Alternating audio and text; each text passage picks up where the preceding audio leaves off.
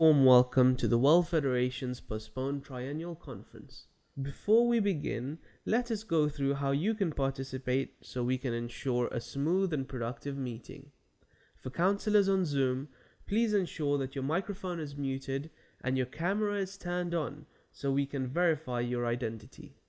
Please ensure that your microphone is muted at all times unless you are invited to speak by the chair. If you would like to speak or make a comment, please click on the chat and type SSS to be added to the speaking queue. If you would like to make a point of order, please type PPP in the chat instead. For our invitees and our public online, if you would like to interact with us, please register to join us on Zoom. Otherwise, you may continue watching the proceedings on YouTube. If on the public Zoom, you may submit any questions or comments to the host by using the chat function. Our respected counselors and delegates will be given priority to speak, and we will address as many comments or questions from the public as time permits. We hope you have a productive meeting and a beautiful day.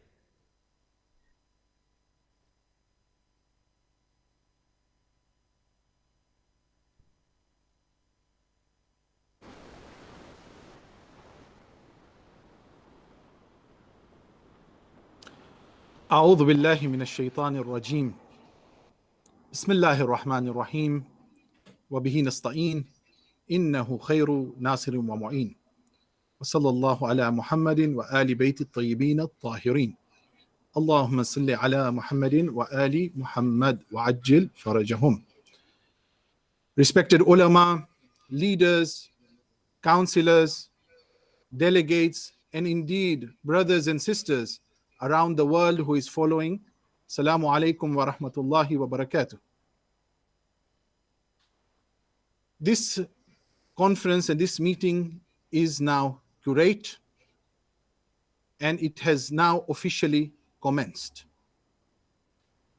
It gives me the great pleasure to welcome the chair of this conference, the Postponed Triennial Conference of 2020, the 16th Ordinary Conference, and the chair is the interim president of the World Federation, Al-Hajj Safdarbhai Jafar.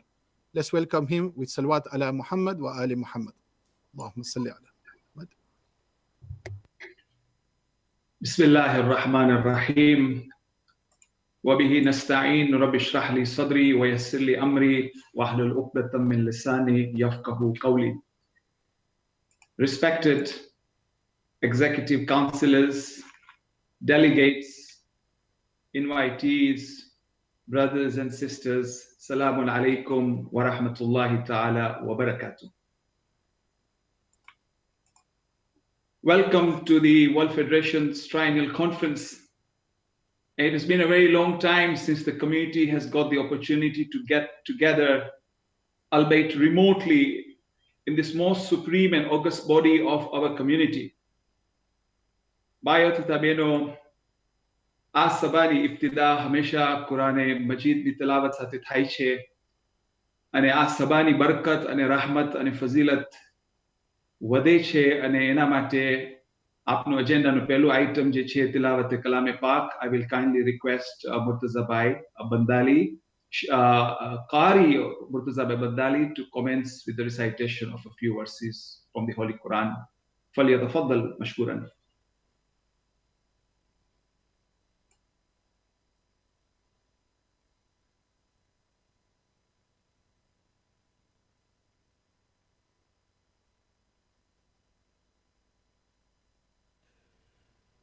أعوذ بالله من الشيطان الرجيم. بسم الله الرحمن الرحيم. سبح اسم ربك الأعلى الذي خلق فسوى والذي قدر فهدى والذي أخرج المرعى فجعله غثاء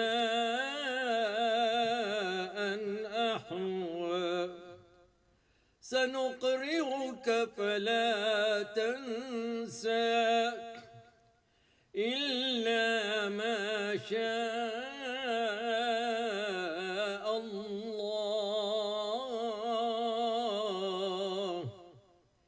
إنه يعلم الجهر وما يخفى ونيسرك لليسرى فذكر إن نفعت الذكرى سيذكر من يخشى ويتجنبها الأشقى الذي يصلى النار الكبرى ثم لا يموت فيها ولا يحيا قد أفلح من تزكى وذكر اسم ربه فصلى بل تؤثرون الحياة الدنيا والآخرة خير وأبقى إن هذا لفي الصحف الأولى صحف إبراهيم وموسى صدق الله العلي العظيم.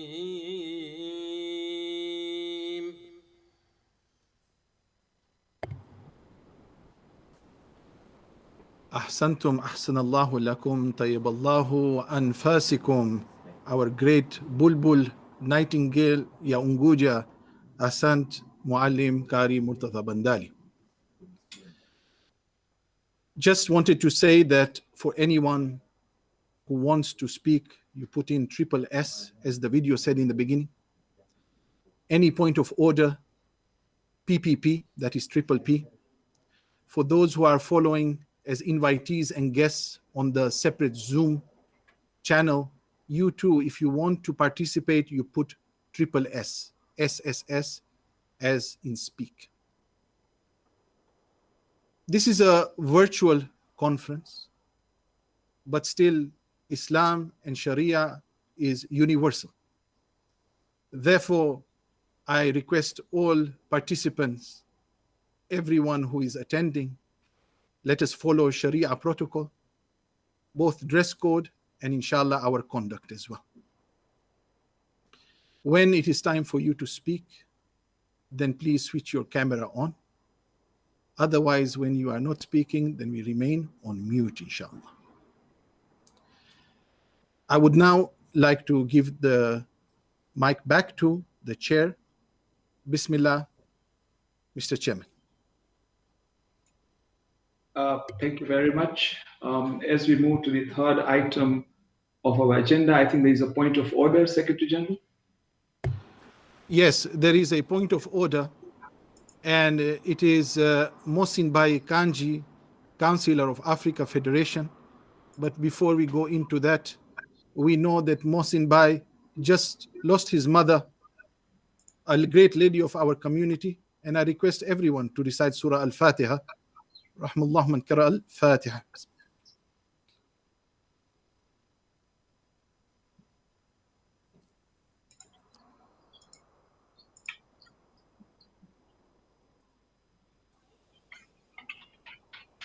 Bismillah.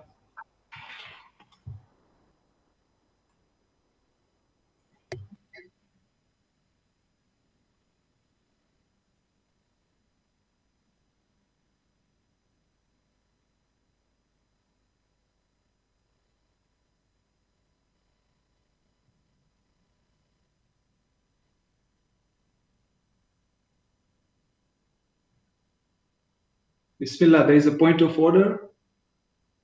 Yes, there is a point of order. Soon, Mohsin Bhai will be coming on the screen. One moment. Okay.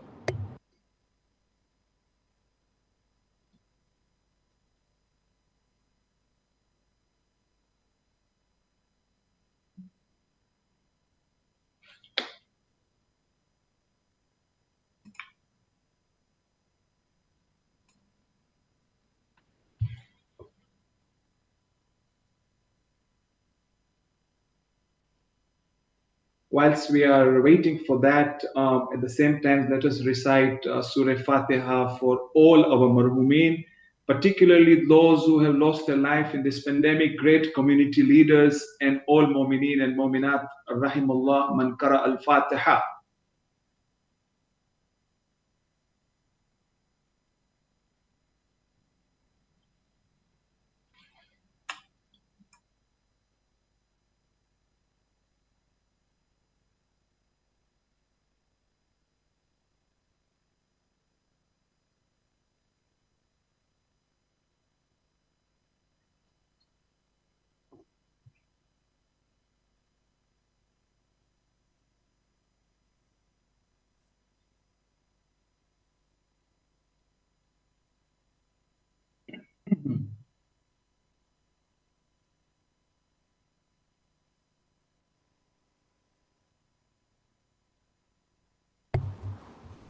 Mohsin Bhai, please, Bismillah, if you can start. Ahsant, we can hear you. Bismillah, Mohsin Bhai. Bismillahir Rahmanir Rahim. Rabbi shrah li sadri wa yassir li amri wa hlul 'uqdatam min lisani yafqahu qawli.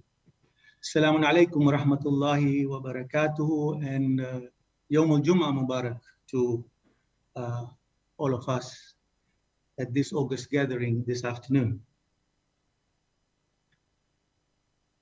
Arif Bhai, you declared the meeting quorate, and I just wanted to, for the sake of clarification, we do not have a conference delegate pack as of now. An important element of that conference delegate pack is the list of delegates. So for completeness and for transparency, first of all, we should have had the pack, but certainly we do need to have the list of delegates and attendees with respect to this conference. And based on your answer, I will then have a couple of clarifications to seek from you with respect to your declaration of the meeting being correct. Thank you, Arif.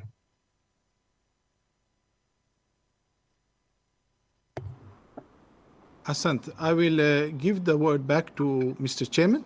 Bismillah.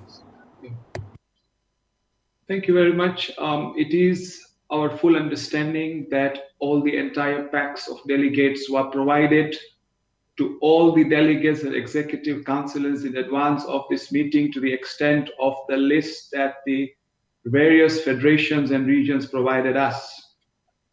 Africa Federation provided us the list a couple of hours before this meeting, but all the other delegates and councillors whose lists we had got in good time were provided the entire delegate pack in good time.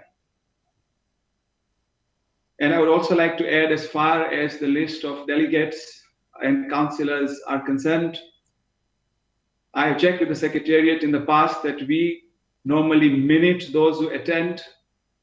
This has not been shared in the past with everybody else, but as you can see everybody on the camera now with their names, you will be able to identify transparently everybody who is participating in the meeting.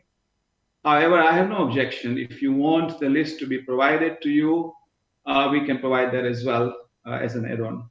Thank you. Jazakallah for that, because I believe that the first page of a conference pack, to the best of my knowledge, historically would be the list of delegates and councillors for that. And if we can do that, then I can proceed with a couple of more clarifications if the Secretary General is okay with that.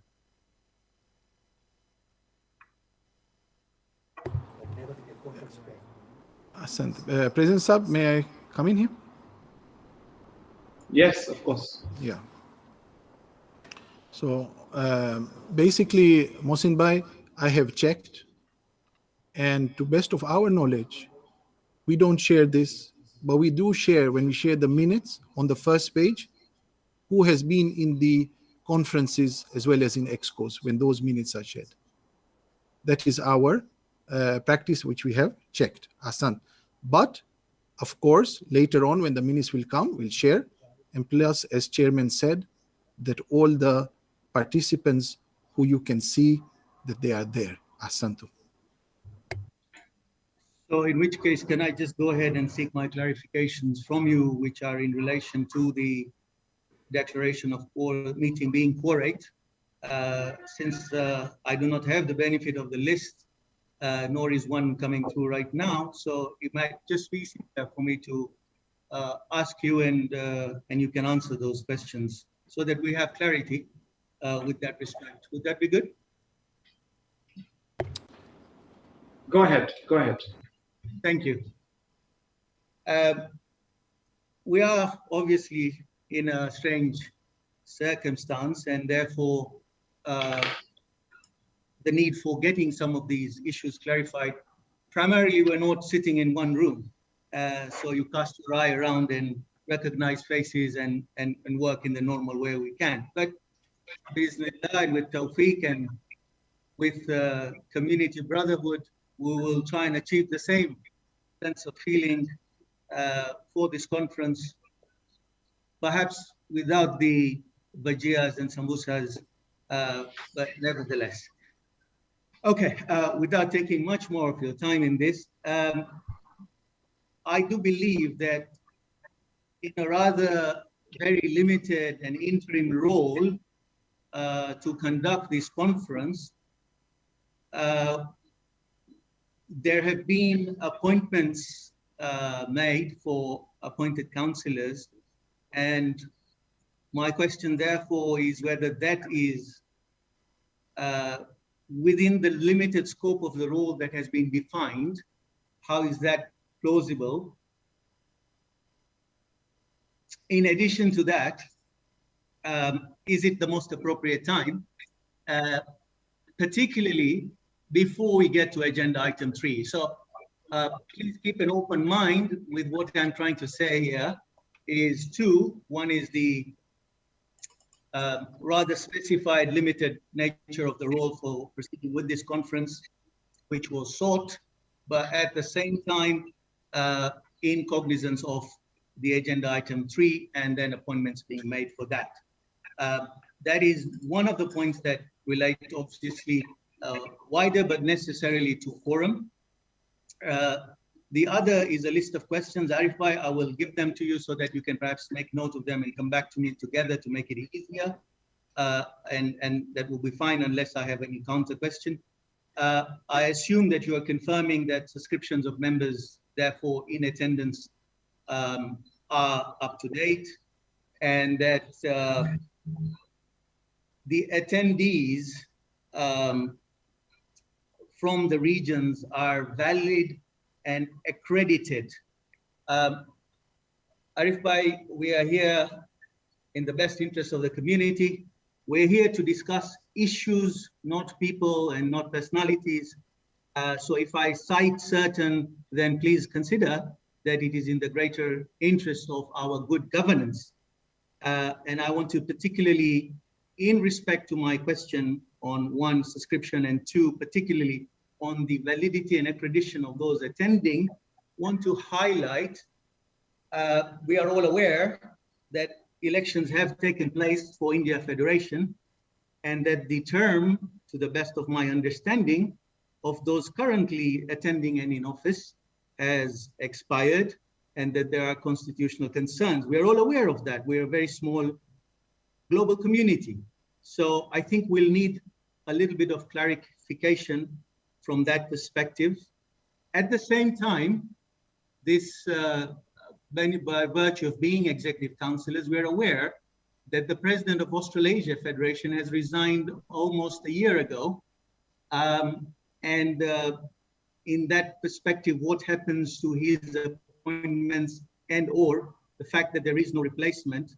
And in that perspective, Arif Bhai, can I ask that the delegates be shared with the Constitution of Australasia Federation so that we have clarity that these are valid attendees for this meeting. I'll stop now unless I have further follow-up questions on this, but I think I've hopefully expressed my concerns to you clearly. Thank you, Arif Bhai and Safdar Bhai. Thank you very much, Rabbi Mohsin Bhai. Just to respond to the questions, should we proceed, Arif Bhai? Can I continue on IT perspective? Perfect. Bismillah. As far as the reappointment of the FIs, the appointment and the reappointment of executive councillors, which is the prerogative of the Constitution for the President, is concerned, we have consulted our legal expertise and our QC, and it is our fiduciary responsibility in the best interest of the charity that the councillors, the function of the President is fulfilled for the betterment of the charity and the functions of the charity. And I have exercised that duty by appointing Murabbi Sheri Bailalji as the appointed councillor today. At the same time, to ensure that there is no ambiguity around the court ruling, we have been advised to reappoint the 6 councillors that I had appointed earlier, and that is why this morning, to remove all ambiguities, we have reappointed them following the court order, which gives me the executive authority as the interim president of the World Federation. So we have exercised our fiduciary duty and moral responsibility and constitutional obligation to that effect. As far as the subscription of individuals are concerned, World Federation has always operated on the basis of good faith and on the basis that regions provide us updates of issues, and any delegates and councillors that come to us, that responsibility comes in that process. So we have no doubt, absolutely no doubt, that the regions, all the 6 regions, have their moral and social and constitutional obligation and responsibility to ensure that they are performing the duties. And all the delegates and councillors that have come to our domain, to the best of our knowledge, are all legal and appropriate for this conference. As far as conflict of interest is concerned, we made it very clear that any delegate at any point in time should declare any conflict of interest that they have prior to commencement of that subject of the agenda. And very shortly, we need to move on to the item 3 of the agenda. And when we come to that, I personally will be declaring that conflict of interest and recusing the chair in due course.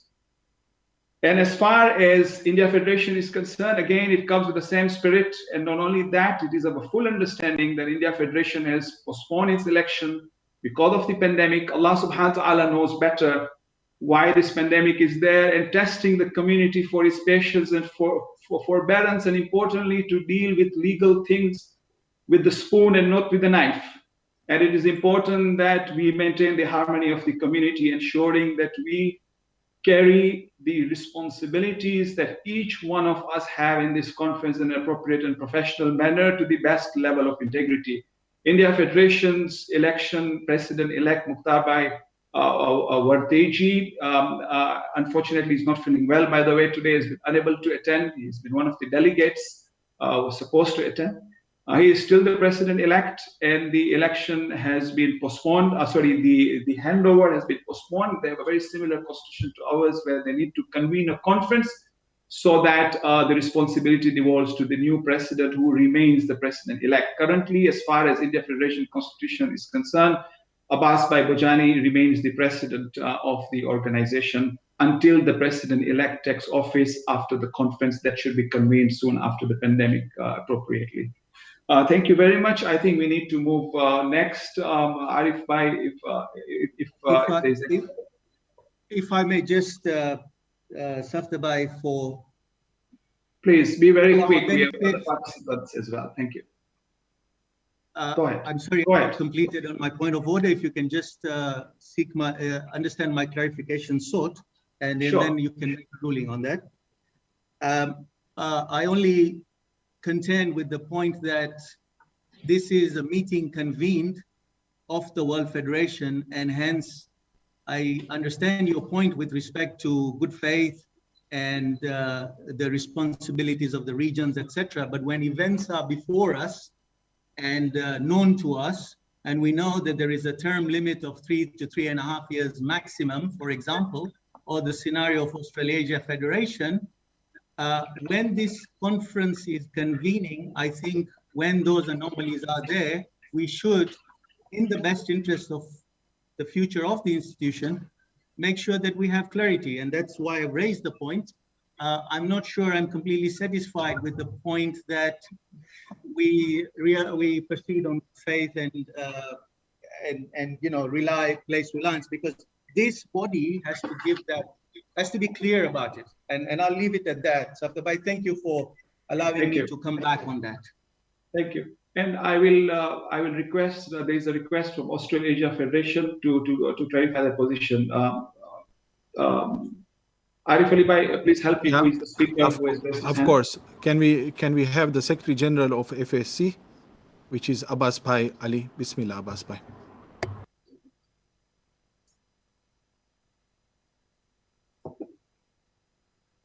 Abbas Bhai, Bismillah.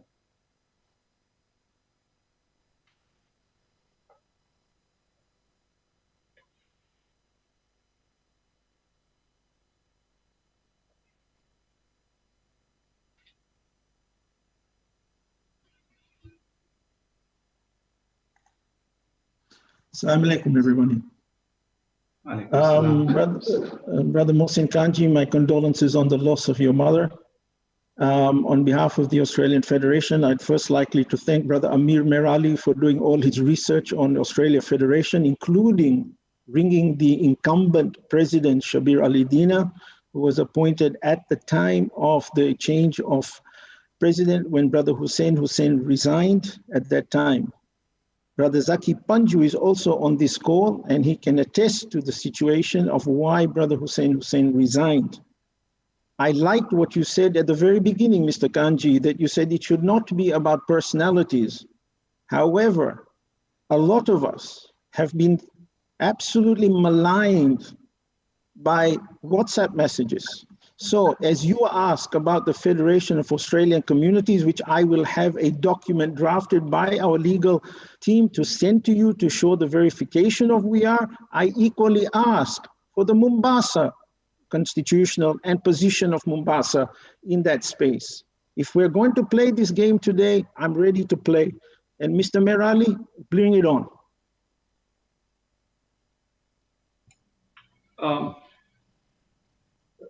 We have Secretary General. Are you there? I believe that there is also somebody from, there's a hand up. Can you please guide me who else is on the list of speakers? I cannot see that.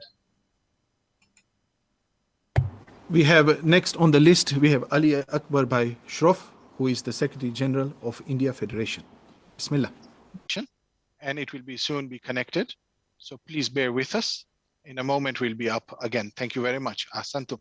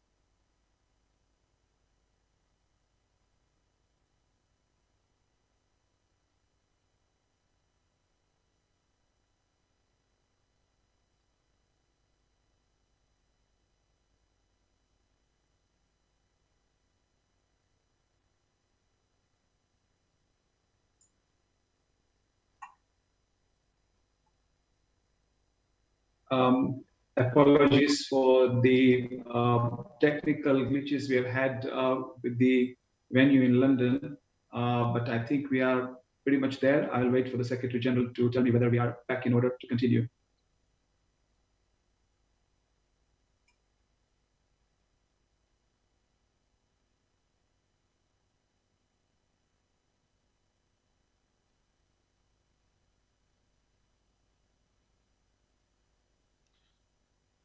We are back on. We have got a different solution. And Mr. Chairman, you can hear me, so we can proceed. Bismillah.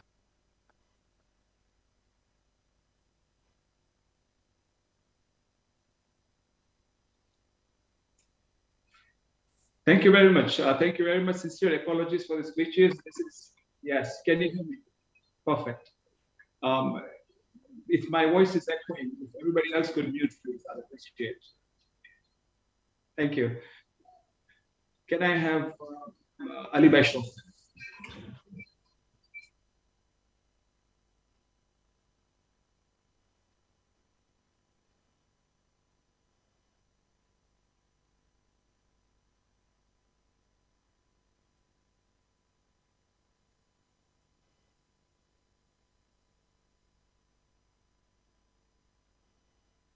Auzubillahiminash-shaytanir-rajim. Bismillahir-rahmanir-rahim. Assalamu ala al-Hussein wa ala Ali ibn al-Hussein wa ala awlad al-Hussein wa ala ashab al-Hussein wa Muhammad wa ali Muhammad salawat. I think Honorable Chairman has well clarified the point in light of the Constitution of India Federation, and this requires no more clarification from my side, and it was well explained by Honorable President. Thank you very much. Jazakallah.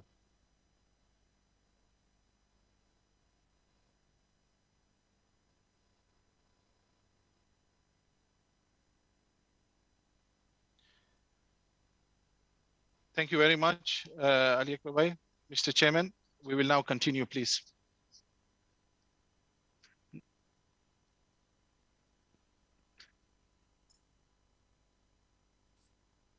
Can I ask whether the platform, I should again, because my voice is echoing.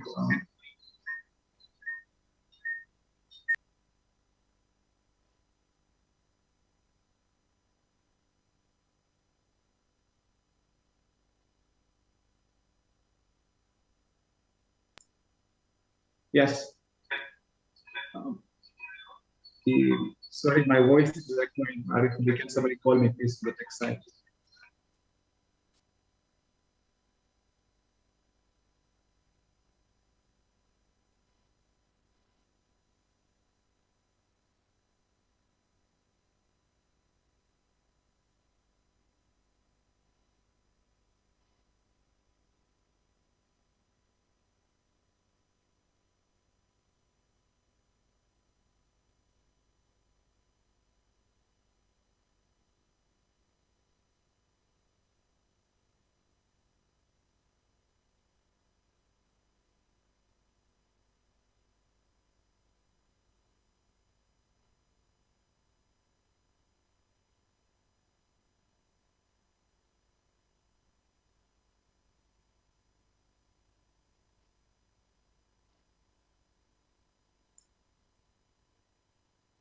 Can you hear me?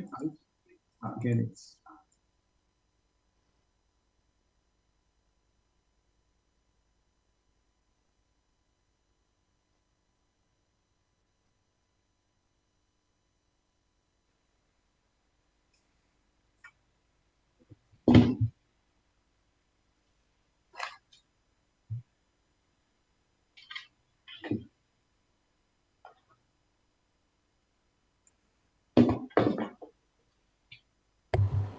We are back on Google Meet. Bismillah, Mr. Chairman. Thank you very much. Thank you very much. I hope you can hear me now, yeah? Am I audible? Am I audible? Arif Ali, am I audible?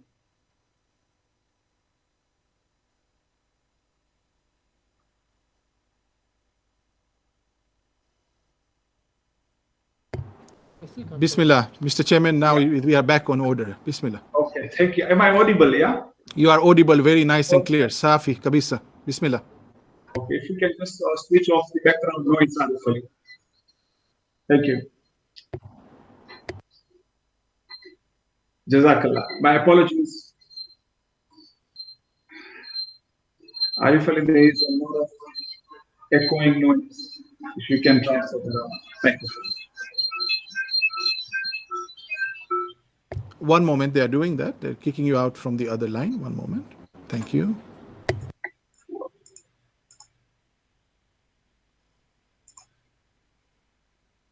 Try now, please, Mr. Chairman. Thank you. Thank you. I think it's fine now. Great. If you can guide me, should we move on with the process? Any other point of orders, or should we proceed with the agenda item 3? Arif Ali, please guide me. We have no other point of orders. Fine. We are noting that there is a that only by Murabbi Khalfan wants to speak, but no point of orders. Bismillah, Okay. Mr. Chairman. On that basis, if there is no point of order, we will proceed to agenda item 3, which is the important agenda item for our discussion that was brought forward, and that is with respect to the 2020 presidential election. However, before we do that, it is important that the process document and the agenda and the process document gets adopted. The process document has been with you, and I would like to propose that the House adopts the process document and the agenda. So, Secretary General, if you can kindly facilitate the adoption of the process document, I will appreciate that.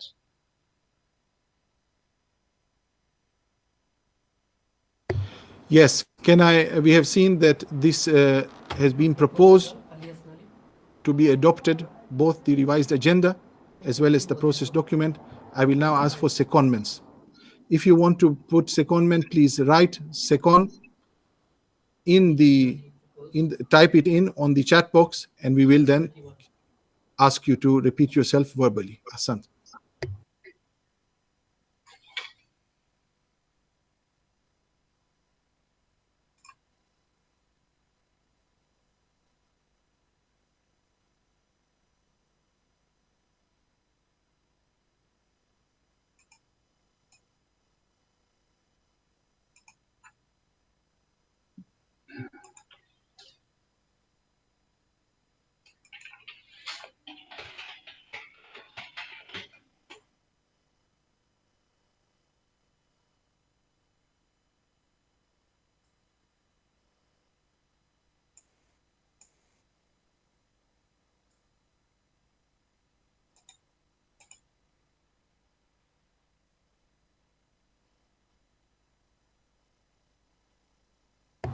We have received secondments: Ashraf Ali Haidari, Ali Bhai Shroff, Jafar Bhai Panjwani, Sadiq Bhai Kamani, Abbas Ali Virani, Haidar Ali Dusani, Abbas Lakhani, Ghulam Bhai Lalani, Muhammad Bhai Ali,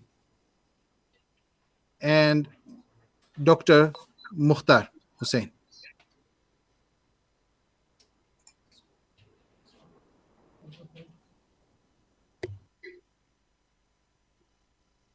Thank you. Any Secretary General, if you can convene the next step. We have also PPP. We have a point of order which has been written up by Rasul Bhai Bhamani. So I will take the point of order shortly, but we have just been through the process of proposal, and we have many seconders as well that have already adopted or requested the adoption of the process paper. I will allow the point of objection shortly, because we also need to ask for anybody who is opposed to the process document. So probably Rasul Bhai Bhamani, you can tell us what is your point of order. Rasul Bhai Bhamani, bismillah. Assalamu alaikum, everyone. Alaikum salam. Thank you, Arif Bhai, for letting me come in here. Before we proceed with this particular document, would it be possible, just as a point of discussion, just go through the main points, because I appreciate that it's been with us for a couple of days. but as a point of discussion before we actually adopt it, you sort of go through the main points. I'd appreciate that.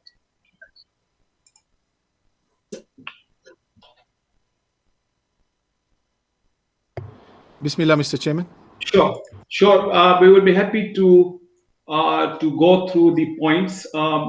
Considering that it has already been proposed and seconded, I think it is also important that we appreciate that people have been through it. So, in a summary, really, the process document has been documented in line with the Constitution and the court judgment, and has been fully reviewed by our QC, Robert himself, as well as shared with all of you. Last night, we also received a letter from the lawyers of Muhammad Hussain Jafar, who gave their pointers about the process document as well on his behalf. And we have also looked into the comments that he has provided, incorporated within the revise that was sent this morning. As far as the process document is concerned, is it a simplistic document that explains to the delegates the role of the conference as it stands today? Who is a counselor? It's an introduction to the role of the office bearers in this aspect. There's a legal advice been taken to put this together. How to join the conference, I think we've already been through those aspects. Conduct of the meeting that will be conducted electronically through the web-based virtual portal. That's exactly happening. Namaz times will be maintained. I will open the meeting. The Secretary General will confirm the quorum, the recitation of the Holy Quran, the process of how the voting will take place through the OPA vote system, which has already been tested. Then the document talks about any resolutions that come in and any amendments that will be made in that context and how they should be dealt with, what time the conference will be adjourned, how the delegates would participate in the interaction of an online conference. When it comes to your time to talk, how do you address the issues, the online facilities. And then Item 5, which is an important item of the process document, talks about the chairing of the debate. And this is where we are coming to that important point where the interim president, Safdar Jafar, myself, I will not chair agenda item 3. I mentioned that, and I'm declaring a conflict of interest because the subject of discussion is myself. The interim vice president, Munir Datu, will also not chair agenda item 3. But based on the constitutional clause that if I don't chair and I recuse, he will take over the chair. And then within the delegates present today, based on the constitution, a chair will be elected by yourselves as delegates so that that chair can then discuss this very important agenda item 3. The item 3 agenda, then there is a description of how that procedure will progress and what the new chair is going to do. And this is where the new chair will get some time to obviously transition with the IT teams and the secretariat support staff in London. And some time will be taken to do that. Once that's done, then item 18, 22, and 28 of the agenda, which is effectively the PSS report, the Electoral Commission report, all the reports will be brought together and they will be presented. And then based on the court decision as well, there will be certain resolutions that will be presented to the House. The court has given us explicit notification about how the conduct of this conference should take place, and the 2 critical resolutions, whether in the events that have happened, it is in the best interest of the charity to hold a fresh election for the position of the president of the charity, will be one resolution. And the second one, whether in the events that have happened, it is in the best interest of the charity to affirm the election of Safdar Jafar as the president. These are the 2 resolutions that have come directly in the court order. And there are 2 other resolutions that our legal team also says important that we go through, which is to ratify the decision of the EXCO on the 2nd November, and whether to ratify the decision on the SOP in terms of amending the election for take place 1 to 2 days. So those are the things that I will leave to the new chair to deliberate upon, and that is where it is his role to explain to you what needs to be done. And then, of course, there is an explanation of agenda items of all the report, the Electoral Commission report, the standard operating procedure, the Constitution, the judgment of the justice, which is also at your disposal, so on and so forth.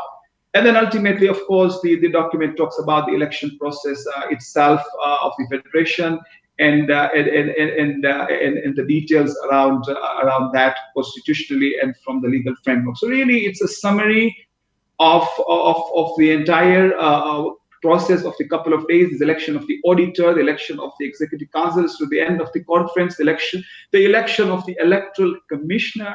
So pretty much it is a synopsis and a summary of how this house is going to transact over the next few days and weeks, a couple of weeks, and that is there for adoption. It has been proposed and it has also been seconded now. And now I'll ask the House if there is any objection to the process document so that it can be endorsed by the House. Secretary General, again, you will guide me as to if there are any other objections.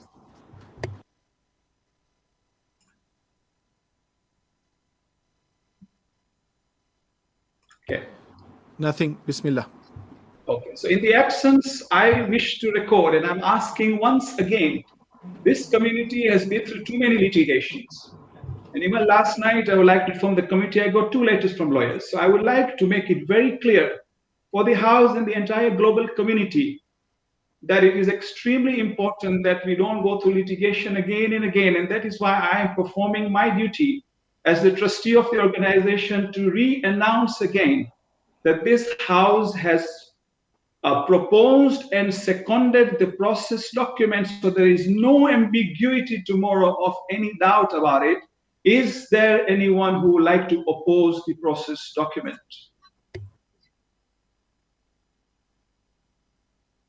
Secretary General, please guide me. Yeah, if anyone wants to oppose, then you write PPP, please. That's a question which has come up. So if you want to oppose or you have anything, as you heard Mr. Chairman saying, then you write PPP and we will give you the word. Thank you.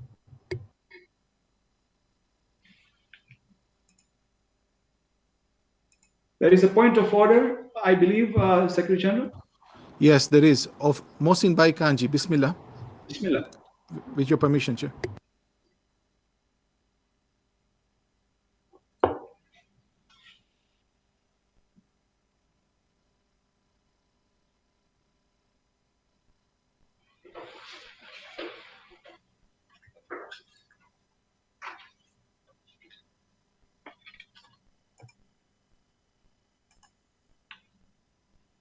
If based on what the chair of the meeting has just said, I would like to suggest that whilst this was shared late on Wednesday, I'm not sure if the delegates present here was shared with councillors. The delegates present here have adequately had time to read and or comment on the procedure that you are asking us to adopt. In addition, I think there have been objections, as you have acknowledged.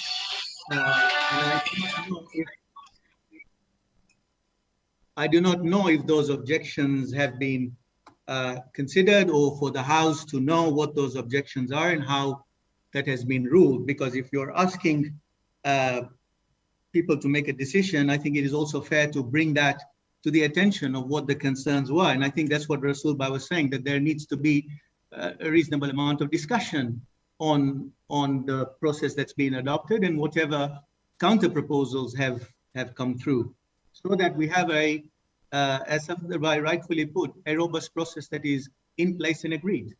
Thank you. Thank you. Bayo અને બહેનો,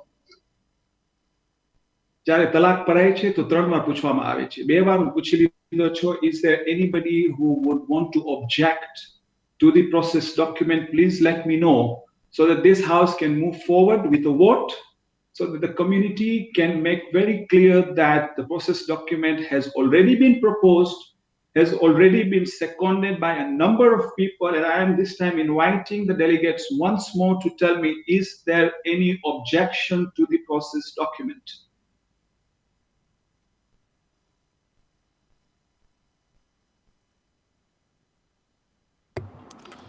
Okay, we have PPP from Nasimco delegate Arif Bhai Asaria, and we have also a PPP point of order from Muhammad Bhai Jafar, Africa Federation Councillor.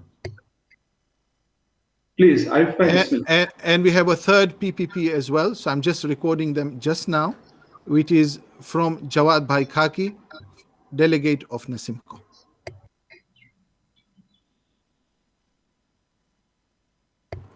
Arif Bhai, Bismillah. Arif Bhai, Bismillah. Bismillah, assalamu alaikum. My point of order is in regards to what Brother Mohsin Kanji stated, is that some of us may not have had the time to review the document, but this comes after the proposed document and seconded already. I think it's beyond him to take, to speak on behalf of everybody, and that was my point of order, that in fact the matter has been proposed and seconded, and I think it's time to move on for a vote. Thank you so much. Muhammad Bhai, Murabi Bhai Jafar, Bismillah.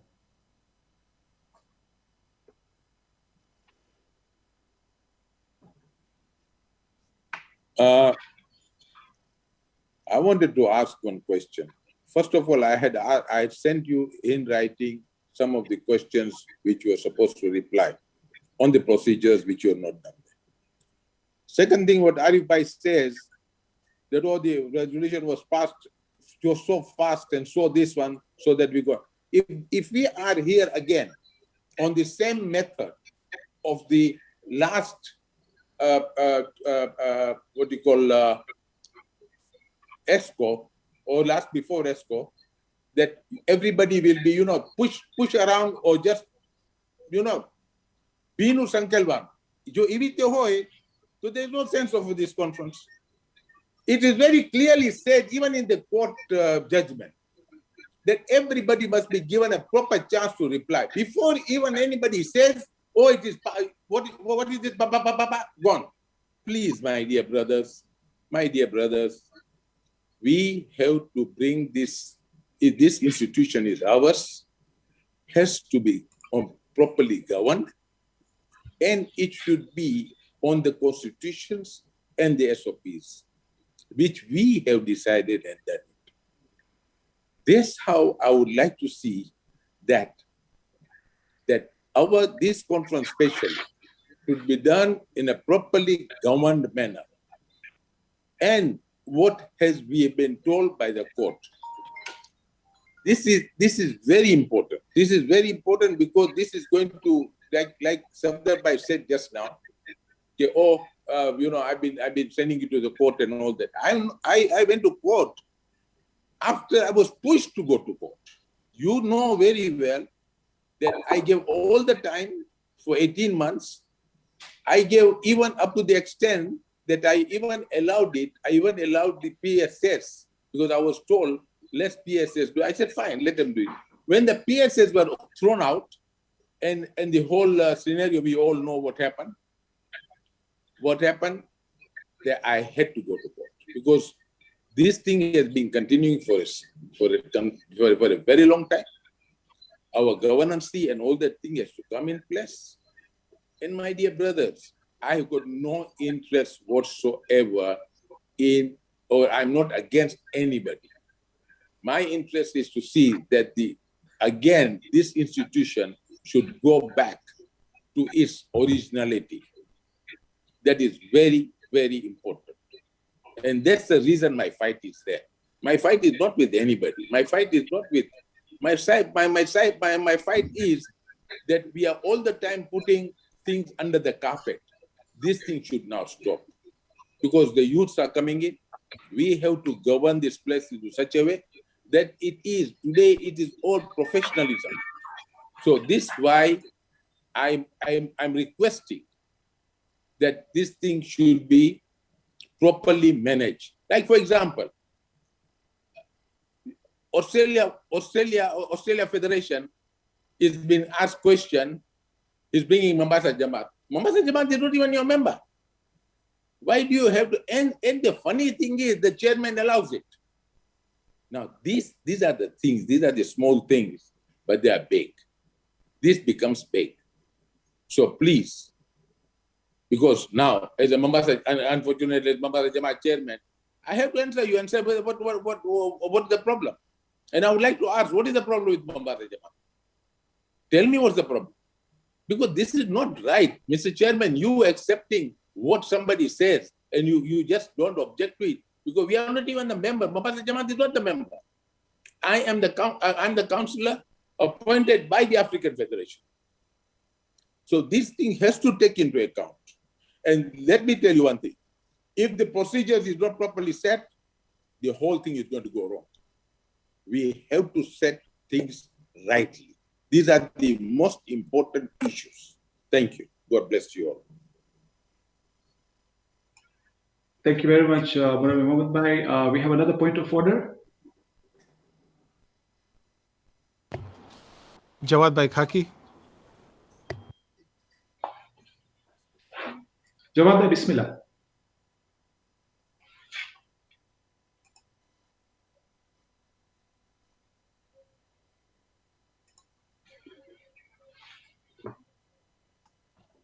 Assalamu alaikum wa rahmatullahi wa barakatuhu. First of all, I really appreciate the effort of all those who have been involved in organizing this conference.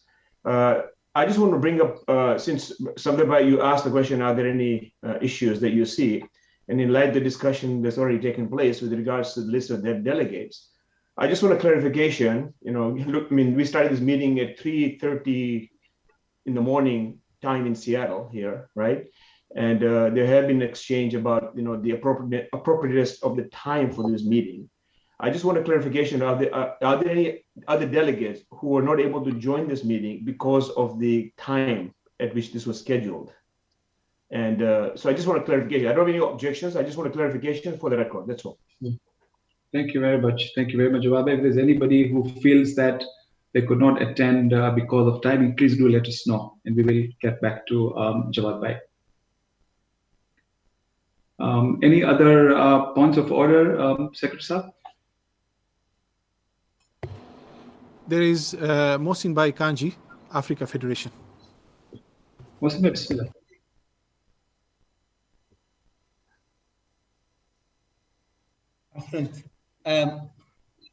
I think just for the sake of clarity and completeness of clarity, I had raised my objection. So in the event that the example of asking for talaq 3 times, I'm not sure if I have to raise my objection 3 times, but I have objected and I provided grounds on the basis that there are a number of areas there which delegates need to understand in terms of their responsibilities. And the question is whether they have had adequate time and guidance in terms of understanding the procedures that they are proceeding to adopt, and for others. And finally, that part of the process document is that the OPTA testing is being conducted. Well, I think the formality of the properness of this conference has been quite late. And those are all the basis on which I have raised my objection with respect to this document. The procedures for objecting have not been clear, and if something has been proposed and seconded, it does not preclude from it being objected to before it proceeds to discussion. It's rather a strange comment. Thank you.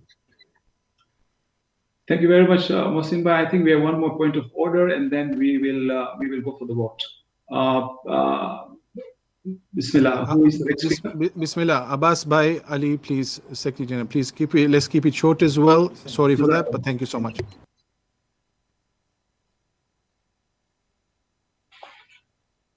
Abbas Bhai, Bismillah.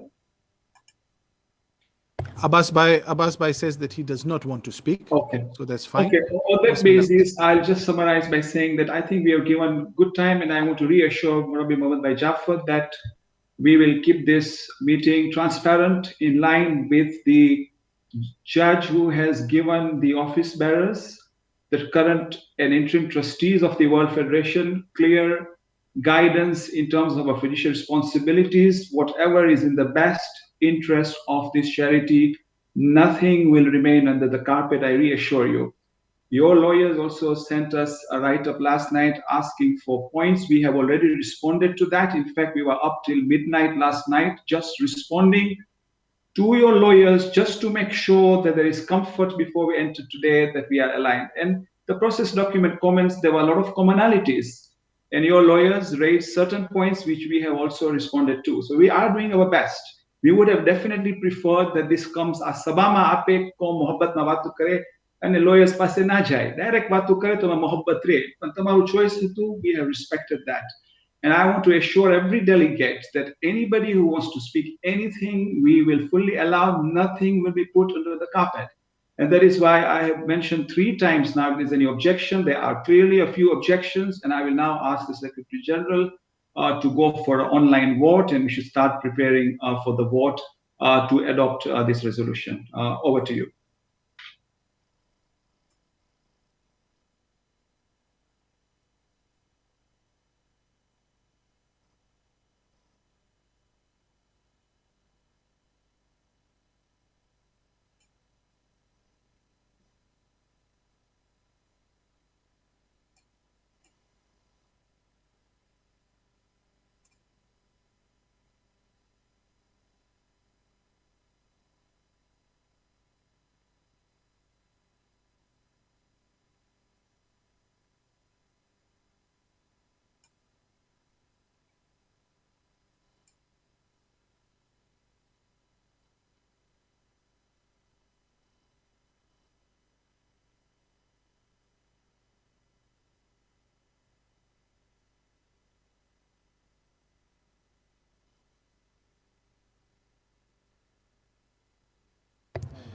We are putting the resolution on the screen, and you will see the resolution on the screen momentarily.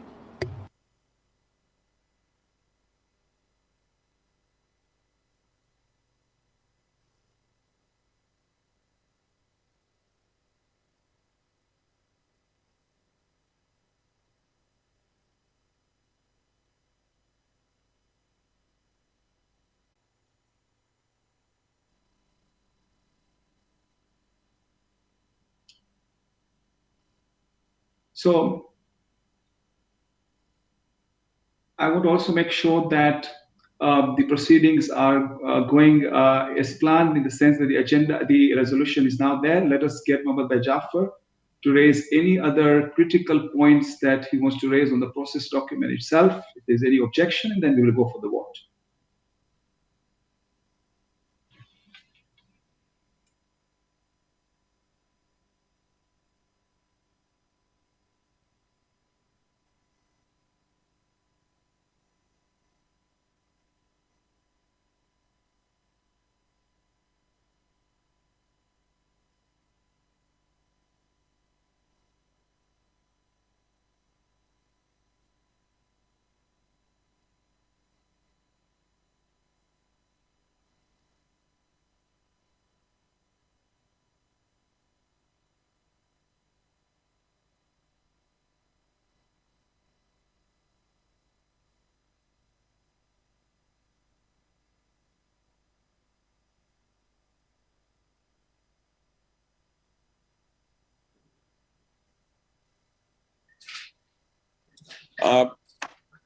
Here, there are so many questions which you know very well. All these were sent to you yesterday.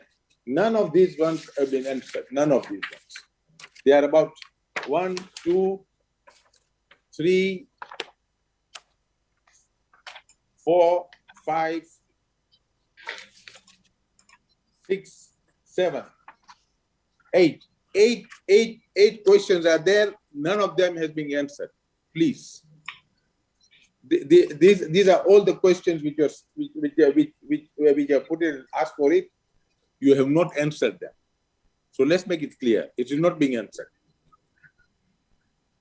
Okay, I would like to go through each of those questions so that there is posterity and clarity for all the delegates.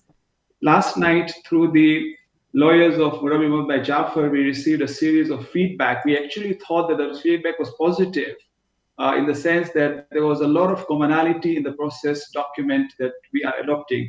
I will go through all those questions so that there is completeness and everybody knows the issues at hand, and then the delegates can decide for themselves whether we have responded or not and vote accordingly.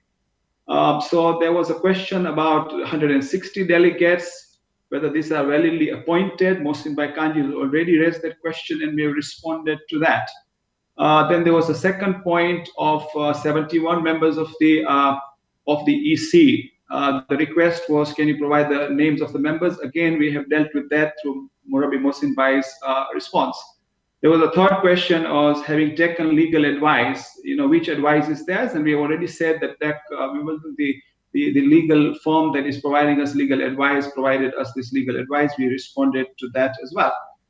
Then there was a question about insufficient time from 4 p.m. About the process document or 24 hours, and that is the point of view you have. You are entitled to vote against it because you feel that the 24 hours was not sufficient. We responded to that as well.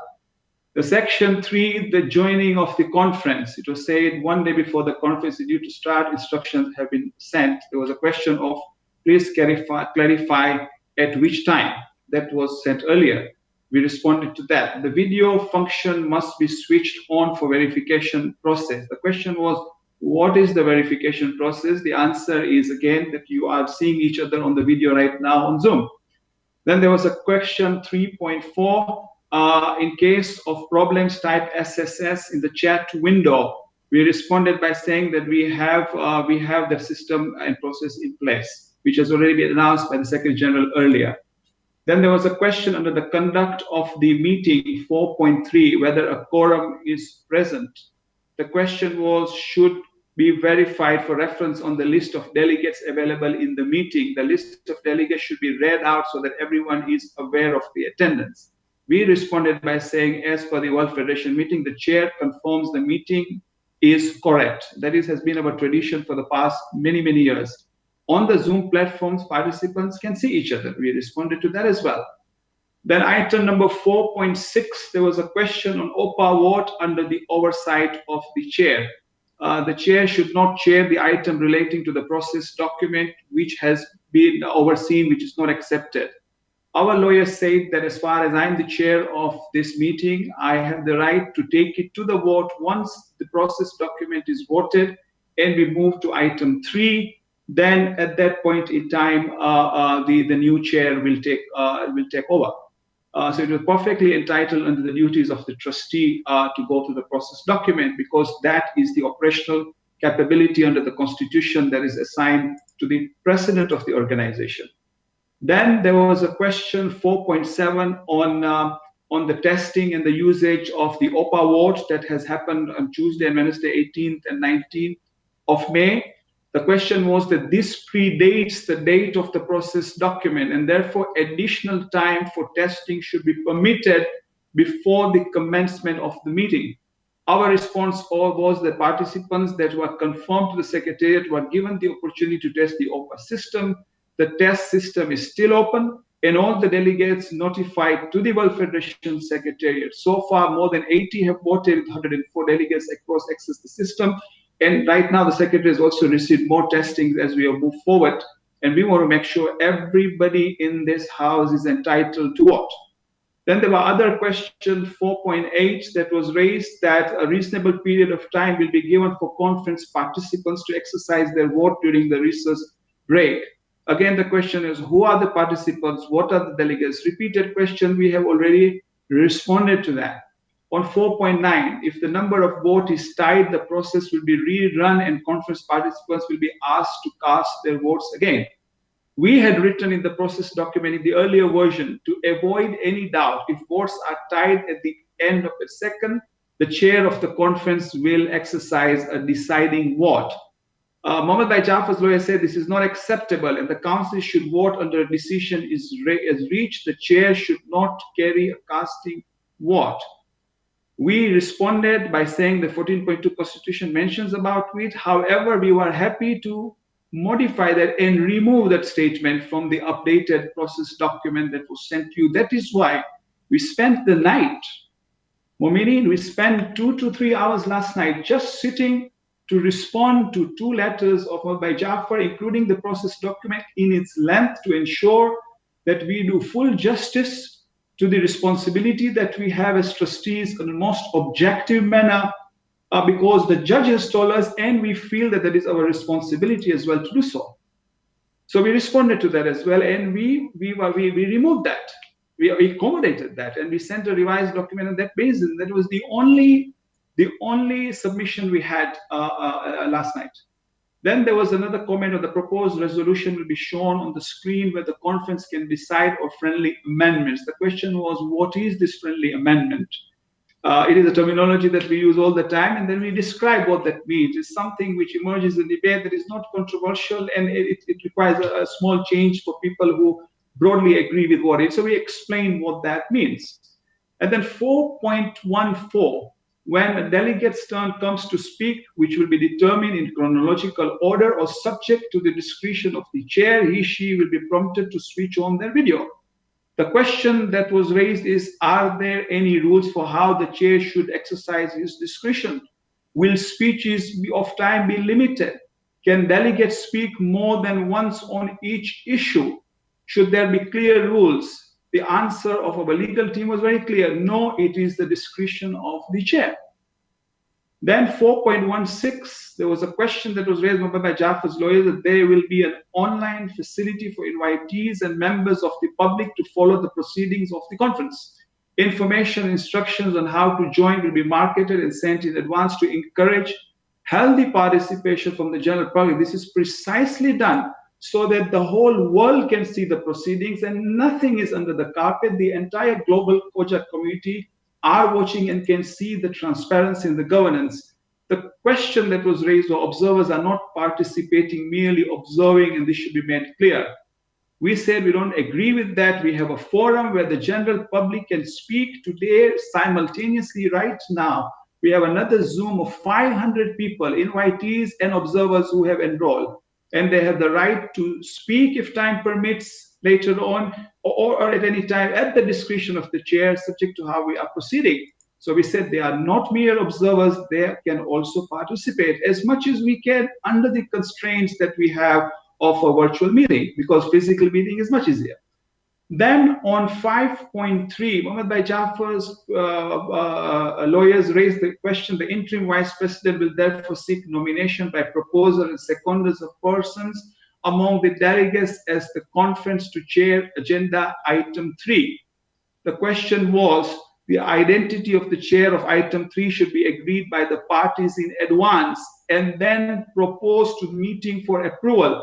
This will avoid any conflict about the identity of the chair. Our response was, the conference has got the authority to decide the chair, not me and the lawyers of Mohammed Jaffar. We have to be transparent. We have to tell the world it is the decision of 160 delegates to select their own chairman, and not me and Mohammed Jaffar making that decision on behalf of yourselves. Then the question was, the 5.4 is there will be a recess for 1 hour during which the secretariat will be at the service of the new chair and will assist in preparing agenda item 3. The secretariat will continue to be at the service of the new chair for the duration of the item.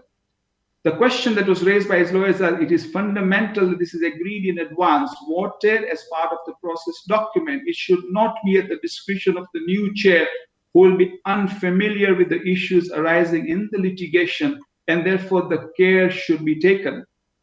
So this is where, again, our lawyers respond said that, again, it is the authority of the conference. This is an independent process, and we want an independent chairman decided by you, the delegates. And that is your responsibility to select somebody who you feel is knowledgeable, sound, professional, and has a good grasp of the matters at hand so that they can chair this in the most impartial manner and in the most transparent manner in the eyes of the entire world. So that is our response. And then last but not least, the procedure for the debate of Agenda 3 will be at the discretion of the new chair. The question was by when? We said there is no deadline, but as soon as possible. And then last but not least, 5.9, the duration of the debates, the timing of any intervals and any time limits on speeches will be at the discretion of the new chair. Again, the question was maybe we should put time limits, 5 minutes each. we suggest a timer system is used so that everyone is given every possible opportunity to participate. Our response was no, we will not set time limits. It is the discretion of the chair. We want people to speak. It could be 1 minute, it could be 10 minutes. Let the chair decide on what is the best avenue. Has the person made his point once, twice, thrice, 4 times, and decide accordingly. So we responded to that as well. 5.11.3, the question was whether in the events that have happened, it is in the best interest of the charity to hold fresh elections for the position of the president of the charity. That is the resolution that the judge has provided in his honor. And then the question is, what happens if resolution 3 and 4 are both passed? The answer was again given by us that these are resolutions that are handed by the judge, and everybody has the discretion to vote yes to both. They may reaffirm the presidency, and if it's in the interest of the charity to have another election, you are entitled to vote yes to both. You are entitled to say no to both. Whatever you want to vote, it is in your interest as delegates to decide what is the right based on what the judge has said. So we responded to that.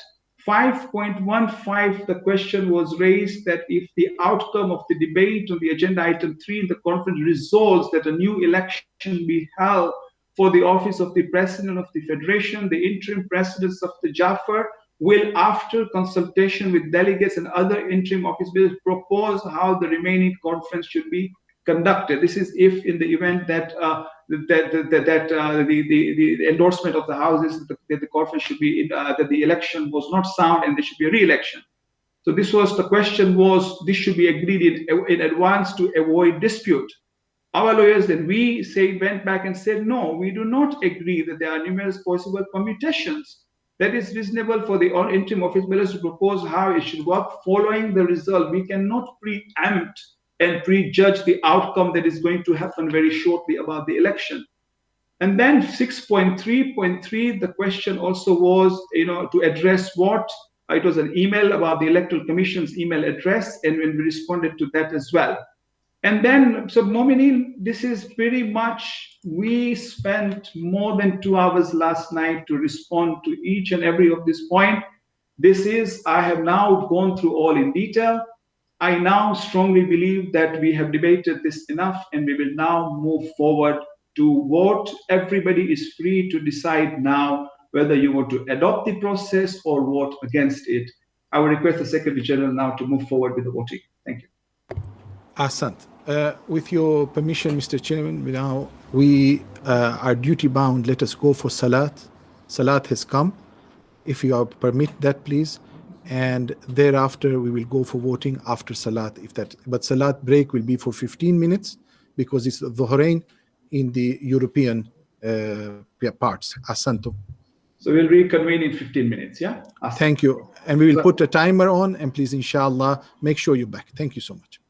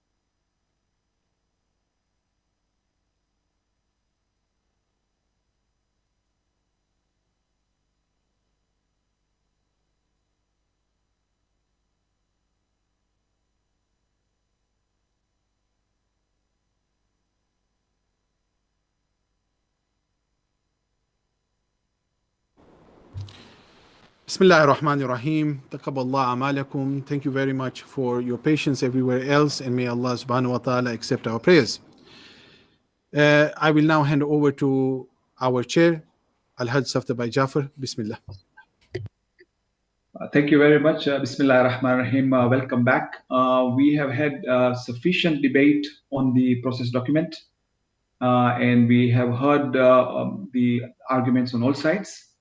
And inshallah, we should now proceed with the vote so that this house can move forward in performing its duty for which it has been mandated. Bayo tata beno, apne ઘણું time આપ્યા discussion ના ચર્ચામાં process document ના બારામાં તશરીહ ને તફસીલના સાથે બધા હિસ્સાઓને મૌકા મળ્યું એ લોકોનું point of view પેશ કરવા માટે. આપને ઘણા point of order ની રજા આપી છે. અને હવે ટાઈમ આવી ગયો છે કે કોમ ફેસલો કરે. આ પ્રોસેસ ડોક્યુમેન્ટ તમારા સમક્ષ છે, યા તમે એપ્રૂવ કરો યા તમે રદ કરો, અને જે તમારું ડિસિઝન હશે એ પ્રમાણે આ સભા આગળ વધશે. So I will ask the Secretary General to go ahead with the voting process. આપના Secretary General ને હું પેશ કરીશ કે ઈ હવે voting શરૂ કરી નાખે. Bismillah. Ahsan. So you will see in front of you on the screen the resolution. The conference adopts the revised agenda and the process document. What will now happen is that we will now set up the vote, which will take approximately 10 minutes. Because this is the first vote of the day, we will be walking through you what needs to be done. That means walking through how the OPA vote system looks like.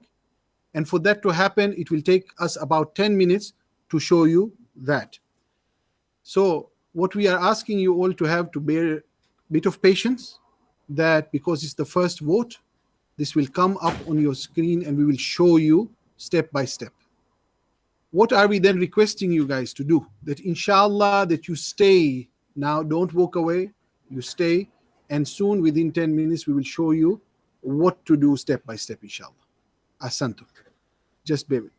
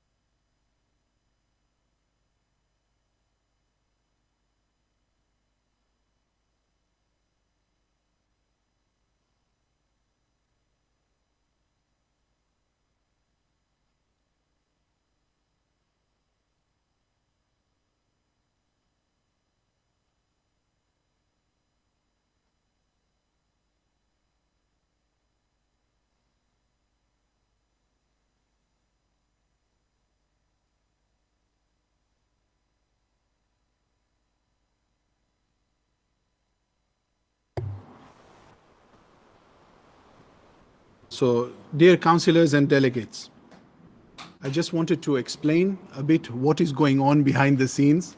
As I explained that we are preparing the vote, what that means is we are verifying that the persons who are going to vote are the same persons who are entitled to be. So that means, why is that taking a bit longer time?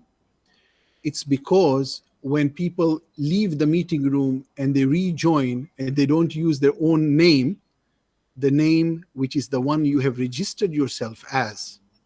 Therefore, we request you humbly to make these kind of processes faster, that whenever you join the meeting, use your official first name and surname. This helps a lot.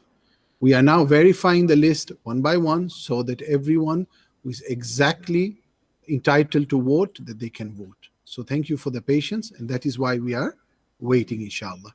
We'll soon be coming back to you with this. Ahsantum.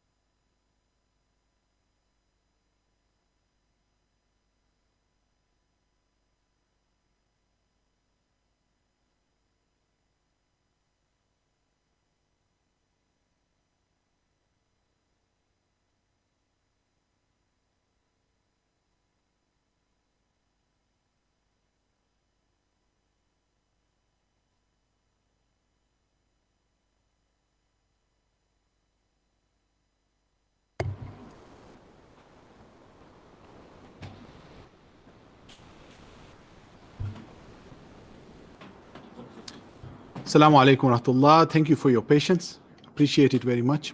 I just wanted to reiterate, just so we are clear. The reason for delay is that when people leave the rooms, come in again, many a times you change your names.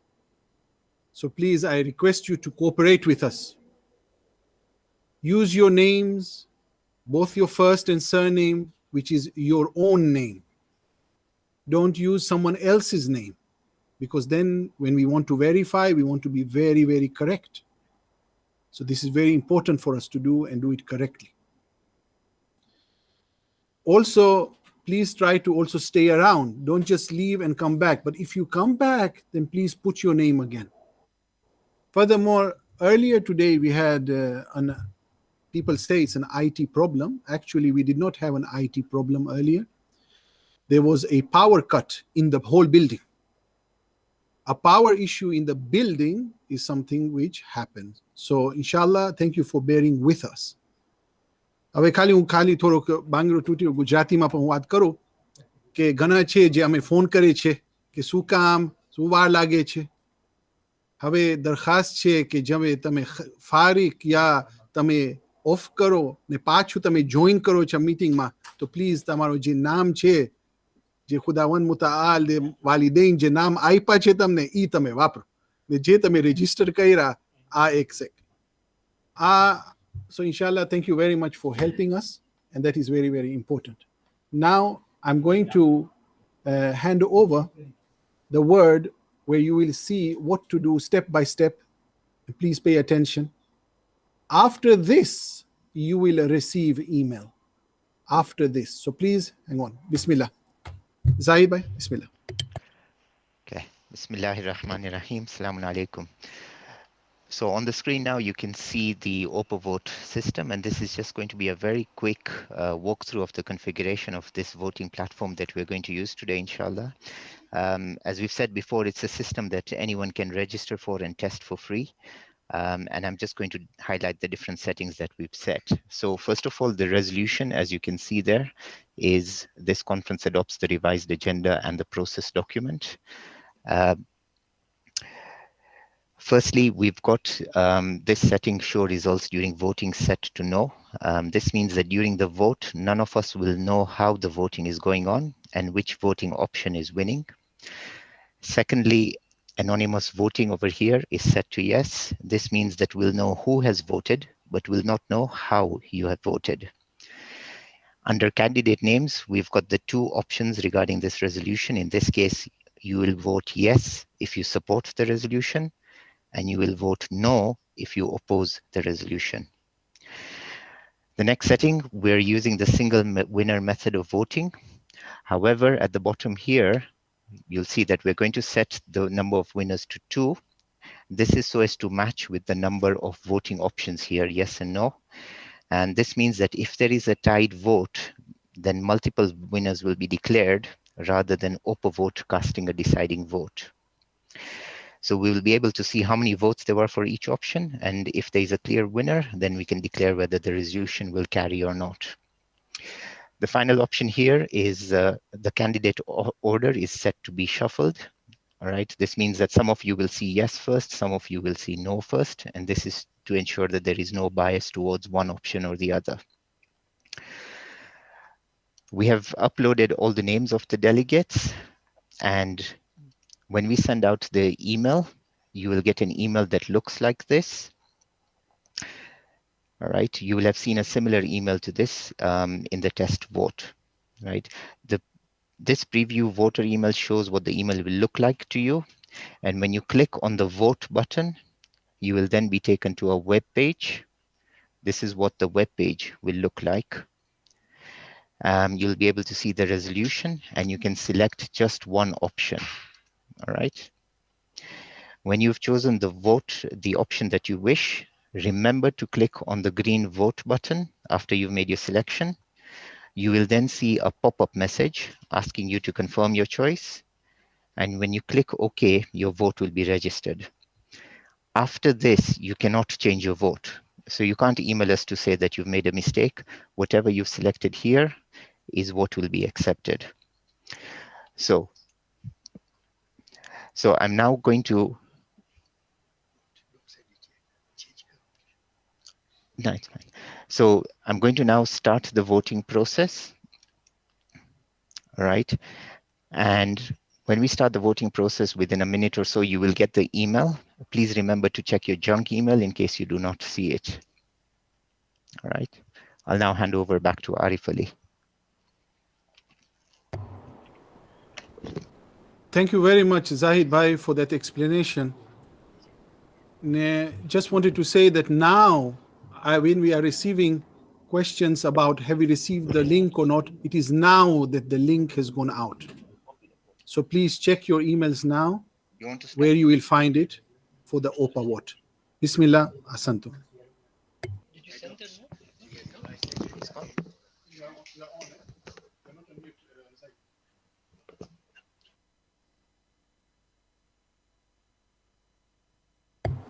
And as Zahid Bhai પણ હું તકરાર પાછું હું repeat કરું છું કે તમારું junk folder જે છે એ પણ તમે ભલામણ છે કે પ્લીઝ તમે ચેક કરો. अगर आपके ये जंक फोल्डर में एक ईमेल है ओपा वोट को, ये चेक करना प्लीज. शुक्रिया.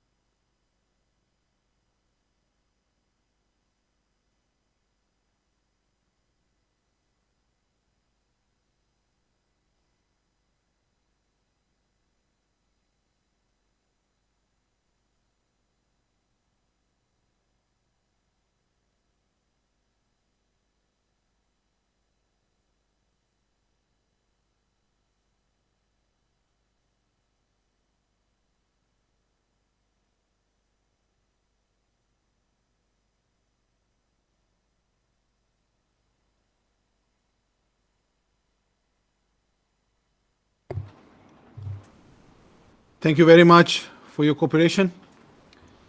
Alhamdulillah, I will now hand it over to Zaid Bhai, who will go through of where we have reached in regards to this vote. Bismillah. Okay. We can see a number of people have already voted. Alhamdulillah, there are just 6 who don't seem to have voted just yet, but we have finished the allocated time. So I will now stop the voting.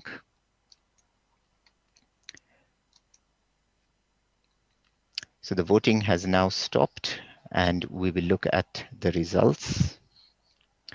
And the results show that there were 107 votes for yes, and there were 8 votes for no.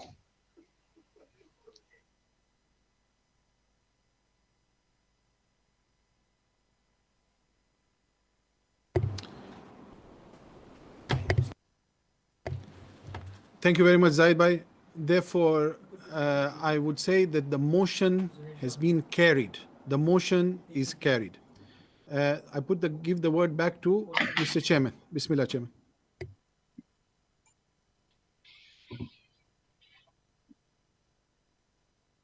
Thank you very much. Thank you very much to all the delegates for cooperating with us. I know it's been a long journey and tiring day. There are people on one west coast of US. I sympathize from 3 a.m. to right the other extreme east in Australia, where also it is sleeping time, and there is so much cooperation, which is really appreciated for the sake of the community. This is one of the biggest ibadat that you are doing. The House has passed the motion of the process document. So I think without further ado, based on the process document 5.2, I will not chair the agenda item 3. I declare conflict of interest, and I now hand over the chair, as per the Constitution, to the interim Vice President, Dr. Munir Datu. Over to you. I recuse myself from the chair for the entire agenda item 3. Inshallah, I'll see you back when we move to agenda item 4, subject to the discussion of item 3. Dr. Munir, Bismillah.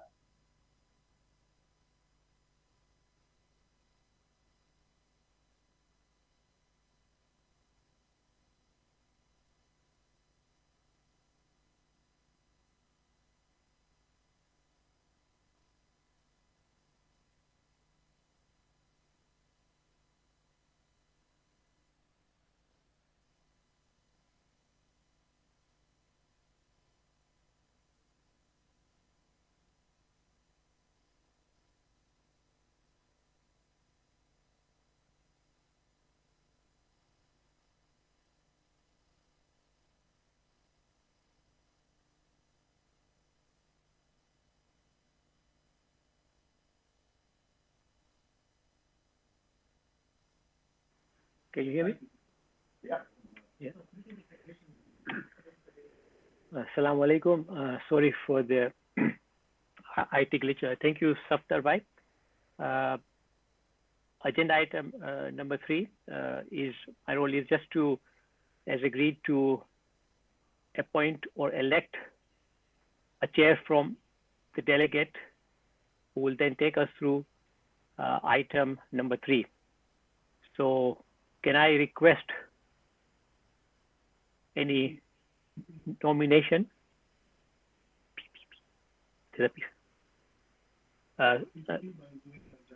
Sorry, there is a point of order by Zuhair by Jafar. Zuhair by Jafar.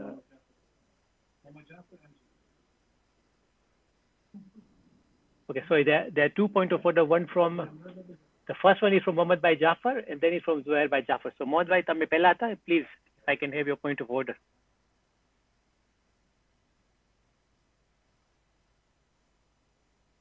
Mohammed bhai.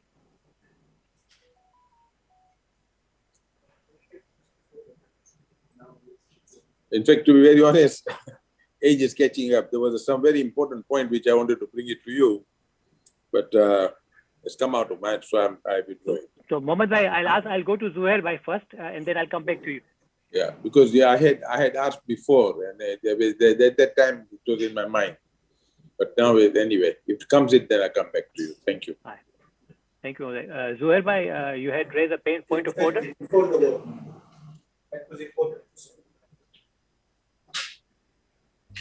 Yeah, you took it before. Just. أعوذ بالله من الشيطان الرجيم بسم الله الرحمن الرحيم. Dear delegates and councillors, Assalamu alaikum wa rahmatullahi wa barakatuh. Basically, there was a proposal which was sent by the Africa Federation, which was to ask for an adjournment of this conference for today. And the reason was that the documentation which was sent needed to be digested properly. And at the same time, also, there were certain delegates and councillors who are at work today and who had requested that we start from tomorrow morning. So what I would like to do is I would like to bring that proposal back on the table and request you to take that forward, please. Asad. So Zuhair bhai, so the agenda item number 3, we're discussing the appointment or the election of the chair. So are you bringing this point of order now, or should it have not come before when the process document was discussed?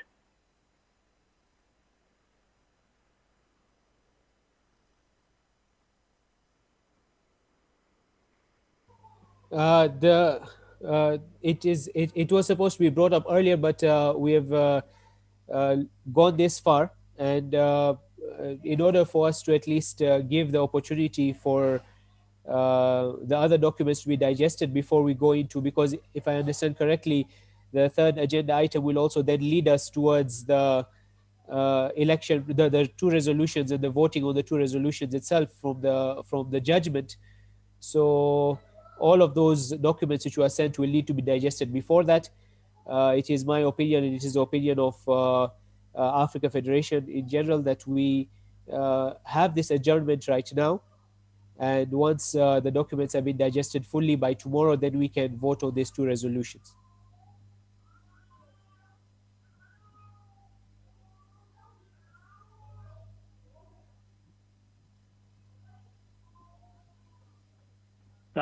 Sorry, I was on the mute. I can understand, Zuhair, by what you are saying. The question of whether the delegates were not aware, as you understand, you are aware that the notice for the conference went out in January, and the date of the conference was confirmed well in advance. So the question of people working today, so in my opinion, does not arise because the notice was given well ahead of time. As far as your comment on the absorption or digestion of the resolution, as you are aware that when the resolution, the chair who will be chairing the agenda item number 3, when it comes to resolution, the resolution itself will be debated at length, because one need to give time to digest, to discuss before they vote for or against the resolution. So the resolution itself needs to be discussed, and that will be discussed when the resolution is stable. So nobody is going to miss out about or given a chance whether they want to discuss or not. So I don't think that point of discussion of the resolution is valid either. Have I covered your point? Was there a third point that you mentioned? No, those 2 points alone, well noted on your answers. I just want to give a small rebuttal, if you don't mind, with regard to the delegates who are appointed. The delegate list was confirmed and finalized just today in the morning from Africa Federation, and therefore these delegates were not given the prior information. So it is possible that one or two of them might have not been able to come out of their work. With regard to the digestion of documents and what you are talking of in terms of a discussion, it makes full sense that we need to discuss this and debate this in depth. But in order to have a very clear discussion with proper depth inside it, we would need to have these documents read beforehand. You'll also agree that these documents have not been sent to us prior to this conference with enough time to digest, especially with the depth that these documents require. So with that regard, this proposal was sent also by email that we should adjourn before these resolutions are actually voted upon. This will give us more time to look at these documents properly, and then when the debate time comes, as you said, we will need to discuss and debate. We'll actually be able to give a feedback in more detail, inshallah. Okay, Zuhair bhai, sir, what you are proposing is adjournment of the conference. Am I correct? Yes, for today. So it is not my decision as a chair to adjourn the conference, because there are 160 delegates who have taken that time, yeah, to come here. So if we've got two options, yeah. So whilst after we have appointed or elected the chair, the secretary will be taking them through the admin process, and that process will take at least an hour, so we can do is adjourn for 2 hours after the election or appointment. The other thing is, because you're suggesting an adjournment, then I will be guided by the conference whether adjournment need to be allowed or not. So are you proposing a resolution which then can be seconded, and then we can vote on it and move on? Yes, exactly. That is what I'm proposing. So have you got a resolution or proposal for that? Basically, it is a proposal, and we can come up with the resolution as required. But it's simple in that we're just proposing an adjournment of the conference for today, to be either reconvened tomorrow or to be reconvened next week, according to what the conference decides. So Zuhair bhai, can I request that if you give this proposal in writing, then it can be tabled, seconded, and discussed, and then put to vote. Is that fair? That's fair. I'm sending it to the Secretary General of the World Federation straight away. So whilst you are preparing the resolution to be tabled, we have got a PPP from Mohsin Bhai Kanji. Mohsin Bhai?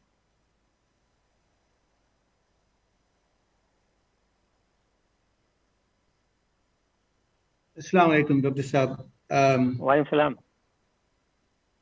I think the proposal from Africa has been tabled or been notified since yesterday, and on the basis that you may say the conference notice was given, the formal official recognition of this conference has happened a few days ago only, and any prior notices were subject to confirmation. So I think that is a critical point that needs to be looked at with respect to the repetition that this conference has been duly notified several times or several months ago. In addition to that, some of those, in all fairness, the date for this conference was sought, was not imposed, and was sought on the assurances that the documents had already been sent in March last year, which is not the case. In fact, the documents have been trickling in on Wednesday and Thursday.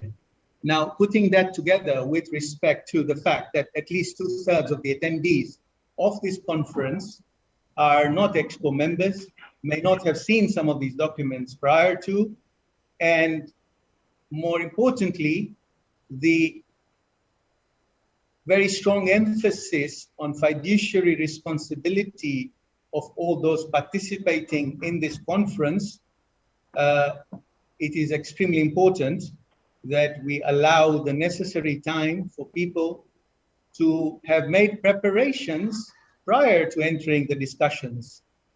You cannot get into a discussion when you do not know the extent of some of the discussions that have to be made, and that's why those reports were sent out. And those reports need to be read and understood by the delegates and all the attendees to this conference prior to coming into the discussion. So I think I've summarized for you that whilst notice is given, formal recognition has only just happened. Information has not been shared prior. That is the modus operandi and the tradition and the custom of this conference. I alluded to that right at the beginning of it. That is also part of the Charity Commission guidelines with respect to giving the necessary information with adequate time.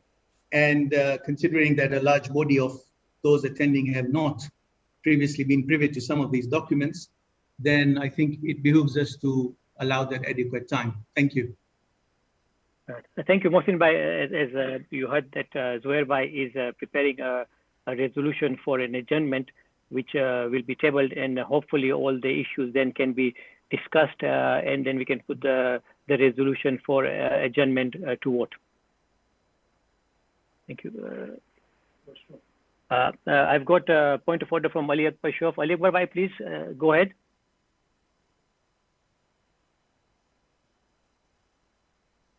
Assalamu alaikum, Murabbi. Murabbi, since it's been ages that we've been waiting for this meeting, the process has already begun. MashaAllah, voting has already been done on one of the crucial aspects of this meeting. And I see no point in delaying or adjourning this meeting. And this meeting should carry on in all fairness for the belief of the grassroots. And for once, this matter should be put to rest by taking the meeting forward. And I request and urge one and all to please kindly cooperate and proceed with the meeting. There is no point of adjournment at all. Thank you, Ali Bhai. We have got 3 more points of order, but can I request if those points of order are for us to continue with the conference, because there is a resolution which is going to be tabled and discussed. So if your point of order are to continue with the conference, then can we please have those discussion after the resolution has been tabled? But I will still ask Abbas Ali Bhai Virani, you have got a point of order. If it is the same, then can we park it until the resolution comes on the table? Abbas Bhai Virani.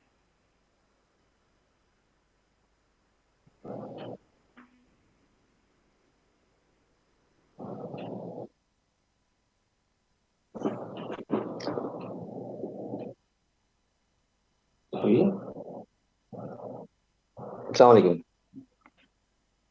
I totally agree with Brother Ali Bhai Shaw. There's no point of any delay required, and we should proceed. Thank you. Thank you, Ali Bhai. I've got Tanvir Bhai Merchant who has got point of order. Tanvir Bhai.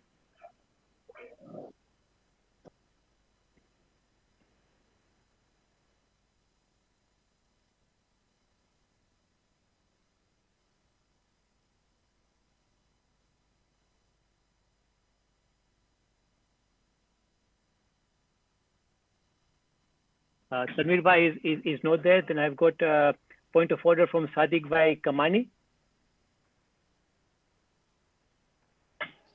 Assalamu alaikum wa rahmatullah. Can you hear me, Dr. Saab? Wa alaikum salam. I can hear you. Okay, so let me just quickly introduce myself. My name is Sadiq Kamani, and I've been honored and privileged to be part of this conference as a delegate from Indian Federation. We've been witnessing this from more than a year because of this turmoil situations, and now that we have court orders in place and everything in place, and now after even having and spending 3 hours into this discussion, now suddenly maybe a suggestion comes up to adjourn this conference. I don't think it should be even considered, because to my personal experience, I just took 45 minutes to read all the court orders and the process documents. So if if there's been delay to appoint any sort of deliberations or maybe any sort of delegates, I don't think this is really valid. And I think let's display unity, let's display the uniqueness of our community, and let's continue this conference without adjourning, because we ourselves have taken off from offices and we are here to display unity and spend some time to get an amicable solution through democratic approach. So I think we should strongly continue this conference without any more delay, without any more wasting such time. Thank you so much. Wassalamu alaikum wa rahmatullah. Thank you, Sadiq Bhai. I have then got a point of order from Arif Zain. Arif Zain.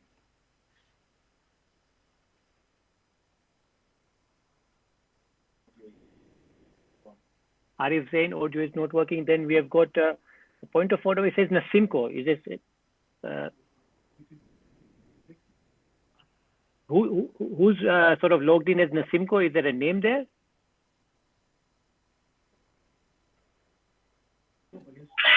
That would be me. I'm sorry. I'm not able to change my name on my settings on my phone. So please, this is Arif Jaxi from Nasimko. Fine. Arif Jaxi, chair of Nasimko, is logged in as Nasimko. Please, Arif, go ahead. I'm on the road today, so if I may. Yeah, we can hear you.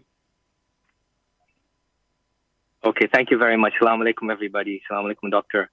Salam. So I just wanted to raise my objection on having this meeting held today. Obviously, it's a working day for us. I understand the 21st of May was the requested date by the EXCO, and I'd like to honor that as well. However, I personally feel I will not do justice based on all the documentation that has been received just in the past couple of days. In order for us to deliberate, and it's not only about the election process stand that's of utmost importance. I feel that there's details in the documents that have been given that need to really be studied and discussed thoroughly. This way, then, where everyone's given a fair chance. And it's not only about that. There's the conference happens once every 3 years, and there's the other documents that need to be also studied ahead of time. 2 days will not do justice, at least on my deliberations in this conference. Thank you, Arif Bhai. We have got Rajab Ali Hassam on a point of order. Rajab Ali Bhai, are you there?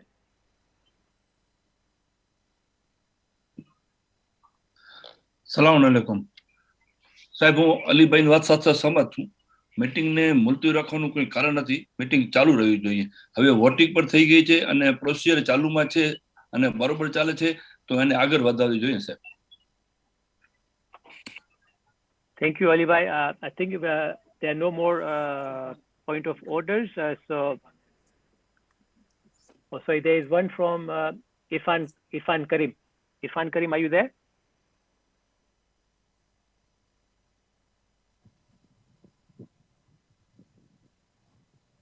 Assalamu alaikum, everyone. Walaikum salam. Yeah, so I'd just like to make 2 points. One is we've already started the agenda on appointment of a new chair, and suddenly we digressed into this other discussion. My suggestion would be that we should remain focused on the agenda, which is to appoint the new chair first before getting digressed into another discussion. And secondly, I've been hearing this comment time and again saying that delegates would not have had time to study the documents, and hence this conference needs to be adjourned. I would suggest that if any individual has not had time, like we just heard Arif Bhai Jaxi say that he's genuinely not had time. So if any individual has not had time, I think it is fair for that individual to speak about that. But let one person not speak for all delegates and conference. That is my observation. And I don't believe that, I think majority of the delegates would have, studied the documents. If not, let them speak up. Otherwise, we should proceed with the conference without adjournment. Thank you very much. Thank you, Ifan Bhai. We got one more, which I missed. Ali Hasnali, point of order from Ali Hasnali. Ali Bhai, are you there? Ali Hasnali? Assalamu alaikum. Mr. Chairman, I would like to honestly raise this objection in the form of an insult to all those who are present here, especially for the point that Africa Federation Honorable Secretary just raised. It is literally taking us for fools if you're telling us that, just because we submitted the names at the last minute, not all of our delegates were aware of it. The Simco submitted their delegate way long ago. They did not have Jibril come to them way before to let them know about when this meeting is happening. The delegates' submission is on the federation, not on World Federation, on each regional federations. And please, we have had enough time to review these. Like some of our brothers just said, it takes 45 minutes to review it. This is not War and Peace. These are a couple pages of documents that we do on a regular basis. When it was time to argue for the court order, everybody was a lawyer. Okay, everybody knew in and out of every single law this and law that. Everybody was writing to Charities Commission. Okay, all of a sudden now, when it's time to resolve this matter, all of a sudden we need time. Please, let us not take us for fools. We may have been born at night. We were not born last night. Please. Wassalam. Thank you, Ali Hasnali. We got a point of order from Zahir Abbas by Kimti. Zahir Abbas, you there?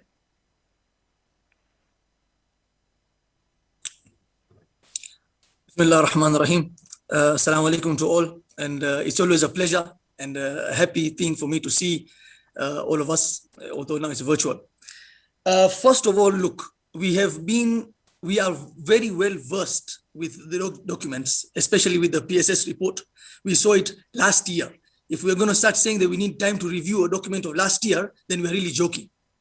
As Ali Bhai Hasnali has said, we were born at night, not last night. So let's not take us for fools. Second thing is, I'm not even sure that the chair of a current chair can even take a resolution at the moment, because are you going to be continuing the chairing? Because from what I know, we're supposed to be appointing a new chair. In my opinion, you are also, Dr. Munir, with all due respect, you are also in conflict of interest, because this issue cannot be shared by you. So there's another question. Are you chairing the meeting, or can we move on to the chair election or appointment, so that that new chair can then guide us, even if we're going for a resolution to adjourn? But I don't think you will be the one to handle that process for this conference. And the last thing is, look, please, the Islamic concept of asraf applies everywhere. All right, this is an Islamic organization, so I'm going to say you cannot waste the time of 150 people to revisit something which will not go anywhere.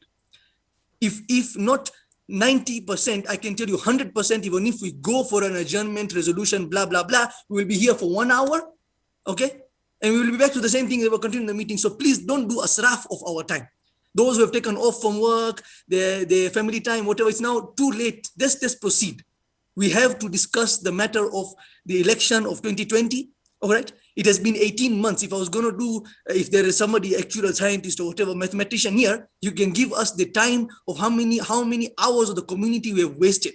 I don't think the people who are now asking for a delay or adjournment or whatever want another, 300 hours on their shoulder. Please, let us just proceed with the agenda item.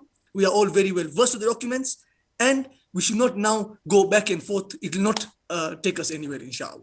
Awesome. Thank you, Zahir Bhai. Point noted of having the resolution table after the appointment or election of the chair.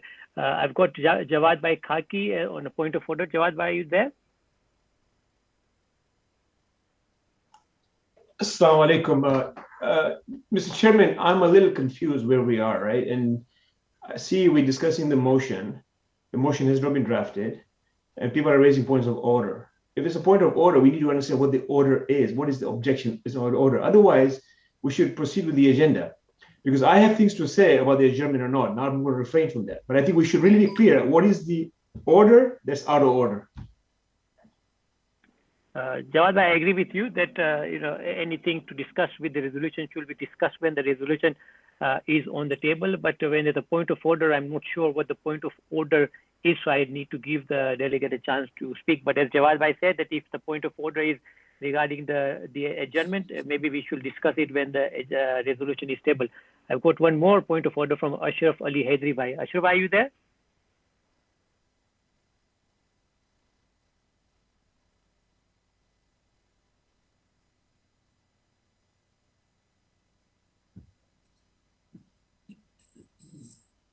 Okay, Asha, fine.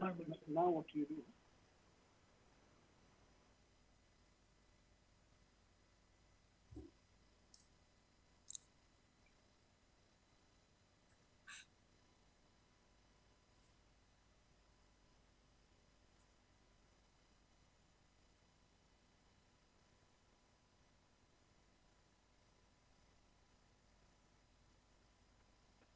So there no point of order if you've got anybody else who wants to put point of order, but can we just keep it to the relevant agenda item? If it's to do with the resolution which is going to be tabled, then that can be discussed at length after the resolution has been tabled and seconded.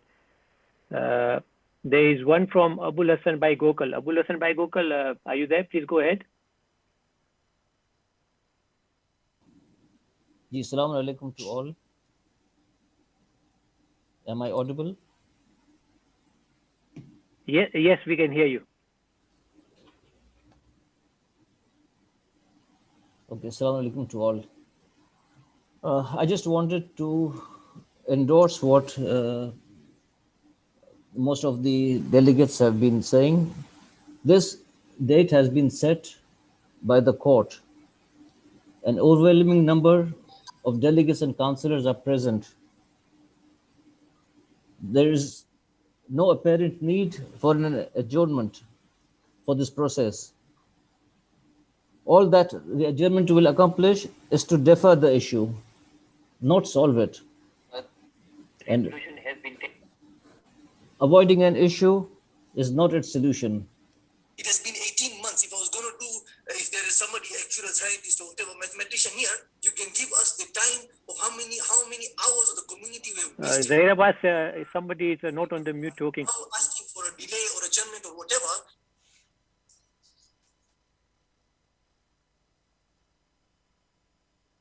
Sorry, I was on my second last part of this. I said that the adjournment will, all that it will accomplish is it will defer the process, not solve it. And avoiding the issue is not going to solve it either. We are all here, and I think we should continue. Thank you. Thank you, Abul Hassan Bhai. I think we have come to the no more point of order. What I'm sorry, we have got sorry, Muhammad Ali Bhai Merchant. No, I'm not on mute. Can you hear me? Yeah, I'm not on mute. Muhammad Ali Bhai Merchant, point of order from you, please.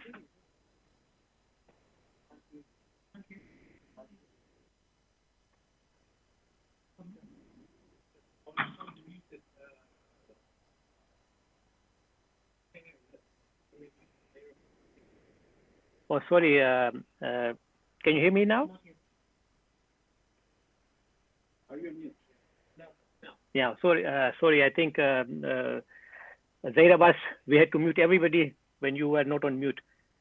We've got one point of order. I'll take this as the very last one. Mohammed Bhai Merchant, you're on point of order. Assalamu alaikum, everybody present here, sponsors and delegates and office bearers. First of all, I would point out the meeting started at 3 Pakistan time and your 11 time. And it was, firstly, it was announced for 3 days. Now it has been already extended for 5 days. Zaid correctly said how many working hours. Muhammad Ali Bhai, you have got 2 devices on because there's an echo.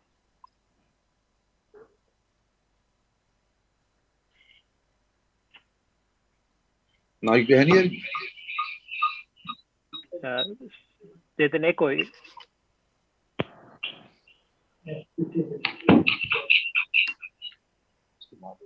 Is it okay now? Yeah, it's okay now, yeah. I was saying the conference started at 3 p.m. Today, Pakistan time, and now what's the time is, 6:53, 7 o'clock, 4 hours. And firstly, the agenda was for 3 days, which has been extended to 5 days and it will go on till 11 night Pakistan time. The proposal which has just came for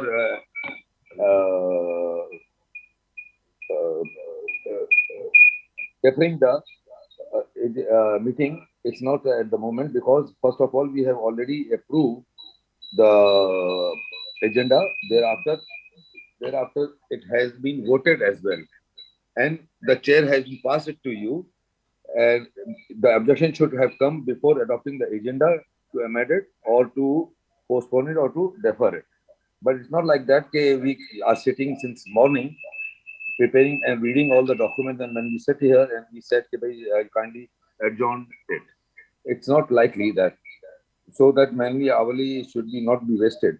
Further, there is a lot of items in the agenda, and I request everybody, it should be very briefly and it should be proceeded one after one and after, so that the same thing should not happen which has happened last expo.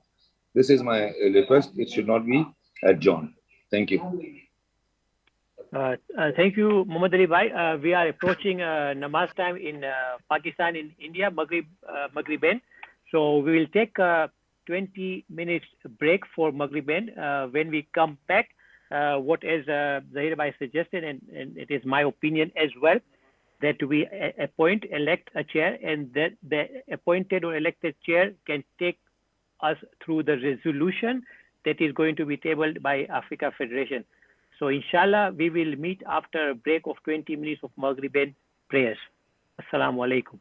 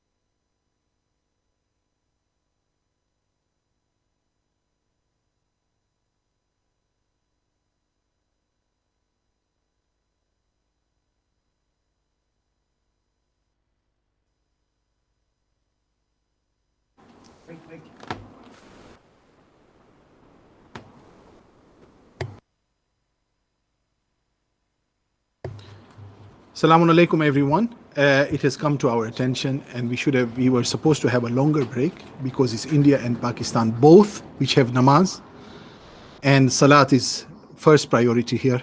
And inshallah, namaz in Pakistan is approximately in 5-7 minutes.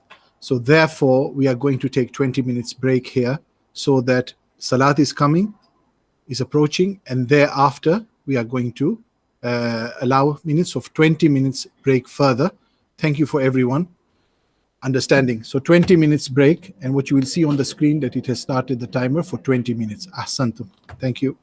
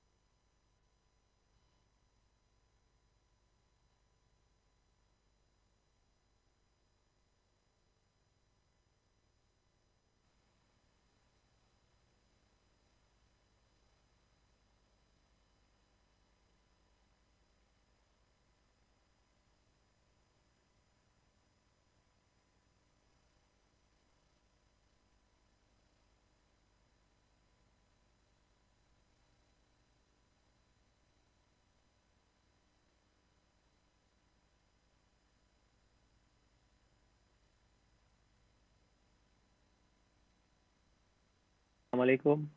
Yeah. Can you hear me? Yeah. Sorry about that. IT glitches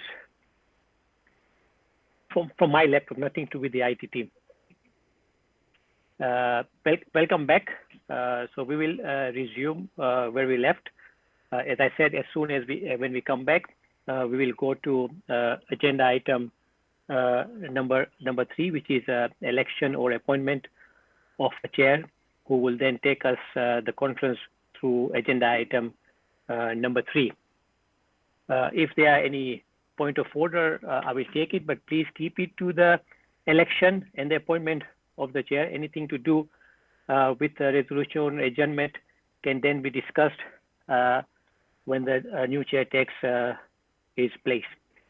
So can I please request a nomination for a chair to take us through agenda item number 3? Before you put any name forward, please do get the consent that they agree to be the chair for agenda item number 3.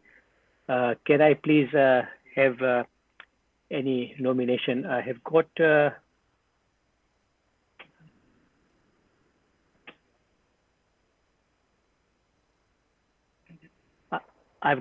Kazim Bhai Mehdi. You want to nominate somebody, Kazim Bhai?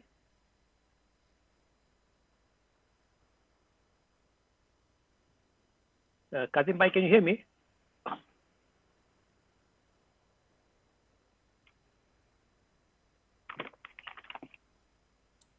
Okay, Assalamu alaikum, everybody. Wa Yes, alaikum salam. I would like to nominate Arif Asaria for the chair. Okay, Kazim Bhai, have you got his consent? Yes, I just asked him and he's okay with it. Thank you. So we have got a nomination for Arif Bhai Asaria. Is there a seconder, please?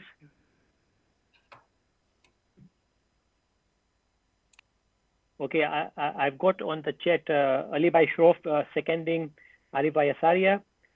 We've got Ali Bhai Dosani who's seconding Arif Bhai Asaria. I've got Sadiq Kamani who's seconding Arif Bhai Asaria.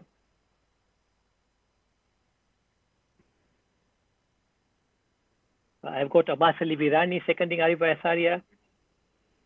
I've got Nadeem Halani seconding Arif Bhai Asaria.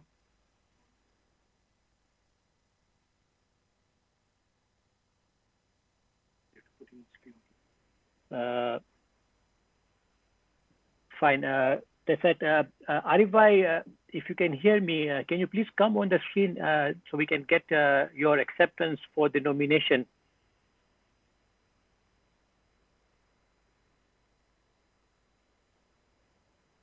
Arif Bhai, can you hear me?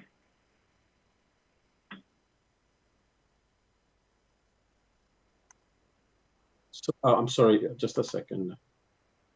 There you go. I'm sorry, I had just stepped out a bit. What was your question? Yeah. The question is that Kazim Bhai has nominated you as one of the nominees for the position of the chair for the item number 3. You accept the nomination? Yes, I do. Thank you very much. I accept the nomination with much humility. Thank you. Thank you. We've got one nomination. Can I request for any other nomination?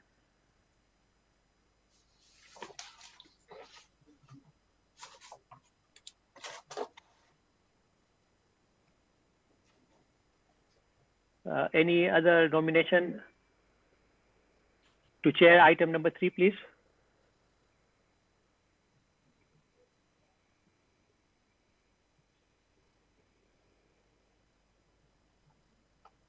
IT, can you check on the chat if there are any other nomination?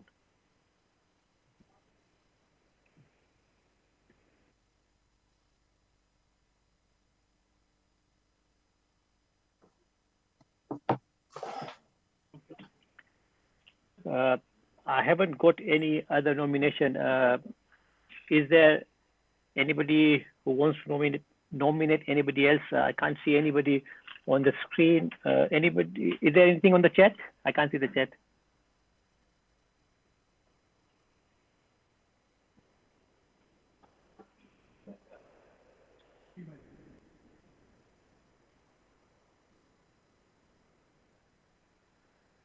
we've got point of order from Jawad Bhai Khaki. Jawad Bhai Khaki, is it related to the nomination for the chair? You know, my point of order was before you accepted Brother Kazim's thing. I said basically we need to get on nominating, and when I put it down, I also nominated Arif Asaria. But I think you let Kazim in before you let me in. So it's okay. We passed now. Let's move on. My apologies. So we have got only one nomination. Before I declare Arif Bhai Asaria as the chair to take us through the agenda item 3, Arif Bhai, can you please confirm that you don't have any conflict of interest? Assalamu alaikum. I confirm that I do not have any conflict of interest in regards to this matter. Agenda item number 3.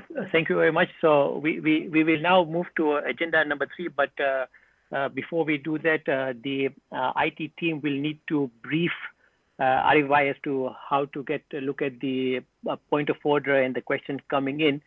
So if I can then request a break time so that the chair can be given details, login details, screen details, so he's able to lead agenda item number 3 with proficiency. So IT, how much time will you need to brief Arif Bhai? Okay, they're requesting an hour of time. Arif Bhai, is there a namaz time coming during that time? I'll have Namaz time 4:30 for Africa. Our time 4:30. So that is in 45 minutes. So we will do the briefing and namaz at the same time. If we can start.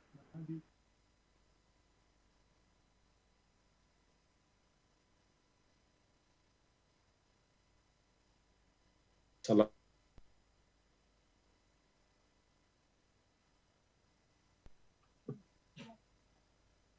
Right, so the IT needs an hour with the chair, and there is a. Am I live? Can you hear me? I can hear you, but give me a second, Arif Bhai, yeah?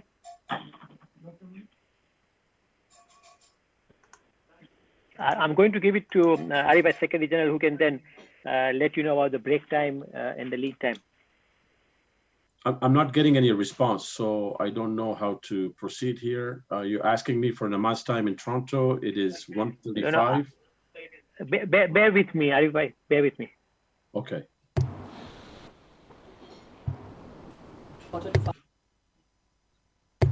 Okay. So at the moment, we have a next Salat time for Africa, which is at 4:26. This allows us exactly an hour, which the technical team have asked to speak to Brother Arif Asaria.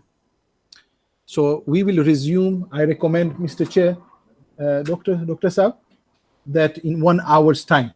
So around 1:45 in 1 hour's time, please.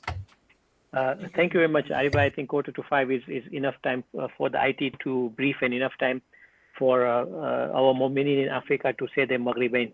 Thank you.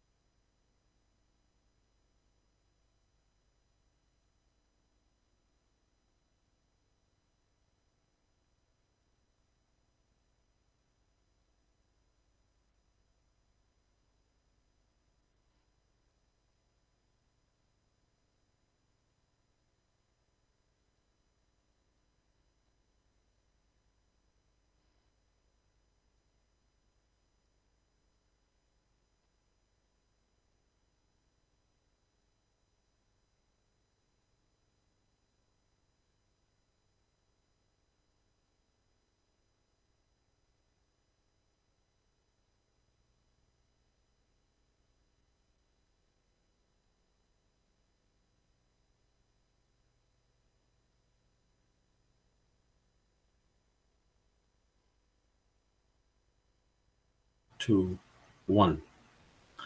Bismillahir Rahmanir Rahim. Assalamu alaikum, everybody, and thank you for your patience.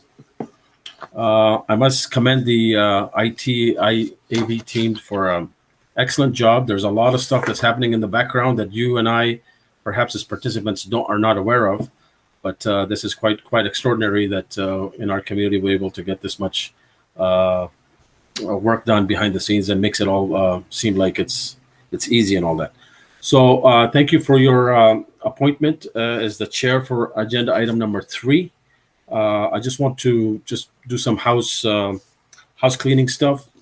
There was a lot of point of orders in the previous session that we have to deal with, but I just wanted to discuss about what a point of order is. A point of order, in fact, is a query in a formal debate or meeting as to whether correct procedure is being followed, and that only applies to correct procedure. If there is a matter that is taking place that it does not meet procedure, then please do raise your point of order, and you have the right on that point of order to disturb all proceedings at that point in time, and then we will have to listen to your point of order and then deal with that matter at that point, and everything else, it takes precedent over everything. If the item is for information only, then please do not raise your hand as a point of order, and you can raise it as a point of information or just normal part of debate, and everybody will have a chance to speak on all matters. I mean, we're allowing as much time as is necessary without repetition in order to continue and deal with this matter, which is very important for all of us to deal with, and then to move the charity forward. The matter that is before me is agenda item number 3, which you see, and what you have adopted. The conference, and the conference being supreme, has adopted both the procedural document and the agenda for the meeting. If I'm not sure, I'm a little bit on time here. I think we have Brother Muhammad Jaffer, who has a point of order. Please go ahead.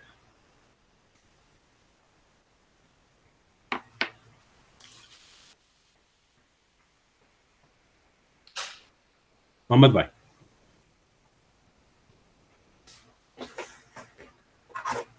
Muhammad Bhai, are you ready with your point of order? Please unmute. Yeah. On the court matter, when we have in the judgment, is very clear that there should not be a conflict of interest.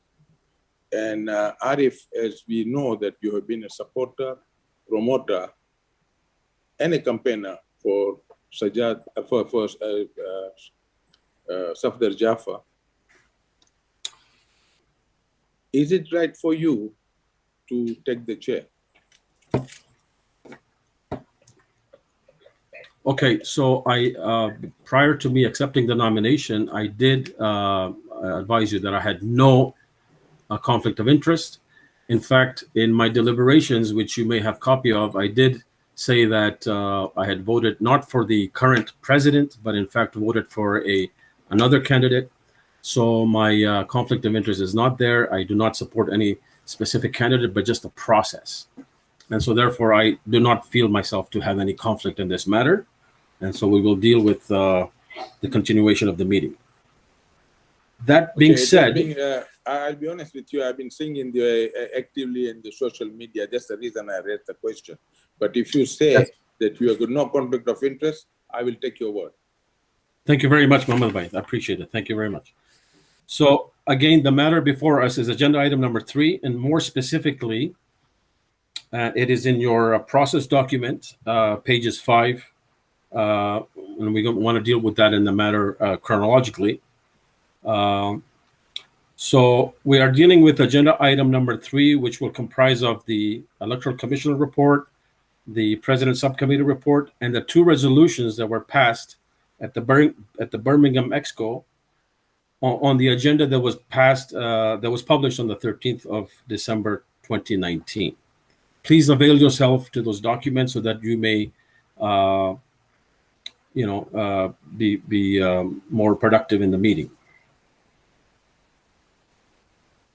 Then what will happen is that we will go through the process as identified in the process document to ratify both the EXCO resolutions and the 2nd of November 2019 with respect to a candidate's eligibility, and secondly, with respect to the number of days of voting allocated from 3 to 2 days. And thereafter, we will deal with the matter of the court order, which in your court order document is 2.2.1 and 2.2.2. And these two are not mutually exclusive. You may vote yes or you may vote no for both, as you may be guided by your best judgment. So without further ado, I would like the Secretariat then to please show us the resolution on the screen of the EXCO with regards to the eligibility of an office bearer and the resolution. And the matter is not up for debate, but rather ratification at the conference, because although the Executive Council has, by virtue of their the powers given to it by conference, the conference has the power to either ratify or to disallow that resolution that would have been passed at EXCO. So I would like the Secretariat please to avail on the screen the resolution so that we may ratify or not ratify as your choice.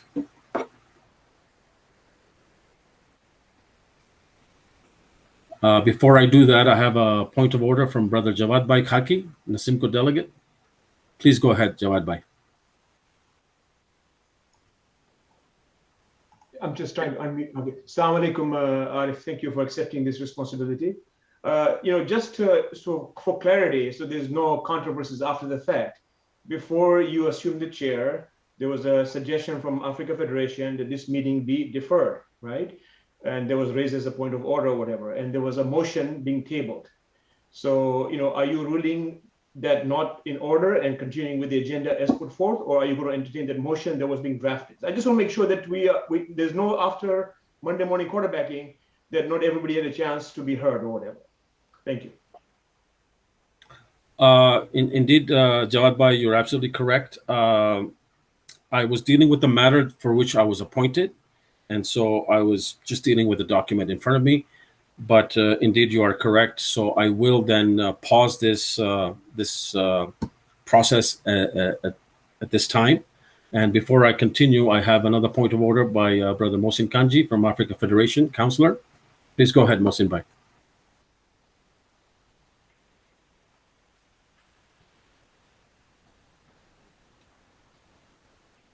Assalamu alaikum, Arif. Bye.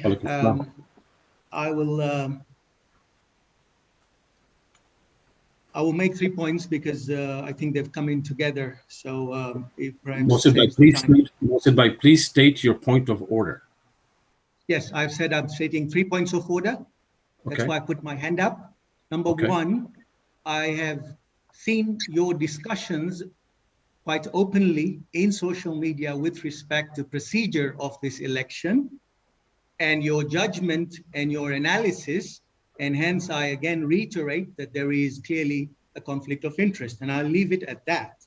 Number two, and I've already pointed out to the previous chair, but that has been ignored on a point of order and an email, that adjournment is a matter for the chair in consultation, not a resolution. That is what was also done at EXCO 6, but perhaps because it was suitable. Finally, in the matter that you have now raised about ratification, I want to bring to your attention, it is not a matter of ratification simply for conference, because the Secretary General at EXCO 6 has admitted the 24-hour notice for that resolution was not in place, and that is a constitutional requirement under 2.21. Thank you, Arif Bhai. Thank you very much, Mohsin Bhai. Just for clarity and for posterity, while my views may reflect my deliberations with respect to the processes that went on in the World Federation elections, I do not have any stake in the matter. And in fact, as I stated earlier, and I have publicly stated that I did not vote for the candidate upon which this matter is being dealt with, and I voted for a different candidate. So my preferences with that regard do not sort of put a conflict of interest in my deliberations today. But that said, please, let's move on with respect to the item that was deferred, which is the adjournment of the meeting for the purposes that some people had not had a chance yet to review the documentation, although they have been made available for quite some time. And but that said, the conference rules, and I will be guided by the conference. So please, can I have a motion to or a resolution put forward so that we can debate and vote on it and move forward, please? Is there anybody who has a resolution? I believe Brother Kazim from African Federation, was it Kazim? Or somebody to that effect that said that a resolution will be forthcoming. Is he available? Asant, Brother Arif, thank you for the platform. Due to the little time that's remaining in today's meeting, it has been decided not to table the resolution. Asant.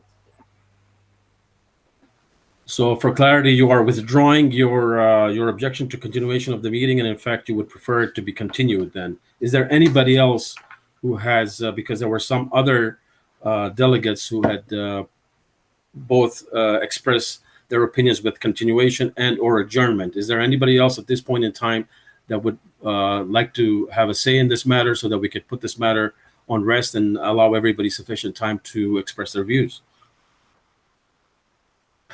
Before I go to anybody else, I will ask Brother Jawad Baikaki to speak on a matter, either this or another matter that he may have.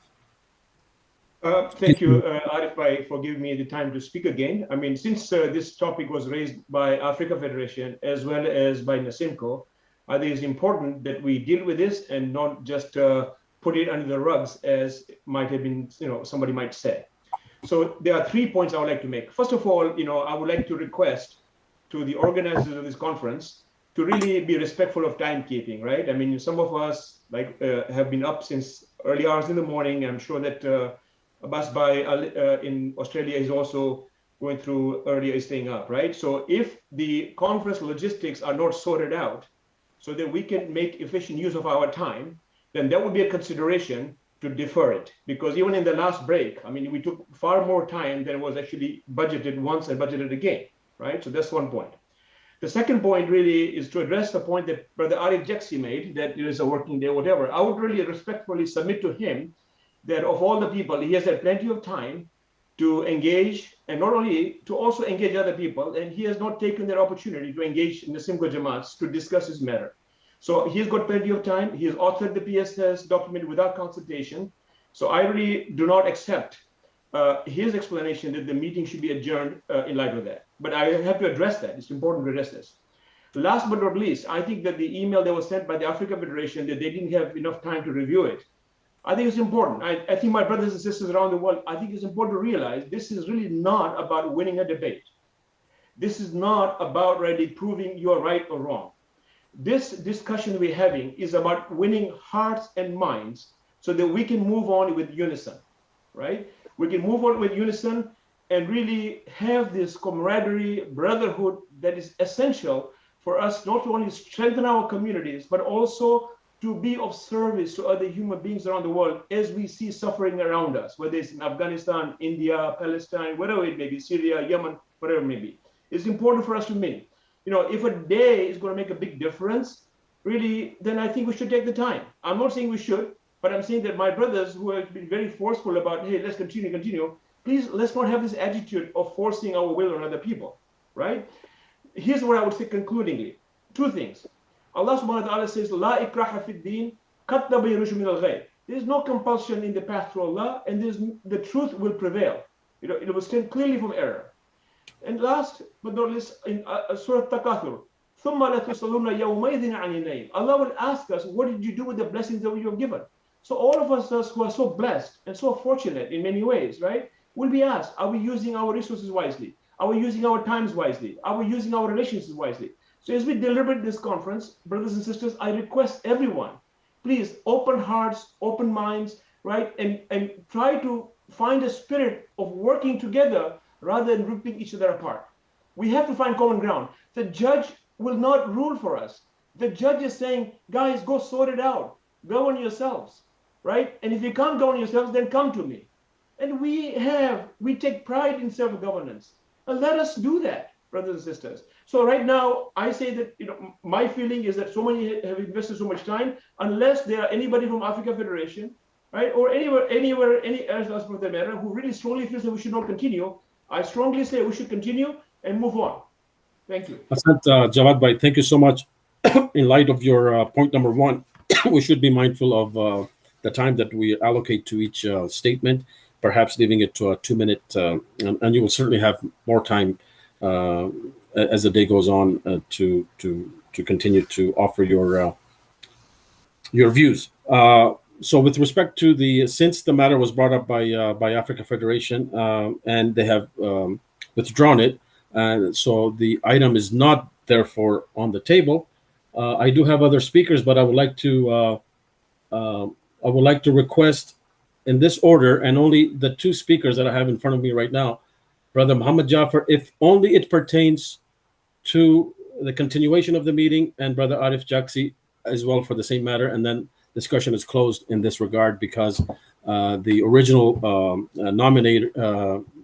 person who put the motion forward for adjournment has withdrawn it. Thank you. So, Brother Muhammad Jafar, please go ahead. I support Jawad very well. He's very right on this. But the one important thing we have to all look into it, that this conference is a very important conference because of, as he said it, that we have difference of opinion. And we have to bring our opinion together. And we have to make sure that we work it together. Now, for that reason, if they were asked for this conference to be postponed for a week to next week, nothing wrong in it, because nobody will have a question that, oh, I didn't look into the paper, oh, this was not there, I didn't look at this, I didn't see this. Everybody then, whatever they do it, they are responsible for it. Whatever is decided, it is their responsibility. That's why I say that I personally feel that next week, we should have the meeting. Asad Mohammed Bhai, and now Arif Bhai Jaksi from Nasimco, President of Nasimco. Please go ahead.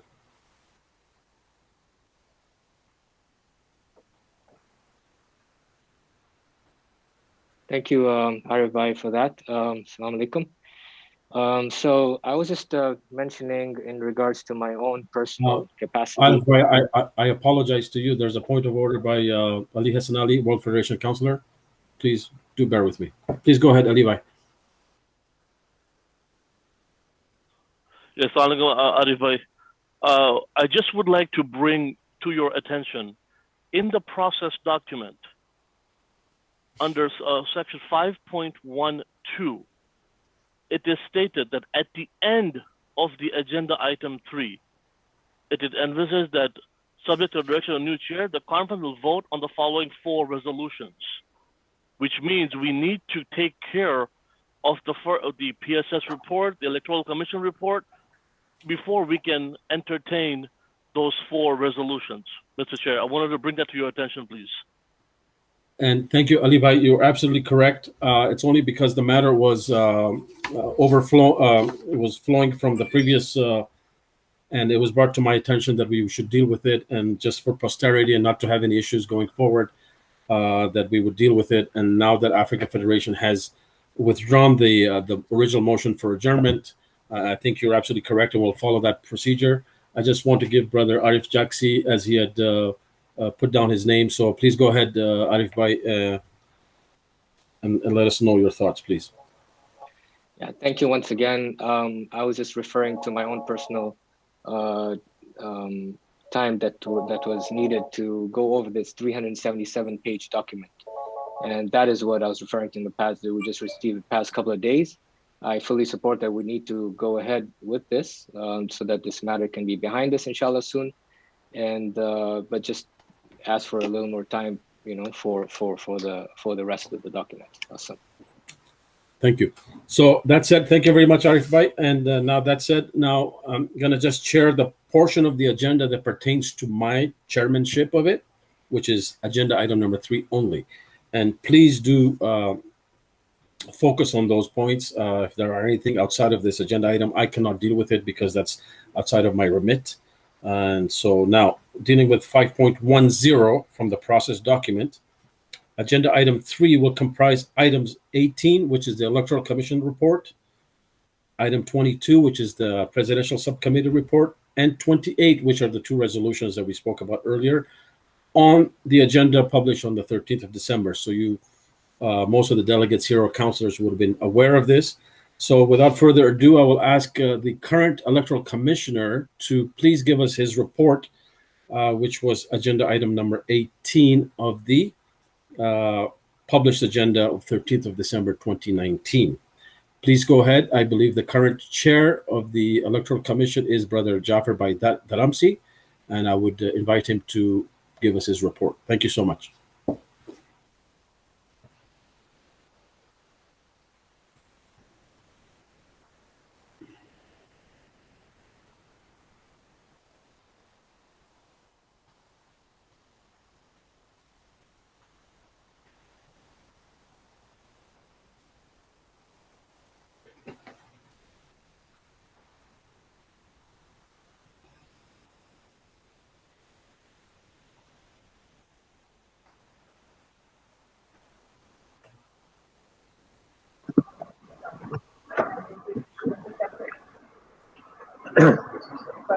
Assalamu alaikum. I hope you can all hear me. Before I start on the report, there's a couple of things that I would like to mention. One is that this report was written by our brother Mujtaba Datu. I spoke to him early this morning. He is now in hospice care in Los Angeles, and I ask all of you to join me to pray for his health, inshallah. Also, this report contains many times the name of marhum Ashik Bhai Rashid, who has passed away. So before I start, it will be good that we all recite Surah Fatiha for him, and then I don't have to keep asking every time. So Surah Fatiha.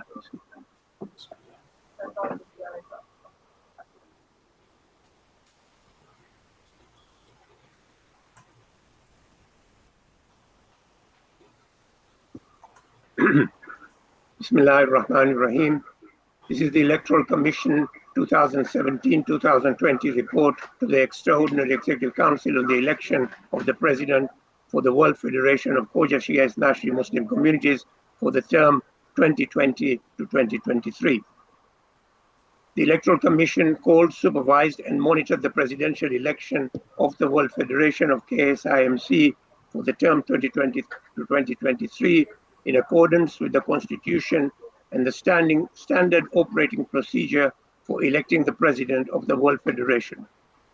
Whether the amendments made to the SOP by the Executive Council at their meeting held on the 2nd of November 19 in Birmingham, UK, was in accordance with the constitutional requirements is immaterial to the Electoral Commission, as it is the same body that required the Electoral Commission to carry out the election according to the amended SOP.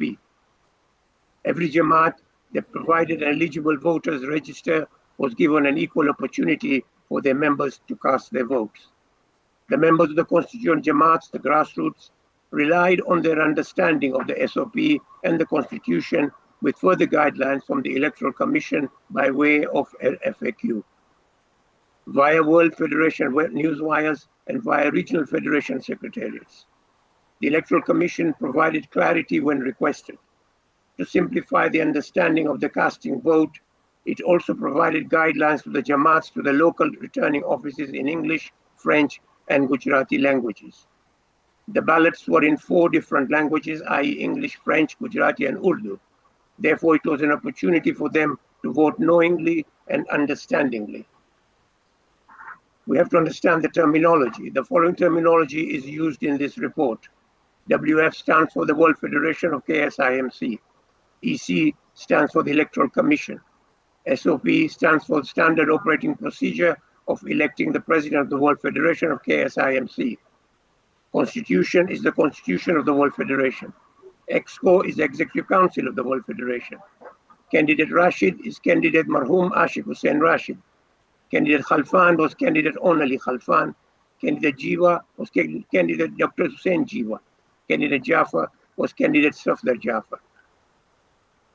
The Electoral Commission, the World Federation Constitution sets out the provision for the election of the Electoral Commission, comprising of a chairman and 2 members of the Election Commission. The following were elected by the Triennial Conference held in Dar es Salaam in May 2017. Mujtaba Datu, Chairman, Wahida Rahim, Member, and Dr. Jafar Darsi, Member. Duties of the Electoral Commission.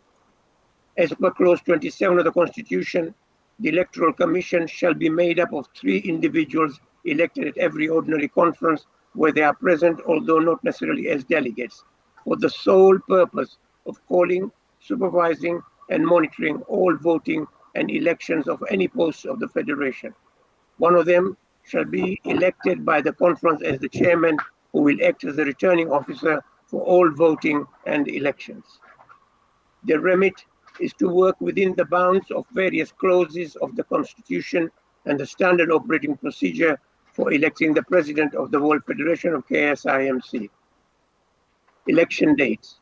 As per the SOP 2.2, the election dates are set by the Electoral Commission in consultation with the members and the Executive Council. The date of the Triennial Conference was unanimously agreed by EXCO and the EC at the 5th EXCO of the term 2017-2020, held on the 2nd of November 2019 in Birmingham, UK.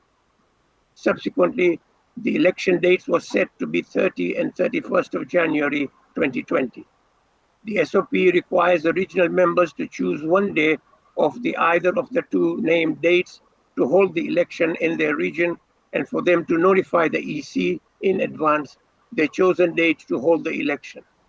As per the SOP, only those whose names appeared in the eligible voters list as submitted to the AC would be eligible to cast their votes. It is the prerogative of the EXCO to set the dates of the conferences. It set the dates of the next conference as the 13th to the 15th of March 2020 to be held in Mombasa, Kenya, when at the end of it, the current office bearer's term would come to an end. The election process kicks in once the conference date had been set. Communication with Secretary General.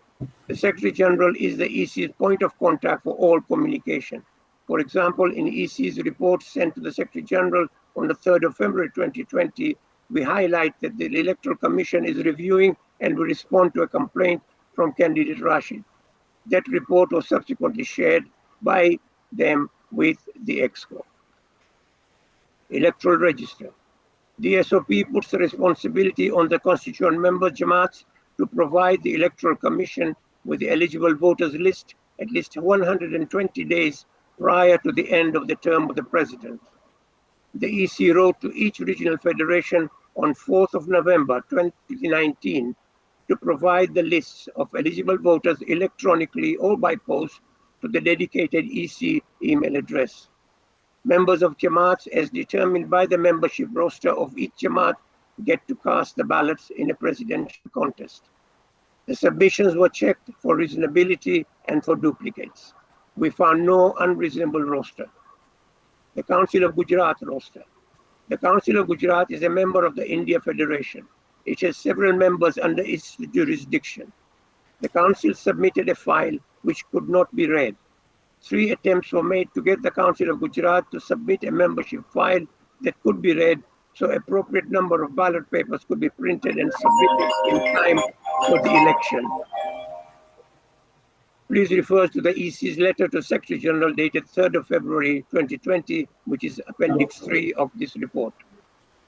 On 27th of January 2020, Gujarat Council, after 3 attempts with the cooperation of India Federation, submitted a readable list. This necessitated extraordinary efforts to have the ballots printed in India through the efforts of the World Federation Satellite Office and its local staff in Mumbai, and drivers sent to deliver in person to all 30 Jamaats who are members of the Council of Gujarat in time for them to cast their votes on Friday, the 31st of January 2020. Nominations. The EC invited nominations for the office of the President on the 4th of December 2019, and for all nominations to reach the EC by 1700 hours UK time on the 2nd of January 2020.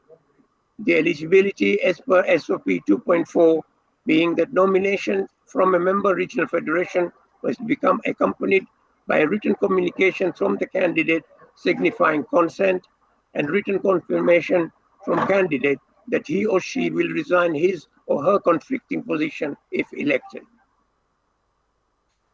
The current president did not seek re-election.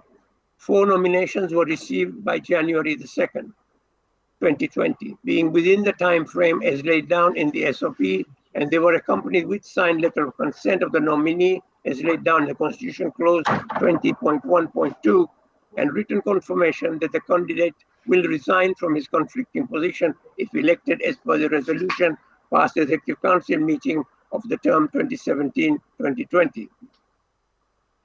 The nominations received were, and the list is in alphabetical order: nominated by Africa Federation, Ashik Hussain Rashid, Dr. Hussain Jiwa, and Safdar Jafar.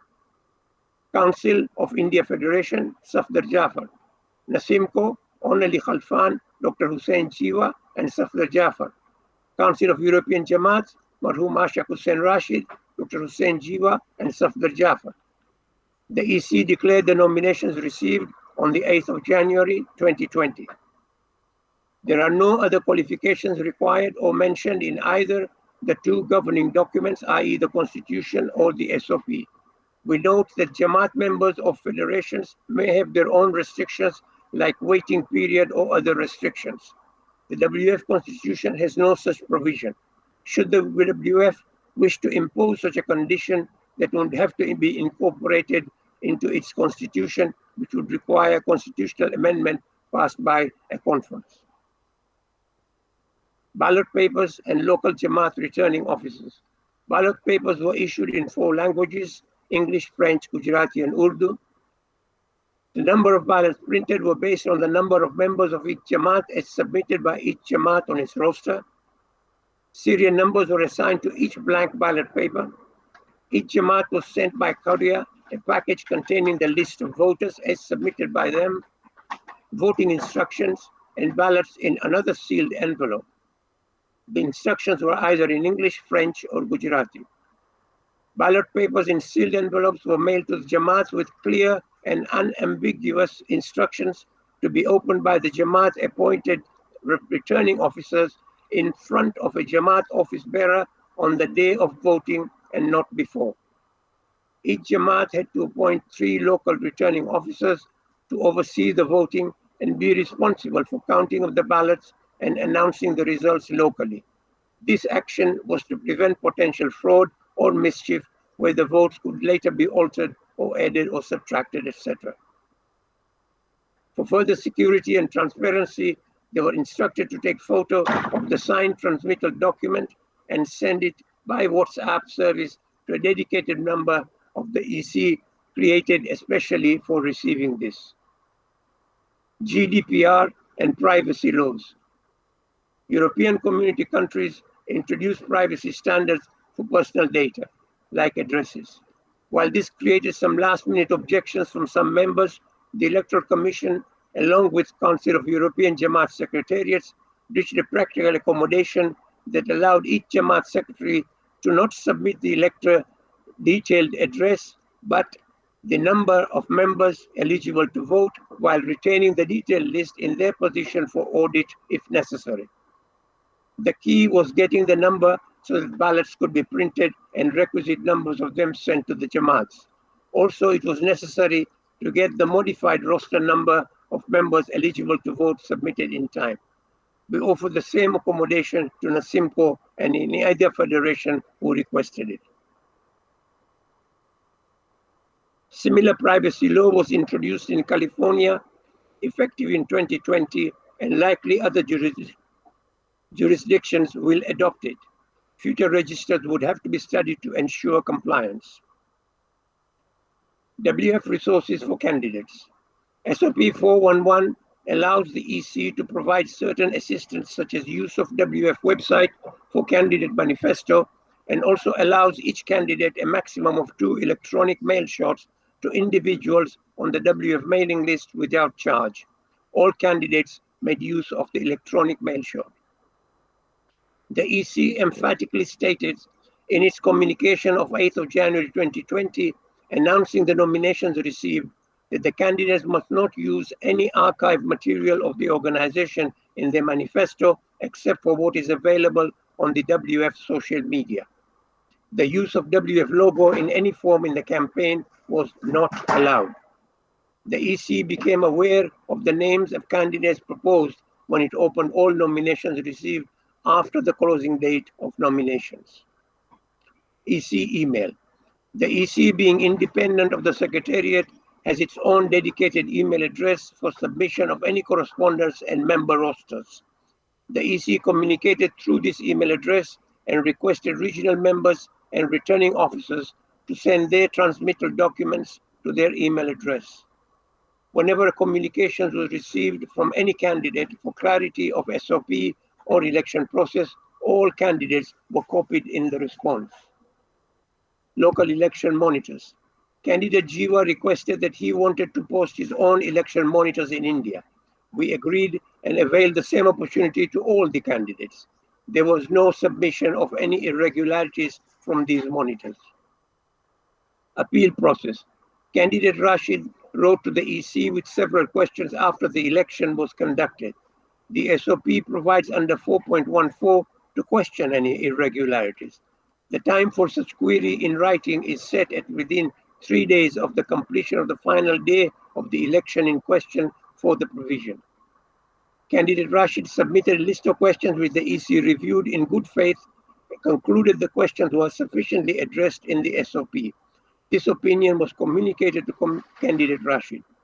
There then followed a second communication from Candidate Rashid stating the EC response was unacceptable and he considered these as matters of complaint. However, in no submission did Candidate Rashid mention his complaint was against the EC. Candidate Rashid was offered arbitration per SOP 4.14 and asked to sign a declaration accepting to be bound by the decision of the arbitrators and to refrain from public statements thereafter. This declaration was not signed and Candidate Rashid requested 48 hours extension. This was granted. After the 48 hours elapsed, a third extension was granted and a new deadline and a signed declaration was still not submitted.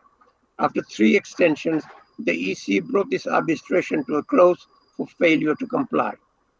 The EC empaneled 3 arbitrators per SOP provision 4.14.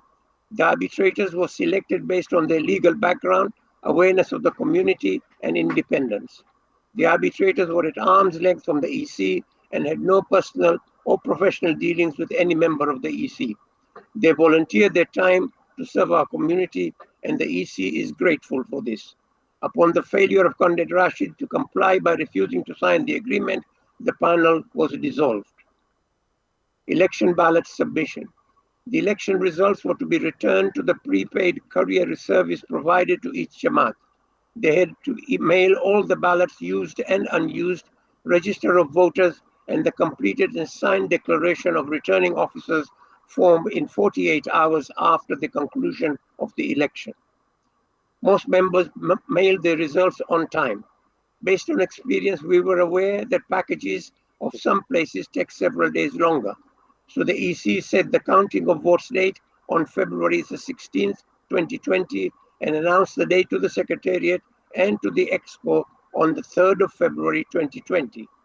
The candidates were informed of this and were asked whether they themselves or their representatives would like to attend. Some Jamaats had not returned their ballots to the Secretariat's office. 2 reminders and a final one to submit by the 14th February 2020 was sent to them. Phone calls were also made to each, informing them that the votes would be counted on February the 16th. Counting of ballots. Constitution Clause 20.3 NSOP 3.3 allows the EXCO to appoint 2 executive councillors to witness the counting of votes. The EXCO in November 2019 appointed Amir Marali and Mariam Hassam to witness the counting. The EC notified both on 3rd of February 2020 that the counting of ballots will take place on Sunday, the 16th of February at the annex building of the Hujjat Stan Jamaat. Amir Barali notified the Secretary General on 8th of February that he would not attend as he would be proceeding to perform Umrah on the 15th of February. Mariam Hassam confirmed to the EC on evening of February the 15th that she would attend. However, on Sunday the 16th morning, the counting day, she declined to attend. The EC on Sunday morning of February the 16th informed the Secretary General that the 2 EXCO observers were absent and that the EC, which had traveled from different parts of the world, and volunteers from the WF Secretariat staff assembled to count the votes. Over the weekend, the EC discussed with the Secretary General the possibility of independent observers. The President of Hujjat Stan Jamaat provided 4 independent respected members of the local community to serve as independent observers. Candidates were offered to attend the counting of votes in person or send in their representatives. 2 candidates sent their own representatives as observers. Candidate Khalfan did not send an observer and said that he trusted the process. All observers were given free rein and complete access to record any of the counting proceedings, take pictures, record any audio, ask any questions, survey the ballots, and even count the ballots. Volunteers counted the ballots and cross-checked against the transmittal to ensure completeness. The EC members signed off on the counting. Kera Jamaat ballots. The EC received notification that the election was not held at the Jamaat Center, but at a local venue belonging to one of the Jamaat offices. Apparently, there are rival factions at that center, and the center was not available for polling. However, voting was recorded and submitted. EC had tabled this anomaly pending its impact on the election. There were 35 votes cast by Kera Jamaat. The EC deemed this count, whether included, excluded, or redistributed, did not impact the results of the electoral points and the winner. Such local conflicts are beyond the purview of the EC, and hopefully they will be resolved by the office bearers and their goodwill ambassadors.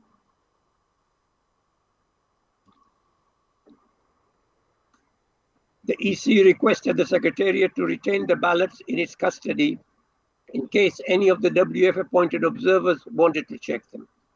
Once all the ballots were counted and cross-checked against transmittals, the EC set about to calculate the Electoral College points as per the formula in Clause 20.3 of the Constitution.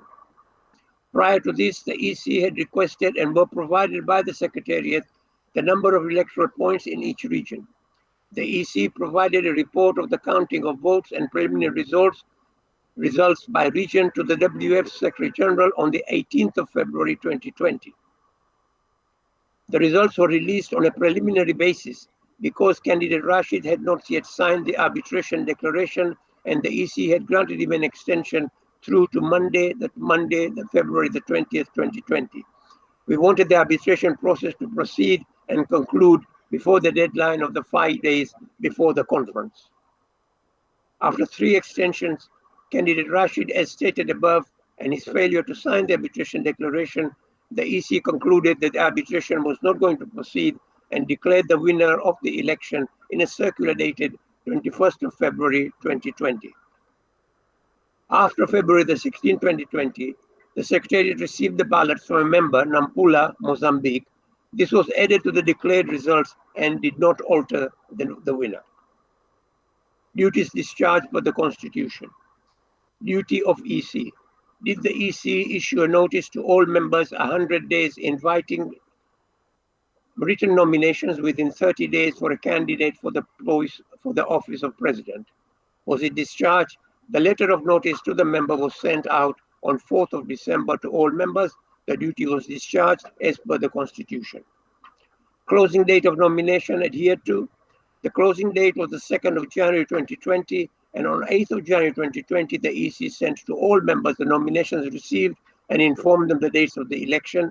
The duty was discharged as per the Constitution.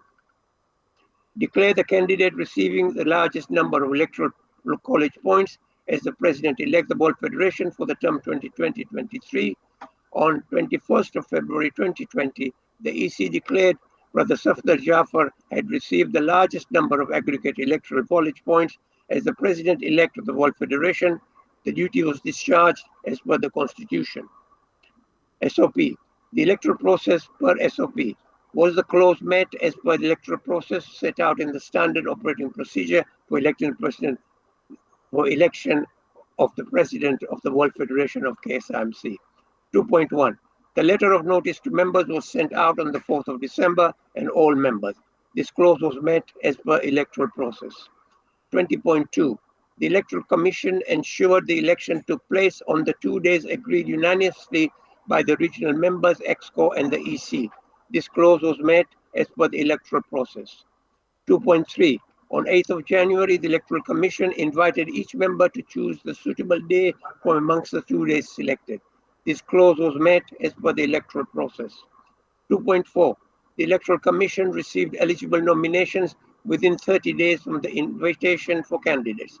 Nominations for all candidates came from Africa Federation, Council of European Jamaats, NASIMCO, and India Federation. Each nomination accompanied a signed consent letter from the nominated candidate and within the prescribed deadlines. This clause was met as per the electoral process. 2.5. The Electoral Commission has inferred that the members of the World Federation who nominated the candidates had undertaken this diligence.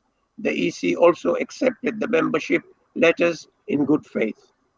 2.6 and 2.7 clauses were not applicable. 2.8. Nominations closed on 2nd of January 2020 and the EC activated the electoral process on the 8th of January, 7 days after the closing date of the nominations. This clause was met. 2.9. Between 20th of January and 30th of January 20, the EC sent out to each constituent members the electoral register with the requisite number of ballot papers. This clause was met. 2.10. The results of the elections were announced on the 21st of February, at least 5 days before the date set out for the ensuing ordinary conference. This clause was met. Mandatory changes to the SOP. For the first time since its inception in 2011, the SOP was fully implemented end to end. Valuable and insightful lessons learned from this experience, if not implemented immediately, would be lost and would cause unnecessary tensions in our community. The recommendations below mitigate such tensions in the future. 17.1. The voter list must be reviewed to be in compliance with evolving privacy laws that are now in place in various countries. 17.2. The voters list must be submitted to the World Federation Secretariat by 1st of November every year.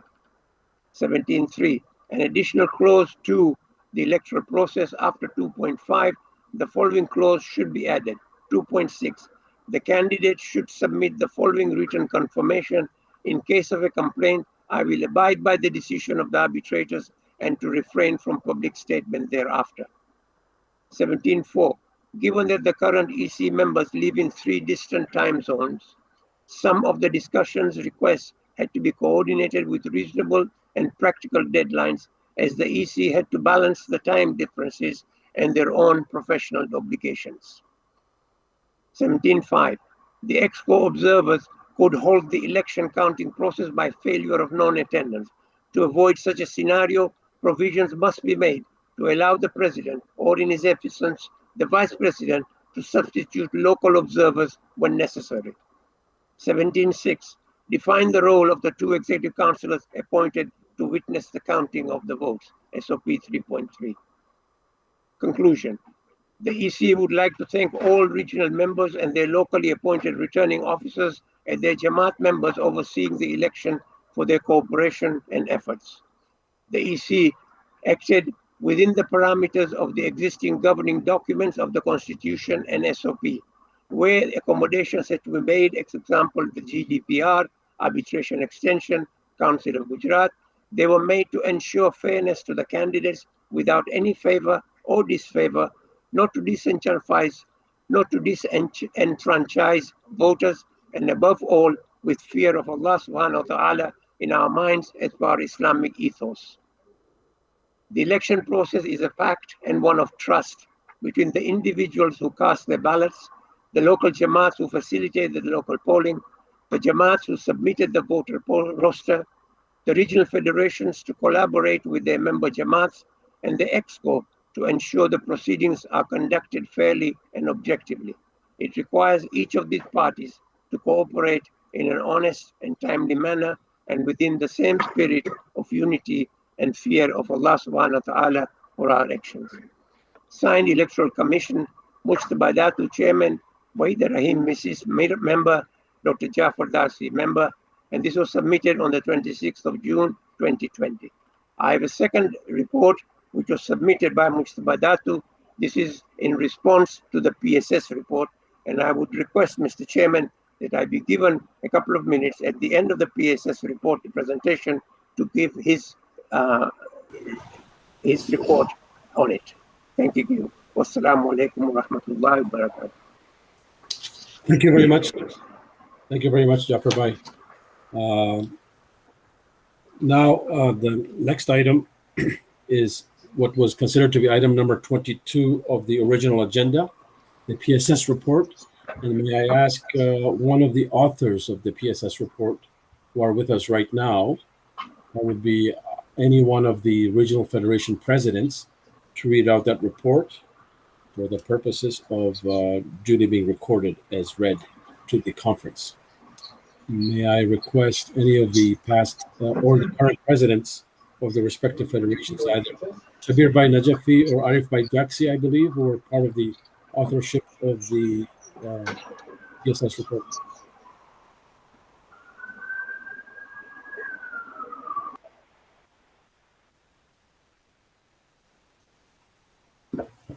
Is Arif Bhai Jaksi available or Shabir Bhai Najafi? Yeah, I'm available. I can read it out. You can do it, or Akbar Bhai from Europe. Anyone, as long as you are the author, at least we have to give you the opportunity to read the report to get the full intent of it for the benefit of the delegation. If it's okay with the others, with Dr. Akbar Ali, Shabir Bhai Najafi, as well as Abbas Bhai Bujani, I can read it out on their behalf. Not seeing anybody an objection. Please go ahead, Arif Bhai. Bismillah ar-Rahman ar-Rahim. This is the PSS report to the EXCO 24th May 2020. World Federation President Strategic Subcommittee report to the World Federation Executive Councilors in relation to the World Federation 2020 presidential election. Role of the President's Strategic Subcommittee. Number 1, President's Strategic Subcommittee, PSS, was formed at the Third Executive Council, EXCO, meeting for the term 2017-2020, held in Karachi between 30th November 2018 to 2nd December 2018. The PSS's terms of reference, TOR, were approved and adopted at the 4th EXCO held in Toronto between 21 to 22 June 2019 for the term 2017 to 2020. Number 2, it consists of the presidents of the World Federation of KSIMC, the WF, the Federation of KSIJ Africa Federation, Council of all KSI Jamaats, India Federation, the Council of European Jamaats, COEJ, Federation of Australasian Communities, Inc., FAC, Federation of KSIJ Pakistan, Pakistan Federation, and North American SIMC, the SIMCO. The chairperson is the president of the World Federation. Number 3, the purpose of the PSS is to strategize key matters and challenges faced by the community and to discuss issues of great importance to the community at times of emergencies, man-made, natural, or otherwise, and to give our recommendations for action to the EXCO. Objectives of the PSS's involvement in the matters. Number 4, World Federation received various complaints in relation to the proceedings of 2020 presidential election from World Federation councillors, including some from presidential candidates. Complaints, referred to as matters, came in various forms, including formal letters to World WF, letters to the UK Charity Commission, and in one instance, a formal letter received from a lawyer acting on behalf of a WF councillor.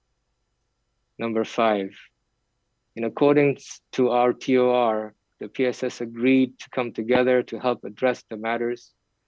PSS believes that resolving the matters amicably, promptly, internally with WF and in accordance with WF governance is in the best interest of our Khoja community. PSS also believes that leaders of Khoja communities around the world need to focus on supporting our communities during these unprecedented times and therefore resolving the matters in relation to future WF leadership appropriately and promptly is critical. PSS meetings and work undertaken. Number 6. Arif, my sincere apologies. I think your screen is not oriented properly, and if it's not too much to ask, if you can remove your mask, because a lot of people want to see your handsome face. Sure, I'm just at work and there's some activity going on here. Okay, fair enough. If you could just align your camera then to, I think it's 90 degrees off. Like that? I can't see, but somebody needs to confirm if that's correct. For some reason, I can't see because I'm looking at the screen that you. Yes, better. Perfect. Please go ahead. Fine. Thank you. Okay. Thank you so much. Okay, no problem. Okay.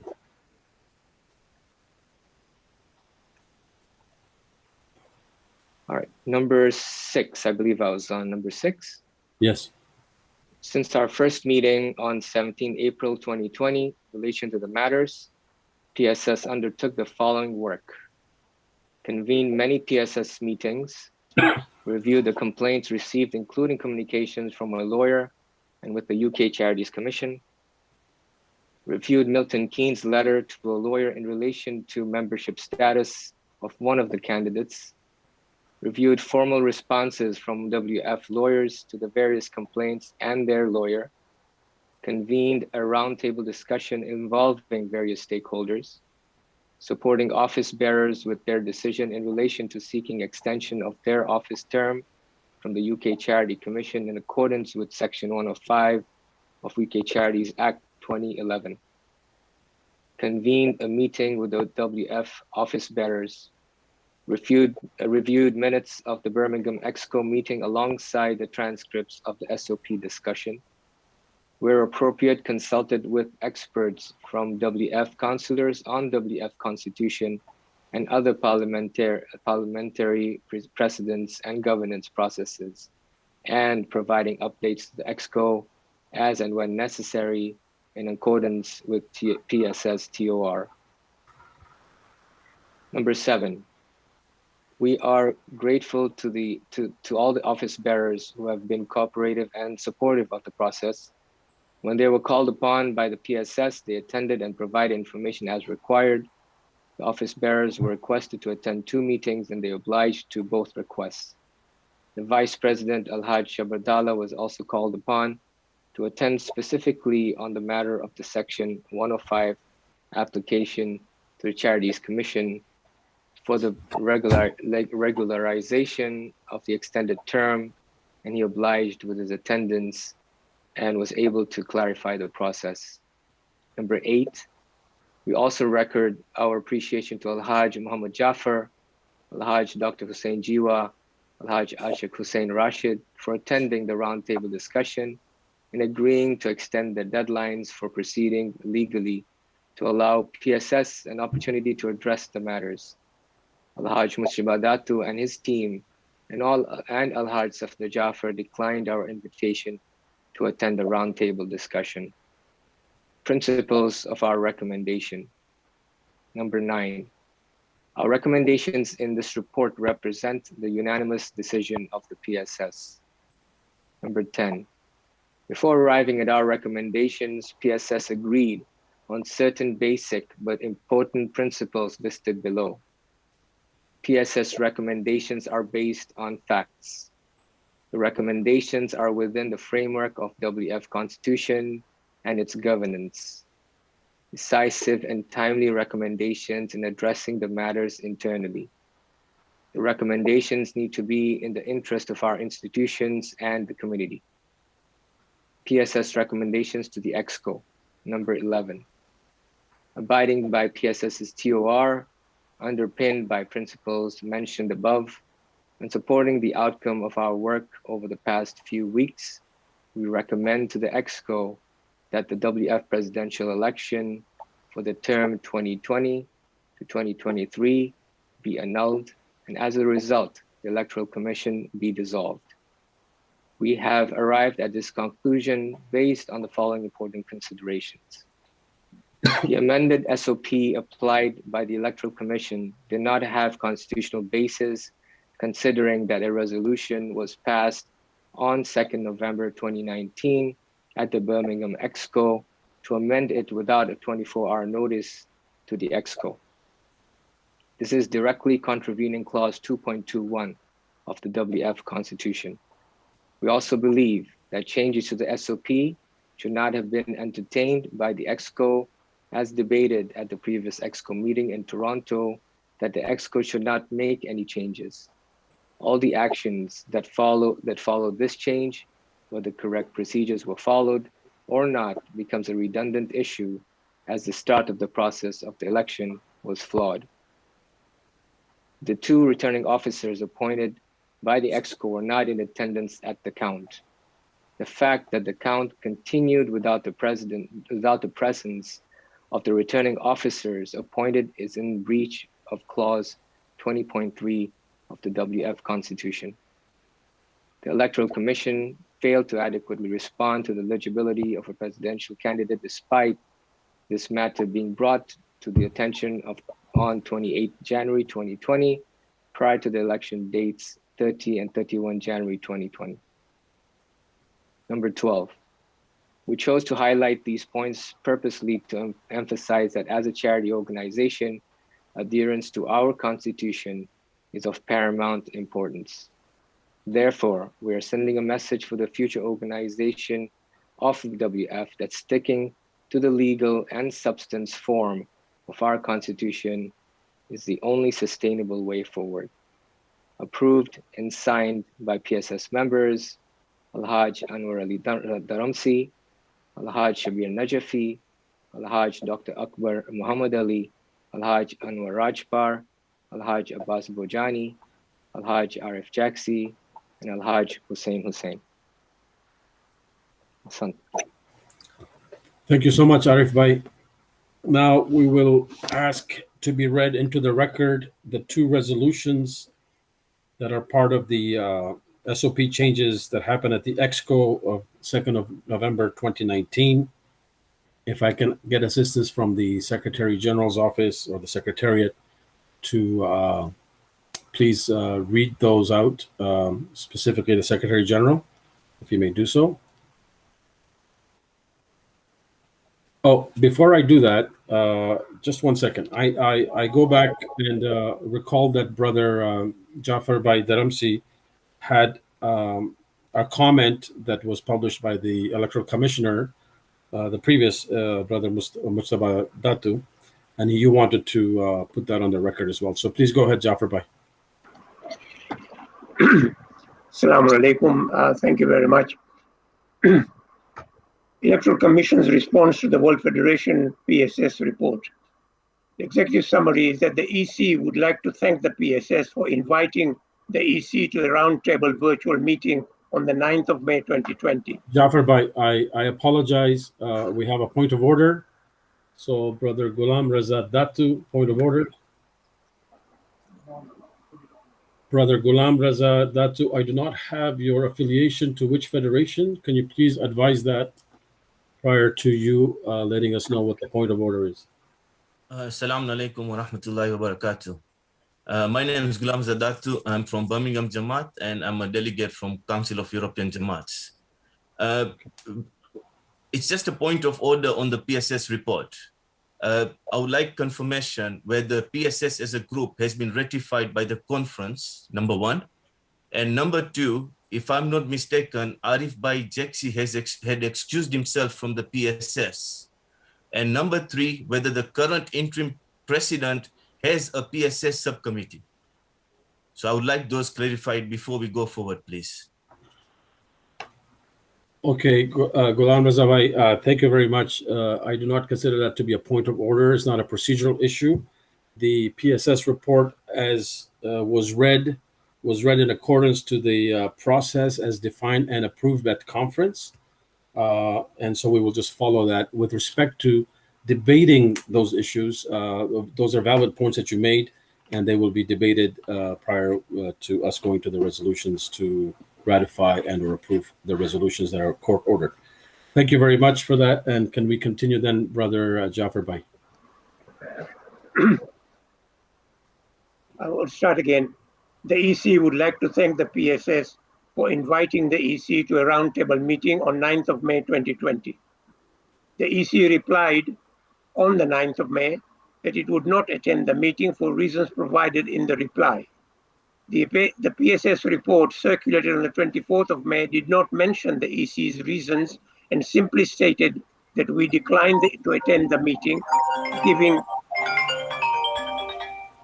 a negative impression of EC. In addition, the PSS did not have the courtesy to share its report with the EC, which would have given the EC an opportunity to reply with reasons for not attending. It is therefore in this light that the EC is responding now to the PSS recommendation. From the PSS report, which was just presented, abiding by PSS terms of reference, underpinned by our principles mentioned above and supported by the outcome of our work over the past few weeks, we recommend to the EXCO that the World Federation presidential election for the term be annulled. We have arrived at this conclusion based on the following important considerations. The amended SOP applied by the Electoral Commission did not have constitutional basis, considering that a resolution was passed on the 2nd of November 2019 at the Birmingham EXCO to amend without a 24-hour notice to the EXCO. This is directly contravening clause 2.21 of the WF Constitution. We also believe that changes to the SOP should not have been entertained by the EXCO as debated at the previous EXCO meeting in Toronto, that the EXCO should not make any changes. All the actions that follow this change, whether correct procedures were followed or not, becomes a redundant issue as the start of the process of the election was flawed. In response to this, the EC says that the SOP was unanimously changed by the EXCO after a robust debate. The Electoral Commission is bound by the amended SOP. Should the EXCO feel now that it made a mistake, they can choose not to ratify it at the next conference as laid out in the rules, but should not punish the voters for it. The two returning officers appointed by the EXCO were not in attendance at the count. The fact that the count continued without the presence of the returning officers appointed is in breach of clause 20.3 of the Constitution. Our response is the two returning officers appointed by the EXCO chose not to attend by their own volition. The Electoral Commission accommodated a reasonable participation of independent observers and the various other candidate observers.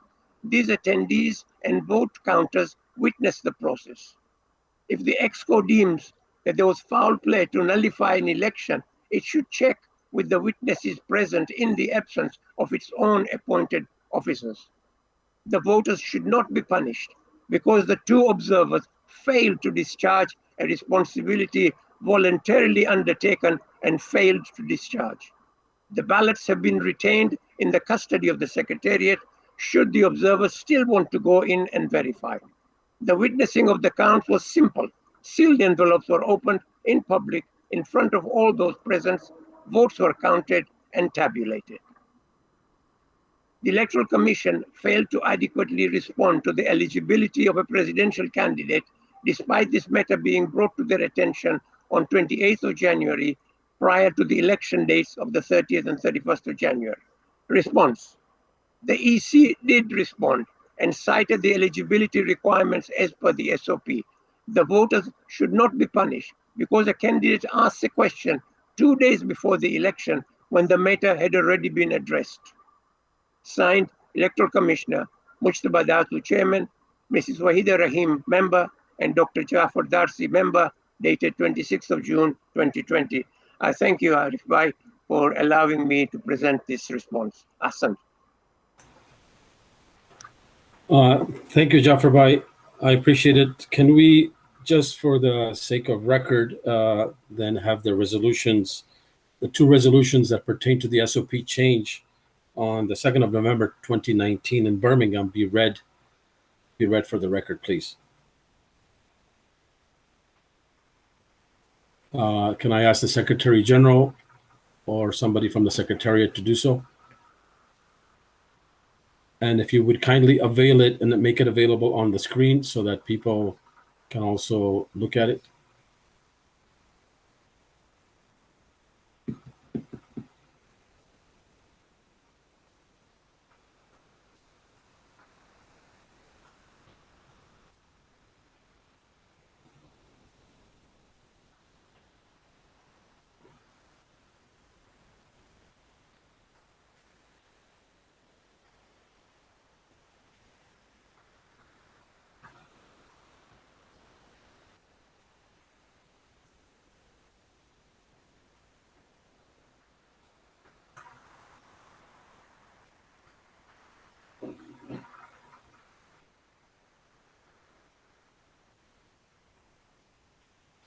Can I get somebody from the Secretariat's office to read this out loud?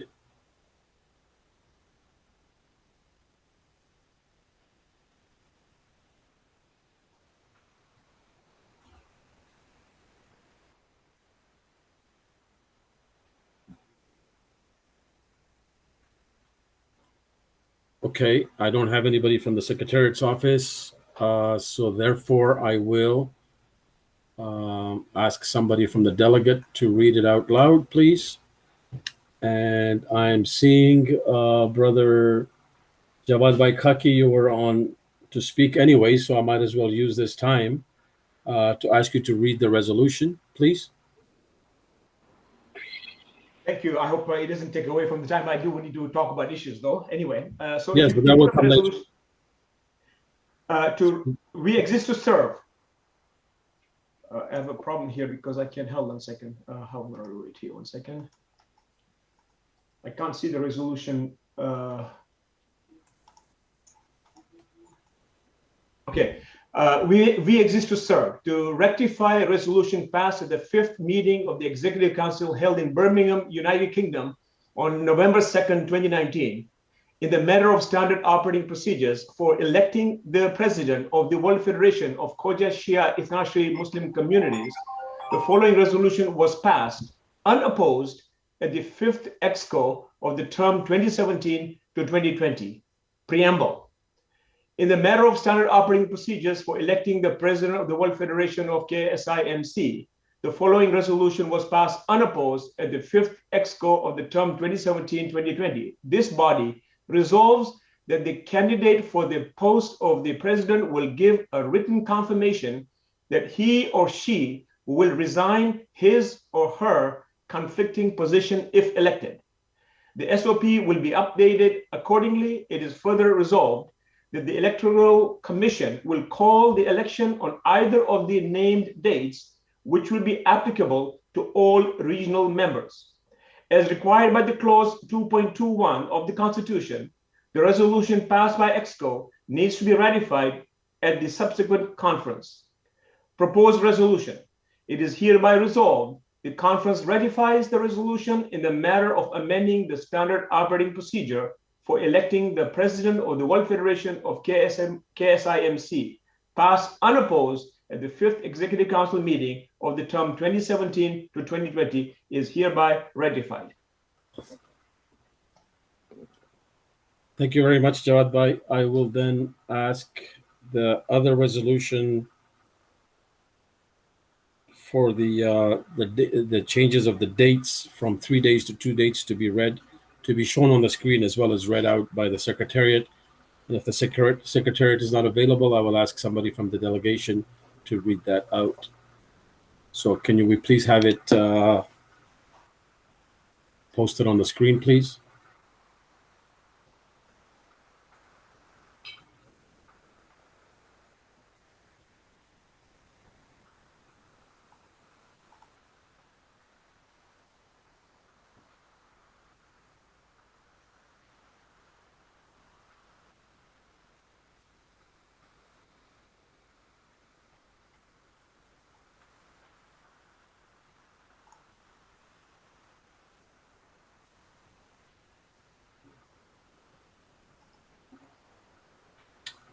Okay.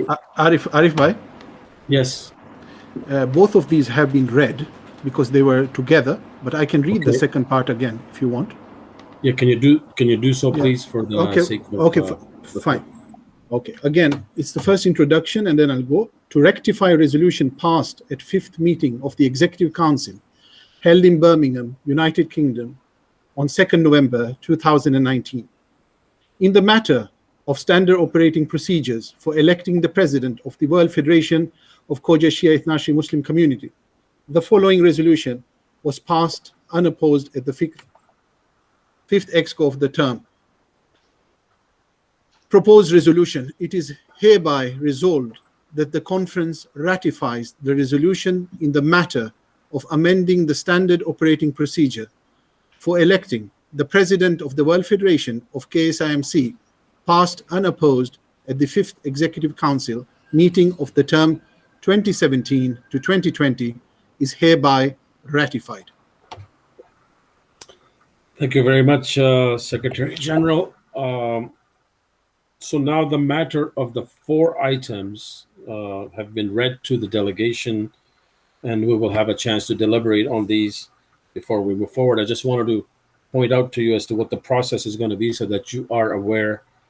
These 4 items that are part of the process document that you approved will then be asked to be ratified and voted on to move forward. And this basically will conclude agenda item number 3. I think we have sufficient time to, inshallah, try to go through this. There has been substantial debate on this matter already. For those that are not aware, please avail yourself to the documentation in front of you. And so now, before I open up the floor, I'm going to make sure that we do not speak more than 2 minutes at most. And if the matter has been already spoken of, I will just ask you to not speak of that matter unless you have something extra to add for the benefit of everybody. And so I have Brother Amir Ali Merali. Please go ahead from Africa delegation.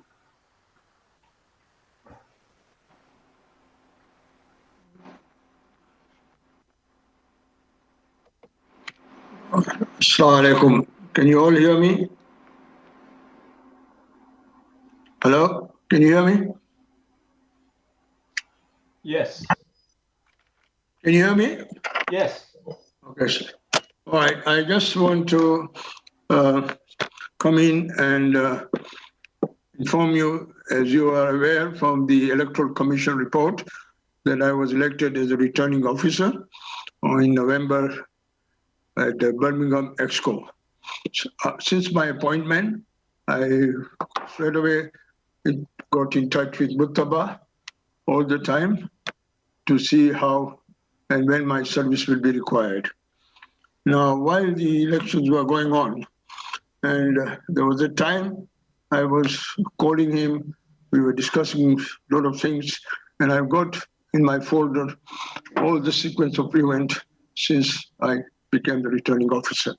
I want to draw in particular where he mentioned that on 8th February, I had written a letter that I will not be traveling because of the Umrah trip. That Umrah trip was well planned according to the dates of the counting of the votes. First, I was given the date of the 9th, that the possible date would be 9th. So I planned my trip to go to Umrah because Umrah was on the weekend of 14, 15, 16, 15 Shaban. My son had booked us.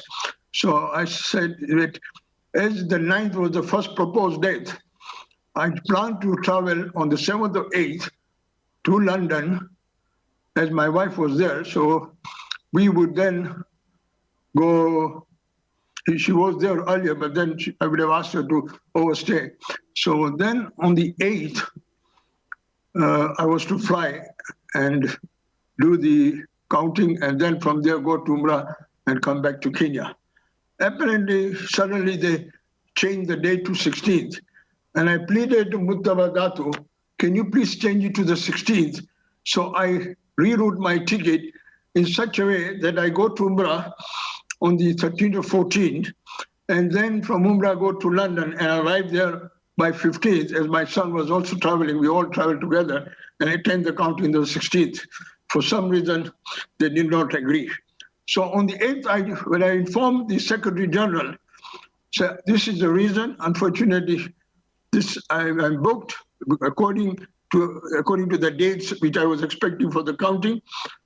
But my concern is here that if I wrote on the 8th that I'm not available, why did they not appoint somebody straight away to replace me, then to wait on the morning of the 16th to appoint the observers?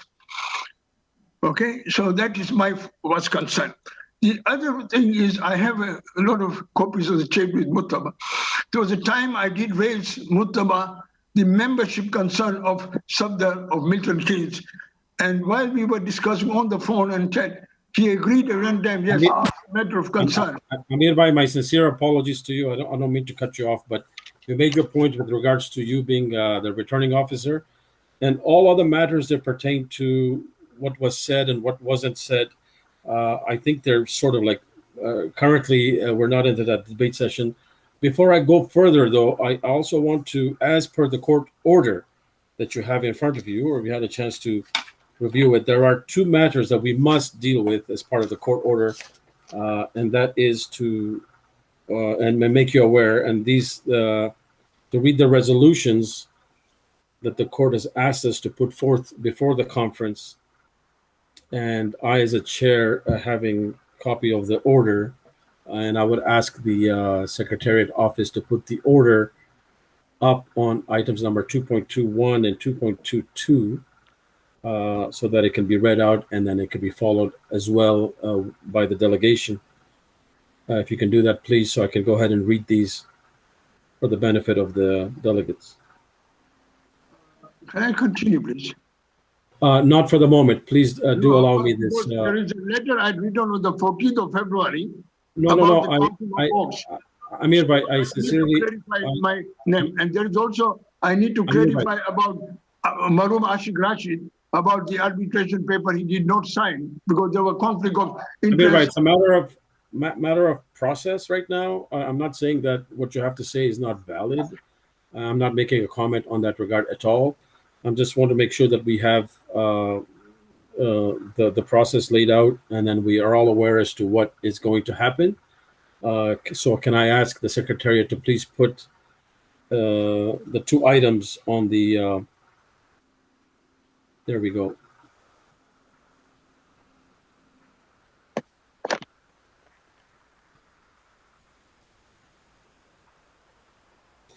Okay, so this is a sort of a summary, but we have the actual wording of the resolution as by the court order. I will read this, but I will just, for the sake of posterity, read the actual resolution as on the order. The resolution, as per the High Court Order PT-2021-000063 of Tuesday, the 18th of May, 2021, by Mr. Justice Mellor. The order in relation to the results of the election of president of the charity, which was held on 30 and 31st January 2020.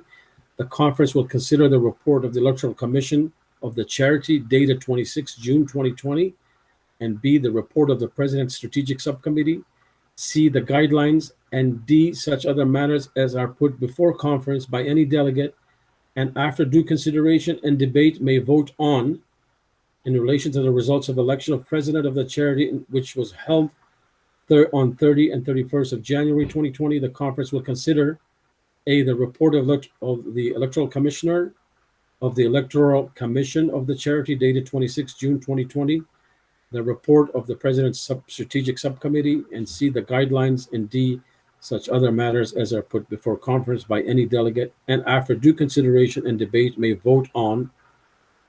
It is hereby resolved whether in the events which have happened, it is in the best interest of the charity to affirm the election of Mr. Safdar Jaffer as president of the charity. That is one. And there is another resolution. Can you please put it up? Or is it below this? I can't scroll down on this.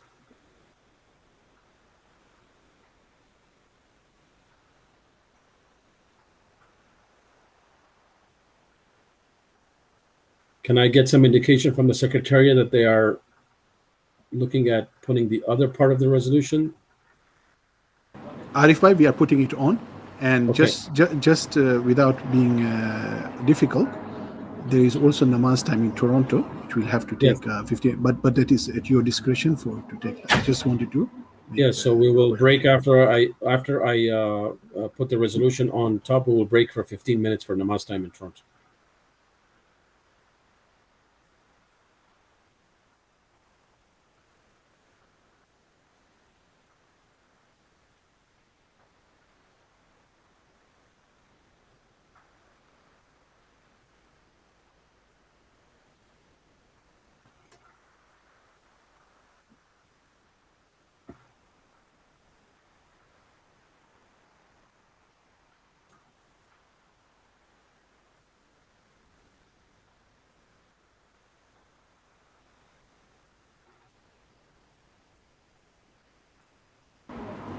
Arif bhai, it is on the screen now. You want me to read it? It's the same preamble as before. That's why. Yeah, I similar.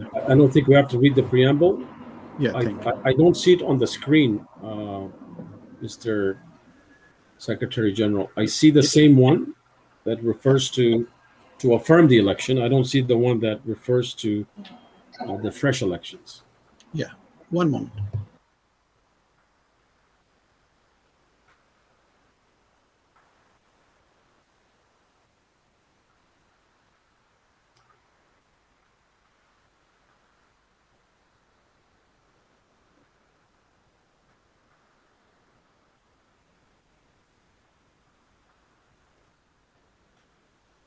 Okay, so second resolution is resolution as per the High Court Order PT-2021-000063 as of Tuesday, the 18th of May, 2021, by Mr. Justice Mellor.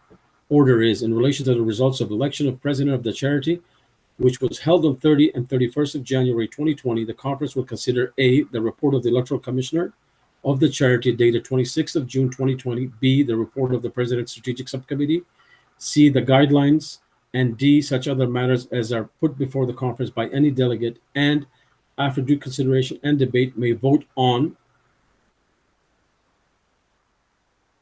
It is hereby resolved whether in the events which have happened, it is in the best interests of the charity to hold a fresh election for the position of the president of the charity. These are the two resolutions as ordered by the court, in addition to the two resolutions that were passed at EXCO that we will be voting on post the break for namaz in Toronto. I will ask you, the first person after namaz, we have a point of order by Brother Rasul Bimani, which I will attend to after the adjournment for namaz. Bismillahir Rahmanir Rahim. Inshallah, we will see you back in 15 minutes. Asant.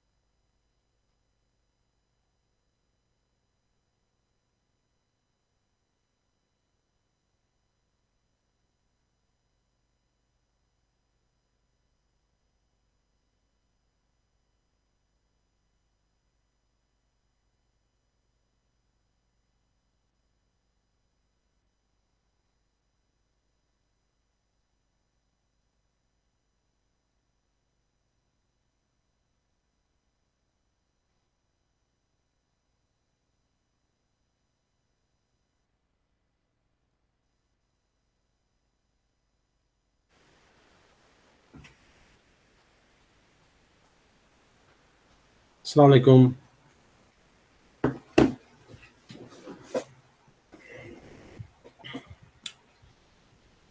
Assalamu alaikum. Just some housekeeping stuff, if we're ready. I'm just looking at my some housekeeping stuff. I would like, I just want to clarify a mistake that I made for the record. Can I ask the secretariat to please put the resolutions in the order that they were ordered by the court, so that not to have any prejudices implied or implicit. I would just like to have that for the record. So before we begin with the point of orders, Secretariat, please put the resolution that pertains to 2.2.1.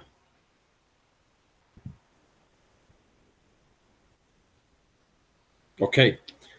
So resolution as per the High Court Order PT-2021-00063 as of Tuesday, the 18th of May, 2021 by Mr. Justice Mellor, order in relation to the results of the election of president of the charity, which was held on 30th and 31st of January 2020. The conference will consider A, the report of the Electoral Commission of the charity dated 26 June 2020, B, the report of the President's Strategic Subcommittee, C, the guidelines, and D, such other matters as are put before conference by any delegate and after due consideration and debate may vote on.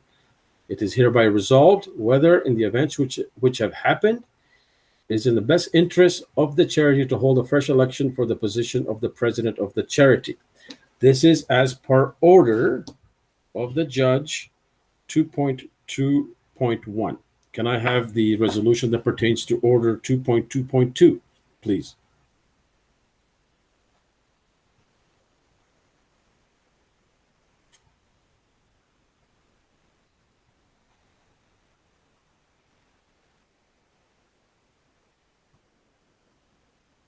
Okay, resolution as per the High Court Order PT-2021-00063 of Tuesday, 18th of May, 2021 by Mr. Justice Mellor, order in relation to the results of election of president of the charity, which was held on 30 and 31st of January, 2020.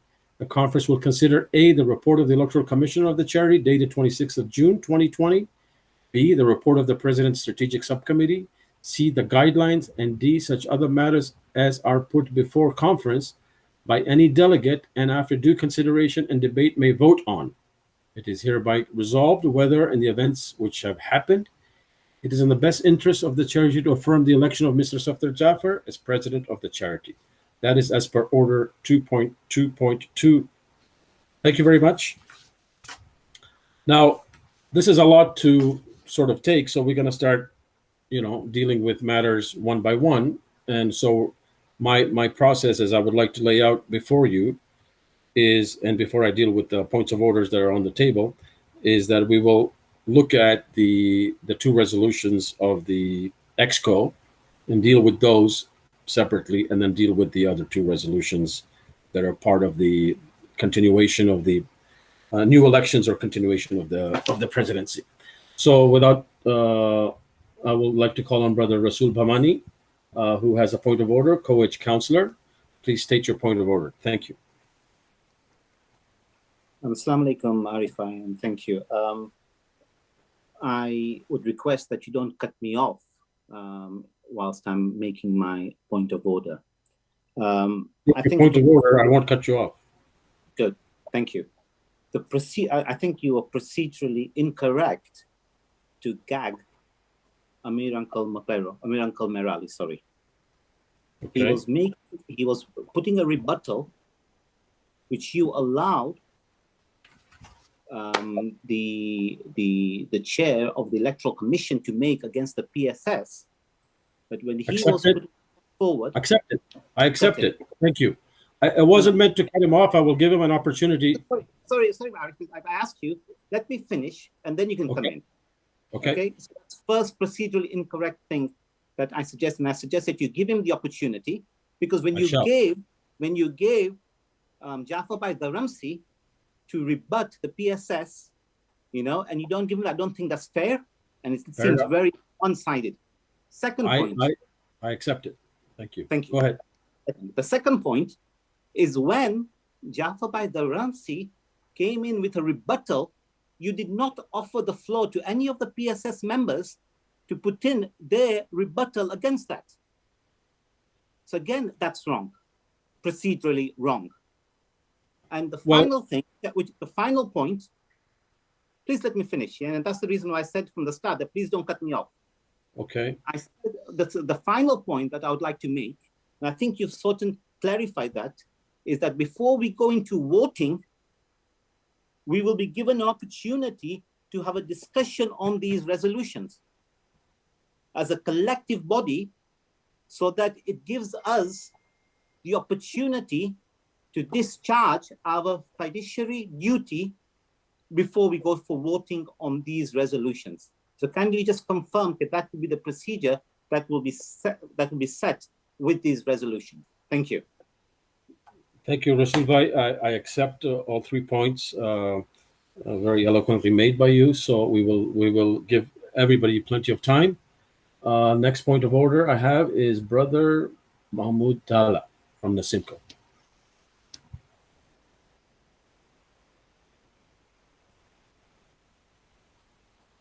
Mahmoud Bhai? Mahmoud Bhai? We'll revert back to Mahmoud Bhai. So the next point of order I have is Brother Muhammad Jafar from Africa Federation. I should say Dr. Muhammad Jafar, correct?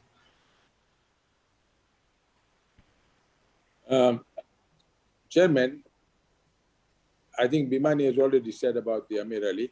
The second thing is that we are closing the meeting in next 10 minutes. So what is the procedure for tomorrow? And we have to discuss, as the court has ordered, that we have to discuss each and every and given everybody a chance to talk on that. Like, not that you go and cut off people who is talking and you just bring another resolution. Amir was giving his statement and you just cut him off. He was, mind you, he was a returning officer, my dear brother. He's not a man, and he was elected by the ESCO. So as much as you gave the chance to Jafar Bhai, Amir should be given enough chance to tell us what happened. How did it happen? Why didn't he go? And what happened in that election? Because that is very, very crucial for us, we people, to make a decision. Fair enough. Thank you very much. Go back to, and I've taken that into account. Brother Amir Merali, I will ask you to come back and give your statement, rebuttal. I will go back to Brother Mahmoud Dalla for his point of order. Apologies, I was at that time. I think it's resolved, so we can move on. Okay, thank you very much, Brother Mahmoud. So we've got time constraints. We've got process, procedure. So as I said, the process will be the following, and I'm guided by the conference. Will be to review the 2 EXCO changes to the SOP, and also during that time, I suppose, put the fillers in the Electoral Commission's report and the President's Subcommittee report, which were originally published on the 13th of December, which is agenda item 510, which is part of the process. So that's basically the process. Those 4 items sort of fall together. We can discuss them, and then we will vote on ratifying the 2 EXCO changes to the SOP, and then subsequently we will move on to discuss and table the resolutions asked us by the court with respect to continuation and or new elections. So this is basically the process I have, unless somebody has a different process that they would like to offer. I will go to Brother Amir Ali Mapero to kindly finish the statement that he was making. Thank you very much. And my apologies to you, sir. Please continue.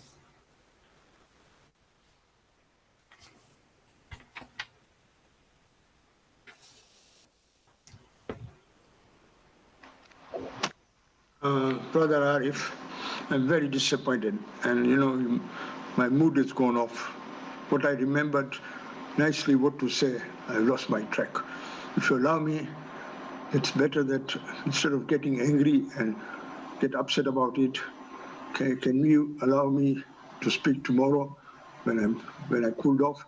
Because whenever you're ready, sir. Whenever you're ready. Again, my apologies. We're all brothers. Yes, I think we do it tomorrow. Otherwise, if I start, because I have a lot of facts to tell you, all of you, what happened. India, right? Inshallah. How was this election done in India, especially Bangalore? I was then given bad names from people from India Federation. I can name them tomorrow. So give me till tomorrow to cool off and give me a chance tomorrow. Thank you.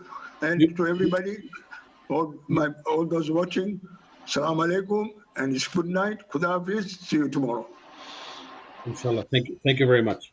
So here's the proposition. We're coming to the agenda as proposed and approved.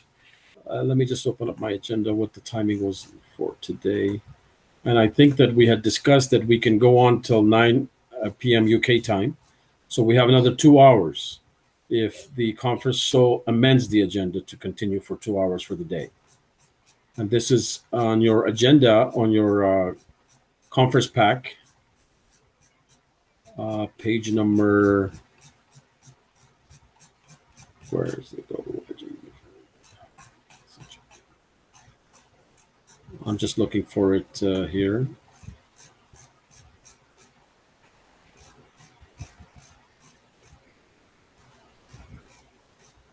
Mr. Secretary General, can you kindly assist where the agenda with the timings were? I'm looking at the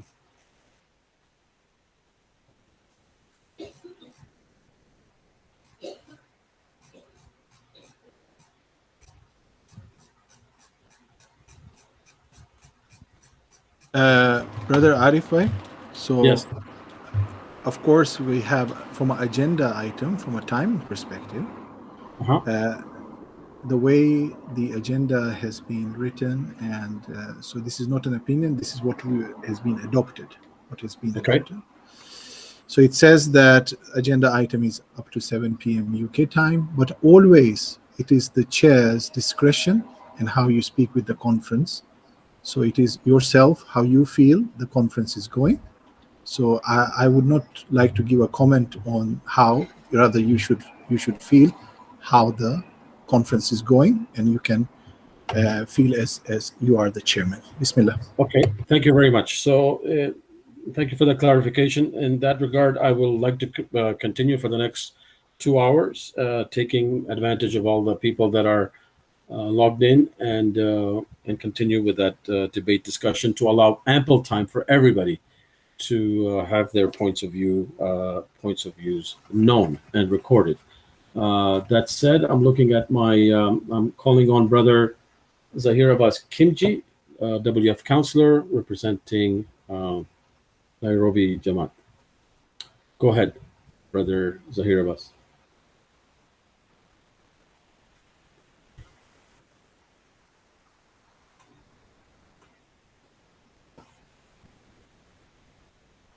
Bismillah ar-Rahman ar-Rahim. Always nice to see you, Arif Bhai. Same here. Thank you, Asant. I'm just trying to find the PSS report. Actually, I didn't know it was going to be my turn so quickly. So just, I don't waste time looking for it. Basically, my point is, when an election is annulled, as was written in the report, that they took into consideration various parliamentary something, whatever. I assume they are referring to countries. When an election is being annulled, it must be determined that there was a situation that determined a different result. If the result is not different, if instead of having an election at 2 o'clock in the afternoon, we had an election at 2 o'clock in the morning, that is a determining factor to the result of an election. That's just a point which we have to note. In terms of the 2 to 3 days, it was a whole executive council with not one objection from that whole council that changed from 2 to 3 days to 2 days. So what's the issue? Number one. Number two, in terms of the returning officers not attending, or for whatever reason, Umrah, Hajj, Ziyarat, whatever it was, they were going for holiday, that it does not allow the election process to be held hostage. As the Electoral Commissioner said, they had traveled from far and wide. So what was going to happen? We're going to hold everything a hostage because 2 people are not able to attend. And number 2, that also infringes on the right of the people who voted, because they also went out of their way to vote.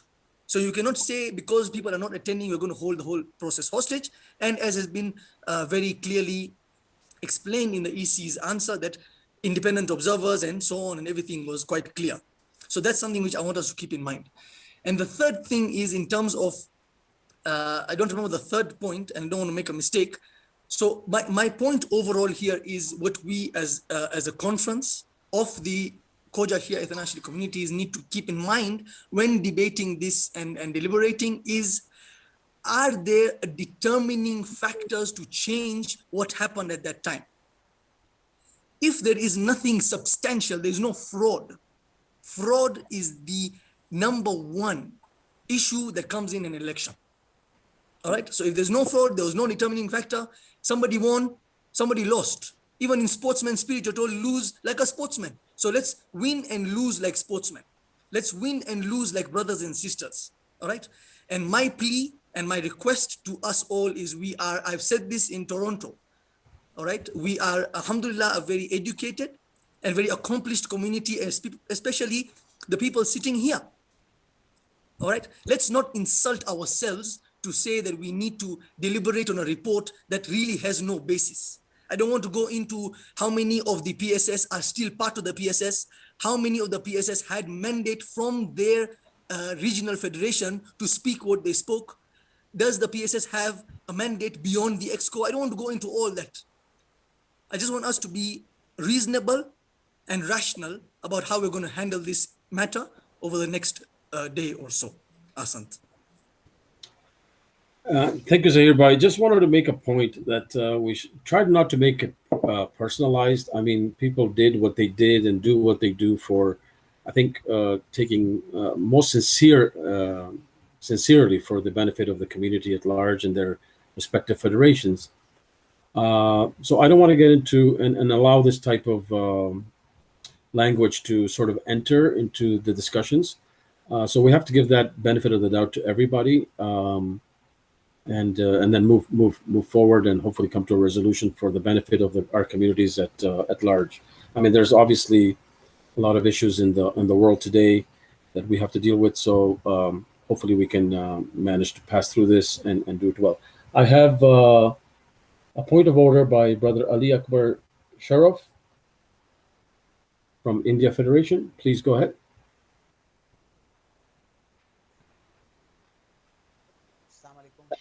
Walaikum salam. Am I audible? I can hear you. Hello? I can hear you. Am I audible? Yes.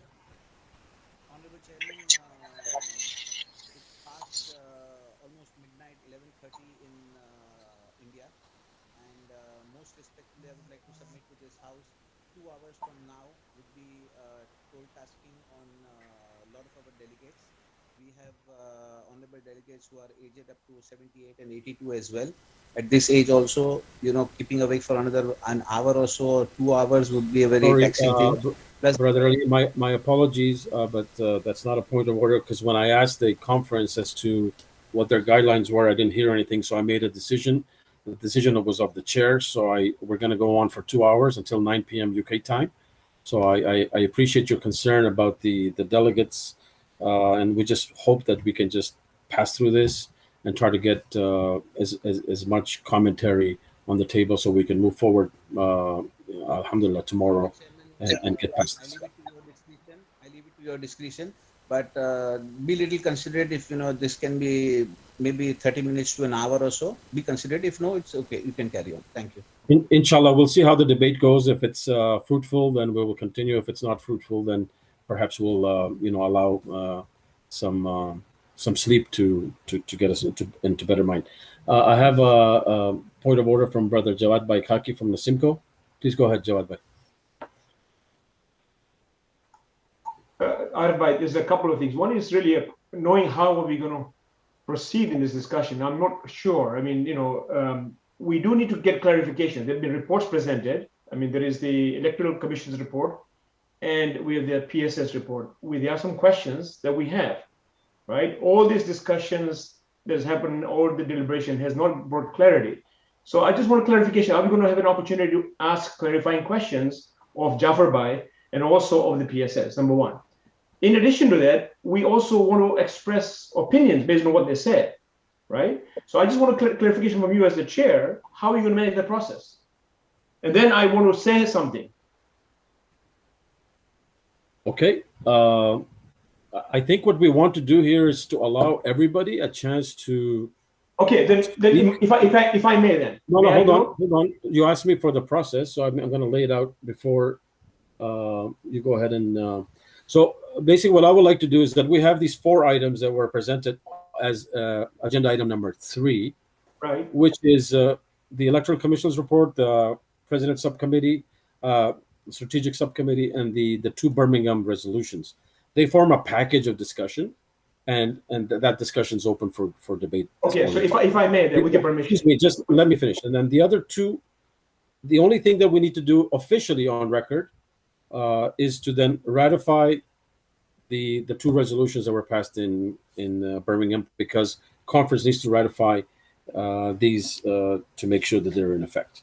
So that's basically, and everything else is open. So that. So with your permission, with your permission, then I would like to discuss those things that have been presented already before it's too late. Okay? Because fair enough. But Jawad Bhai, I'll be very brief. I mean, I'll be very brief. I cannot, because I have other points of order, so I have to deal with those.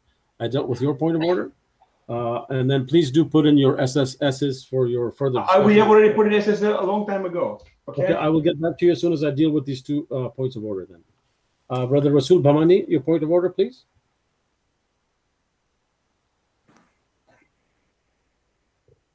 Arif Bhai, I'm disappointed. I put in a point of order, and yet I was being ignored. And I'm not sure because okay. My point. Just please, bear with me for a second. As I mentioned before, when I accepted the chairmanship, is that there's a process here that I went through. The IT team is fabulous. They're looking at all the chats because I don't want to be disrupted by the chats. I'm not looking at the chats. So I get a list of people who want to speak, and are they speaking on a point of order or not? So when I look at that, I deal with it on a priority basis on a point of order, and then any other statements to be made on a secondary basis, because the points of order take precedent. So this is why I'm coming to you. So I would appreciate, it's a really good job that the IT team is doing. I think we should commend them. So it wasn't like I was trying to ignore you, and it's never going to be that I'm going to ignore you. If you have a point of order and you state it, you take priority on the point of order. Please go ahead. Thank you. The point of order that I'd like to make is that the agenda and the procedural conduct of this meeting, the process of this meeting was approved earlier today. And on that agenda, the time to finish was 7 p.m. You don't have the discretion to continue it for another 2 hours. It's there on the agenda, and it was approved. Thank you. I will respond. Hold on. If you had felt, or if the chair had felt that we need an extra couple of hours, then there should have been an amendment before we approved the agenda. So procedurally, it's a point of order based on a procedural matter. So therefore, as procedurally stated, we need to finish at 7 o'clock. Thank you. Well, I take that under advisement, certainly, but as you can tell, the agenda is not followed to the T with respect to the timing. So if that were to be the case, a lot of discussions that precluded the appointment of the chair wouldn't have happened because the appointment of the chair was delayed by 3 hours. So if you take the bulk of time from the appointment of the chair to the end of the discussions for the day, I think I'm within the bounds of that. So I'm going to continue with my with the decision that I made, and I'm going to allow debate for the next 2 hours or within the next 2 hours. Thank you very much. So I will take on the next point of order, which is Brother Dr. Muhammad Jaffer from African Federation.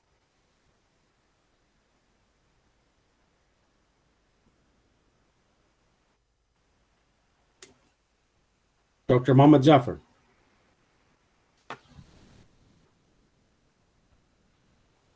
Okay, failing that, I will revert back not having any. Oh, I'm sorry, Brother Mahmoud Dalla from Nasimco Counselor, as a point of order. Hello, Assalamu alaikum. Walaikum salam. Yeah, I was just addressing Rasul Bhai's comment, and right there you actually addressed it perfectly well in terms of keeping the time and the fact that we've not been able to keep the time throughout. So it's perfectly okay for you to go on for another couple of hours. So thank you very much for addressing that very well. You're quite welcome, and thank you for pointing that out. Then I will go back to Brother or Dr. Muhammad Jaffer. If he's not there, then I will assume that the point of order has been dealt with. Now I will go back to Brother Jawad Khaki, who would like to make some statements in regard to the 4 items. Jawad Bhai, please deal with the 4 items. Well, thank you, Arif Bhai, for giving this opportunity, because there's no other forum, right? We can get reliable information, right? But believe me, I've tried to engage in the Nasimco folks, the information, and I'm not going to rely on the discussion in social media. So this is the only forum I've got to really understand what's going on. So there are two points here. One is on the eligibility of the candidate. I have 3 questions on that, and then also comments on the PSS report. On the eligibility of the candidate, basically, the questions I have, number 1, for the Electoral Commissioner, Jafar Bhai Dharamsi, is that, is there a requirement of the residency requirement for the Milton Keynes Jamaat for Safdar Bhai Jafar, right? Does he have to be physically a resident in the UK for him to be considered a member? And if so, was he a resident of the UK, right? And then the related question is that, is there a qualifying period for during which he has to be a member to be considered an eligible candidate? This is a key question that the conference must deal with, right? And we all need to feel very good about this stuff. I mean, I love Safdar Bhai, and I don't have anything against him or whatever, but I just want to make sure that we are following the right process. That's one clarification. Okay, on the membership requirement, and the PSS report talks about this. With regards to the PSS report, let it be known that the PSS leadership has not engaged the constituted Jamaats in the deliberations. I can certainly speak for this for Nasimco, and I've seen reports that the same was true in Pakistan. So I have so we can assume that the PSS folks were presenting themselves in their personal capacities and not necessarily as a regional federation leadership, if that's what my understanding is correct. Now, if that is the case, we also know there was a recusal by the Nasimco president. So the question really is that, was there any pressure, was any undue pressure applied to the PSS leadership to sign on to the report? I don't really know. We need to hear from the people who signed on to the report. Akbar Muhammad Ali, Anwar Bhai Dharamsi, Arif Jaxi, Shabi Bhai Najafi. All of these people who signed the report, I want to see, was there any pressure applied to them to do so? Now, this comes to my other point. Last June, or maybe May, I had written a letter to the Secretariat that I think is very important that in this meeting, that any potential conflicts of interest be disclosed. And I want to know that, and by the way, and I did provide a pointer to the Charities Commission guidance on how you can identify this. So I want to know that any of the members of the PSS have any business dealings, past, present, or coming in the future, that could cloud the judgment that will then influence on how we look at the PSS report. Okay, so I hope I've read two points here. One is the eligibility membership towards the Jafar Bhai. The second is the PSS leadership, the people who signed on the report, to get the clarification of the things I've mentioned. If anything is not clear, I'm happy to elaborate, but in the brevity of time, I'll end here. Thank you very much, Jawad Bhai. I would like to ask then Brother Jafar Bhai Dharamsi to comment on the specific question that was posed by Jawad Bhai on eligibility, which was, I think, addressed in the Electoral Commission's report, but if it can clarify for the sake of posterity here. Bismillah ar-Rahman ar-Rahim. Paragraph 2.5 of the SOP requires that a candidate for presidential election must be a registered member of a constituent member and must be nominated by any member federation. That's all it says. The Electoral Commission received nominations of the 4 candidates. The ultimately successful candidate's nomination by the Council of European Jamaats was accompanied by a statement dated 15th of December 2019 from the Zainabiyya Islamic Center of Milton Keynes that Mr. Safdar Jafar is a recognized, I'm quoting this, is a recognized and fully paid member of KSIMC of Milton Keynes. The Electoral Commission accepted that all 4 nominees fulfill the requirements of paragraph 2.5 of the SOP, and it is the opinion of the Electoral Commission that the time at which the requirements of paragraph 2.5 of the SOP must be satisfied is when the time for nomination closes, which in this case was the 2nd of January 2020. Thank you. Thank you very much. Arif Bhai, I think it doesn't answer my question, right? Really, I mean, the question really is there a residency requirement? Does Milton Keynes Jamaat have a residency requirement for the person to be in the UK for him to be considered an eligible member? I mean, it could be an error made. So I want the confirmation. Nasimco or COAG, whoever nominated, did they verify this eligibility, residency? Is there a residency requirement, and was it met? So Jawad Bhai, so it's sort of like a cornucopia here. If we basically what Jafar Bhai and what's on the table here is the Electoral Commissioner report, which states quite clearly that the requirements under the WF Constitution with respect to eligibility was well met. Not only that, but there was nominations received from both the federation, the home federation of the Milton Keynes Jamaat, which is the COEG, as well as Nasimco and other federations with respect to nomination for presidency. So I think that matter with respect to how the Electoral Commission has had to deal with it is met. Other matters that came up with respect to does Milton Keynes, if he's eligible for Milton Keynes leadership, if Milton Keynes leadership allows a 10-year period or waiting period of a year or so, does that preclude him or her from serving the WF presidency? It's quite clear that the Constitution of the World Federation does not impose that requirement. You can parse that it's potentially possible that if he can't serve in a Jamaat, then he can't serve in the WF Federation. But unfortunately, not all Jamaat constitutions are equal in different parts of the world for different reasons. And so we will leave it at that. And I think the question is generally answered as to the eligibility requirement. Now, moving on to the other, if you can sort of repeat the questions with respect to the PSS without too much detail, because I think we get the gist of it, so that we can ask the PSS members to ask.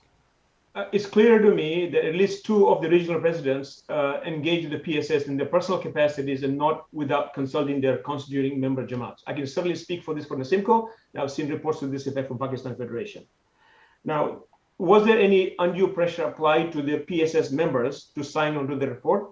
And then do the PSS members, do they have any business dealings outside of the World Federation affairs, right? Commercial business dealings that might really influence their judgment and that we should factor in as we weigh in on these issues, right? Present, past, or future. Okay, thank you so much. With that, I will just invite, and I beg Sister Saida Gio, I think she was before Brother Shabir Najafi, to close off this matter, because Brother Shabir Najafi is a member of the PSS. If you can kindly try to answer the question that was posed by Brother Jawad Bhai, and also state what you wanted to state on your on the chat, please. Shabir Bhai.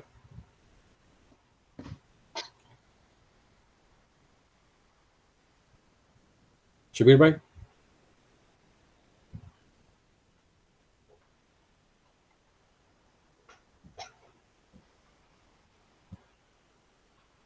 I don't think Shabir Bhai Najafi, are you there?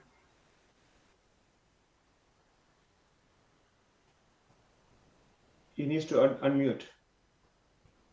I don't see him. He's there. He's under Honorary Khalfan. He's with Honorary Khalfan, yes. So Shabir Bhai, are you there? Yeah, can you hear me? Yes, I can hear you, but there's an echo. So somebody needs to shut off their mic. Yeah, in the voice petition. Okay, I don't think there's an echo now. No, Mr. Chairman, can you hear me? I can hear you, Shabir Bhai, but I would really love to see your face rather than the ceiling. I'm sorry because I've been left out for a long time. These devices may have stopped working. Okay, Arif Bhai, I had also put permission to speak. So do you want me to cover that now, or you just want me to answer this, Mr. Chairman? No. That's why I sort of skipped the queue. I wanted you to answer Jawad Bhai and then speak whatever you wanted to speak of. So I'll give you a little bit extra time because now you have to answer Jawad Bhai. At least give us, fill in the gaps, and then also, state what you wanted to state. Okay, Arif Bhai, so I'll just fill in the gaps because my colleagues are here. As you know, that our chairman was the president of the past, at that time, was the past president of World Federation, Anwar Bhai, and we had a coordinator, Hussain Bhai Hussain. But I'll do the best I can from the memory. Before I do that, Mr. Chairman, and this is in a positive way, it must have, you must have missed it because it could have been done by the admin or the secretariat or the arrangements. But I would just like to put on record, you see, on the electoral commissioner, we brought in the current chairman of the commission, correct? To respond. Similarly, I think the admin staff, and again, Mr. Chairman, not to you, should have made arrangements for the current PSS chairman to come in and made arrangements, or if that should be possible. If not, I could have requested Anwar by currency. So what was the question that Jawad Bhai had? Would you like me to? Basically, I'll repeat again for the third time now, right? From what I understand, at least two of the PSS presidents acted in their personal capacities without consulting the member Jamaats, right? The Pakistan Federation and the Nasimco. First question is, was any undue pressure applied to any of the regional heads to sign on to the report? The question number one. Question number two is that, so that we know if there's any conflicts of interest, have the PSS members had any past, present, or future dealings, business dealing being contemplated that might influence the outcome of the report, and that we should weigh in as we weigh in on the legitimacy of the PSS report?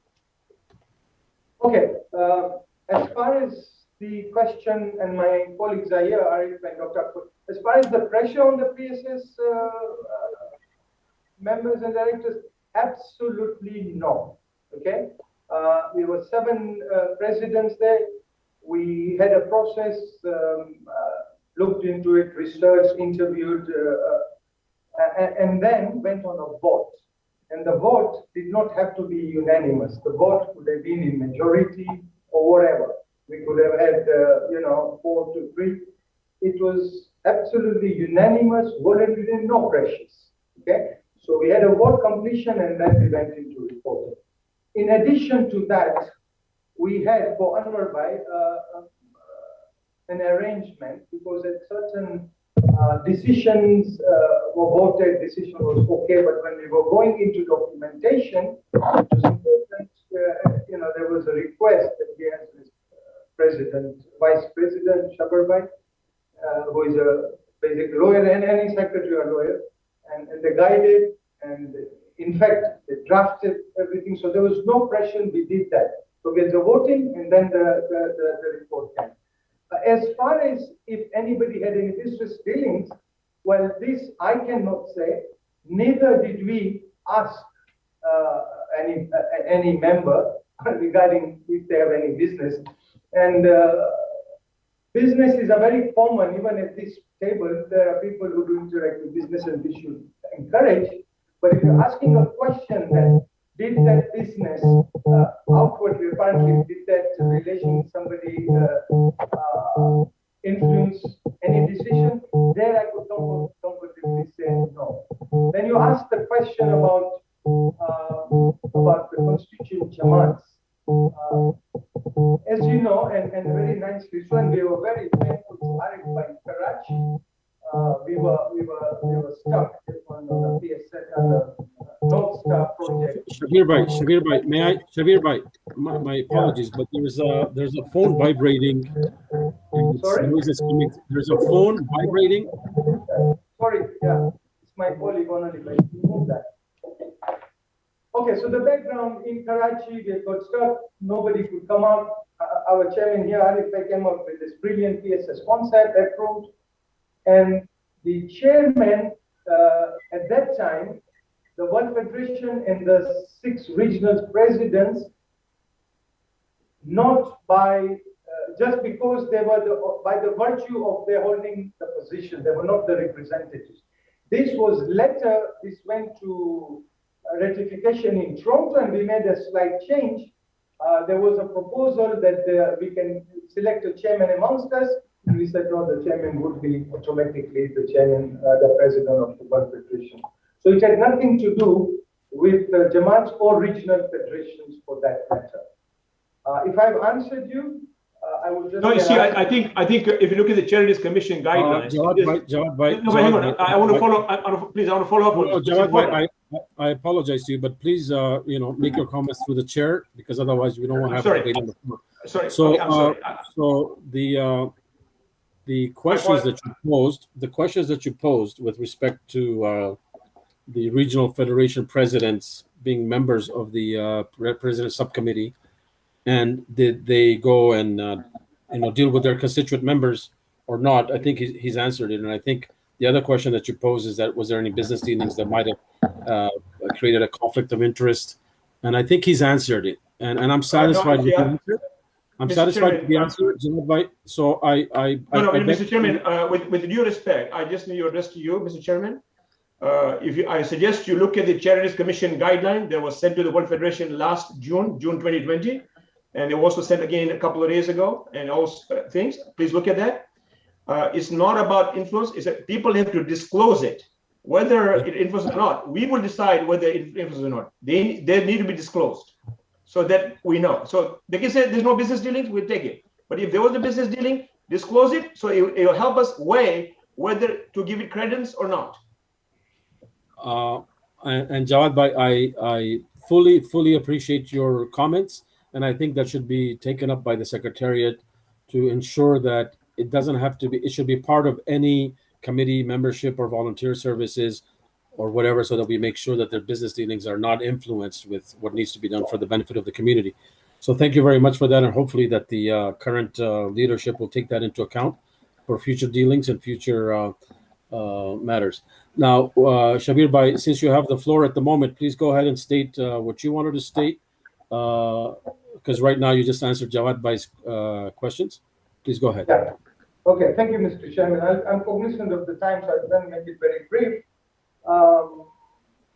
My humble request, I'm not going on what we have passed in the process document. You are the chair. You have the powers of the time extension that you have given. But I would like to put a request for if you can still reconsider curtailing that some reason. One is, I think I, for one, are getting to very tired, and we are now discussing something which is so important, and if it doesn't get freeness of mind and without being tired, we'll end up like the past. We rush it through and we won't give it the due attention it needs to be time. So we need to be very, very Secondly, my members, especially in Mombasa, there is a curfew and they have to leave their office or wherever they are. So I would request you to reconsider that and relieve us and get some rest and be fresh. The other things are just for record purposes. Councillor Zaira Baspai, is our child, my child of Africa. But just for record, I think you, Mr. Chairman, very sorry you said it's representing Nairobi Jamaat. It doesn't really matter for record. He's not representing Nairobi Jamaat. He's the nominated councillor of the World Federation. So if that would, for record purposes, and just a couple of points that were made. That it makes no difference. The annulment makes no difference to election, and it has no basis. I think this was not part of what PS has to consider. That's what this body would do. We just looked at it, whatever we found, and we reported accordingly. And finally, Mr. Chairman, if there was any, I know I have already said on the time side, but if you're on any other agenda, I certainly would bring this and I would follow your direction. But in this, I request you that even if it crosses the 2 or 3 minutes time, let's just give it that. And let's not rush this through, not necessarily from your point of view, but even from the assembly, because this will then get stuck. We have all gathered here, we've got an opportunity again to sort it out miraculously, internally by the community.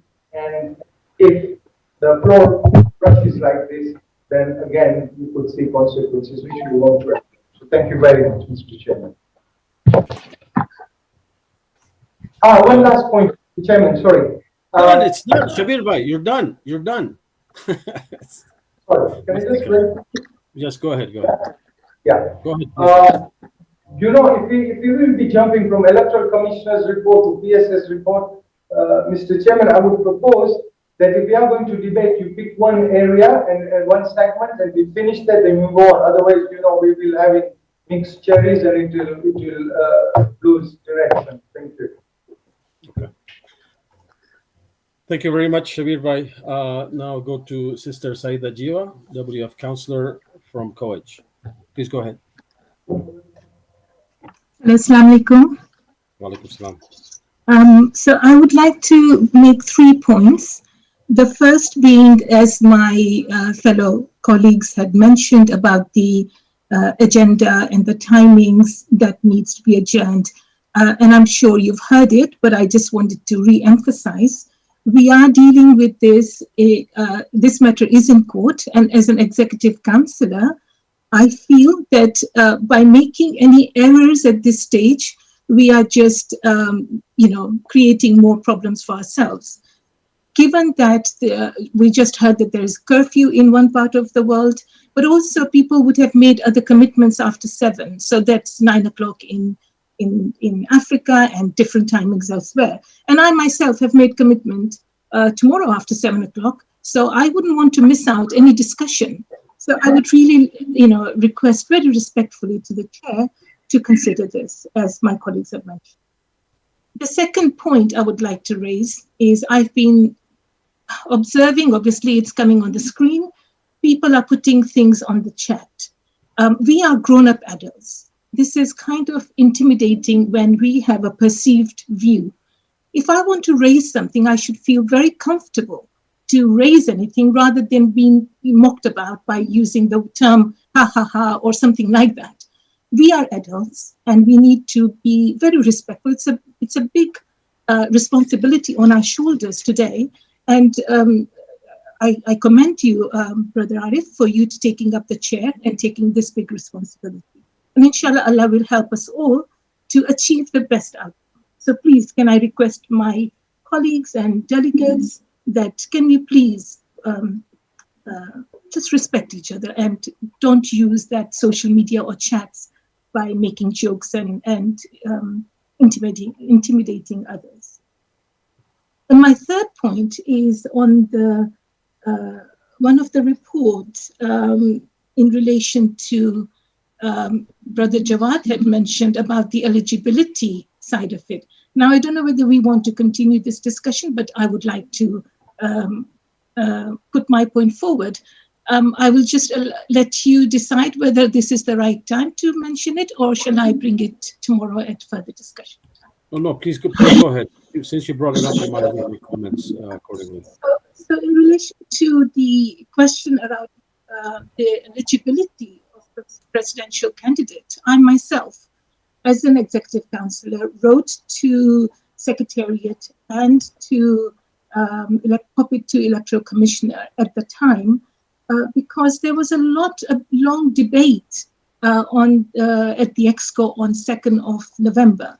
And I think sometimes these kind of refreshers are important because we have new delegates and councillors who may not have revisited those videos and those discussions. So just to refresh our minds, we need to be acting independently.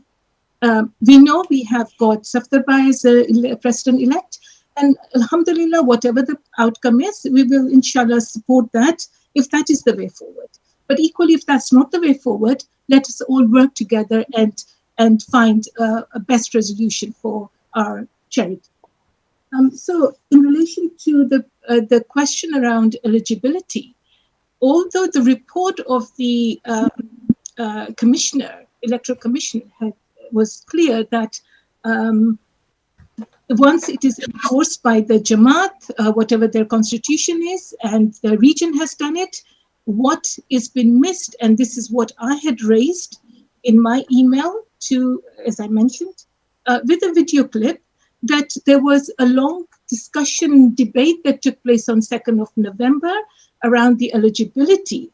And it was not just the endorsement or the membership of the candidate, it was about whether that candidate can be, what is the time frame, which was mentioned again by Jawad Bhai, that whether you can elect that individual as your executive committee member or a president of your local Jamaat. In some, I think in Canada, in Toronto, it's 5 years. So you can be a member, but you will not be able to stand for that post. So that is the discussion that took place, and the Electoral Commission was present there. I'm not sure, Brother Ali, whether you were there or not, but it's all been captured in a video. And that is where I think the issue comes around eligibility. I just want to leave it there because people who want to recess after tonight will have the opportunity to go and visit that video if they wish to, because we all need to make, we all are, again, I'm mentioning it, we all are responsible, and we don't want to make any further errors in making our decisions. So thank you very much. Thank you very much, Sister Saida. Again, with respect to eligibility, without having to call back Brother Jafar Baidaramsi, there's two issues here, really. One is what eligibility for Jamaat elections or Jamaat office holdings, and eligibility for World Federation. You, as a sister, can run for the World Federation presidency, but you may not be able to do so for your own Jamaat because you happen to be a female. And that has to be taken into account because not all Jamaats allow that that eligibility. So does one impose on the other and vice versa? Unfortunately, we don't have a consensus on constitutions across the board, what the minimum requirements are and so forth. This is just me acting as a previous secretary, both of the Toronto Jamaat as well as the Simcoe. It's a hard task to try to get to that point where we have some consistency, some basic requirements for a Jamaat to be considered to be a Jamaat of the World Federation. So yes, I take that your point very well, and I think that the delegation hears you. However, I think that question has been answered by the Electoral Commissioner. So thank you very much. I'm going to go to Liaquat Bhai Devji from Kowach. Liaquat Bhai, if you're there.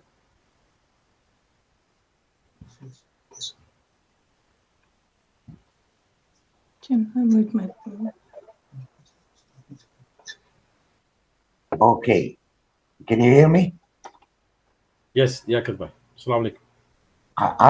I've been trying to find out who signed the PSSS report and how many are still there as a present president of the committee of the PSSS.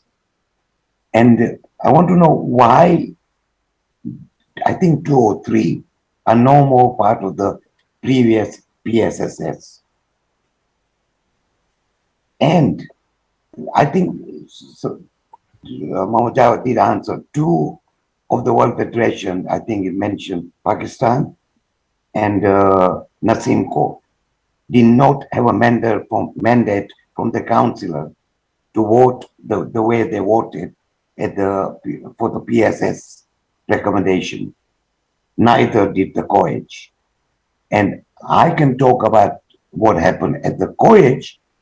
We called a special meeting and more or less forced by voting in a huge majority to reverse the signature of the COEG president onto the PSSS. And he did it. And I think, if I'm not mistaken, 4 out of 5 did the same thing. Thank you for listening to me. Thank you, Liaquat bhai. Good observations there. The PSS, as Brother Shabir Najafi alluded to, I was part of that whole structure. It was representation by the presidents of the regional federations and the president of the World Federation to deal with matters urgent to the community. And they dealt with it. And there were some terms of references in all cases, and I was the Secretary General of Nasimco. It wasn't necessarily ratified at the Nasimco conference. So the fact that a president of Nasimco can be a member of the president's strategic subcommittee did not necessarily ratify in the terms of reference in Nasimco. I was the Secretary General at the time, so I can speak on that behalf. The requirements are they're representing their federations, so they should do the best that they can in order to gauge the view of the federation and then act accordingly. But they also have sincere duty to do what's best for the community at the time that something is presented to them. And let's look at it from that perspective, that they acted sincerely for the best of the community at the time that they acted.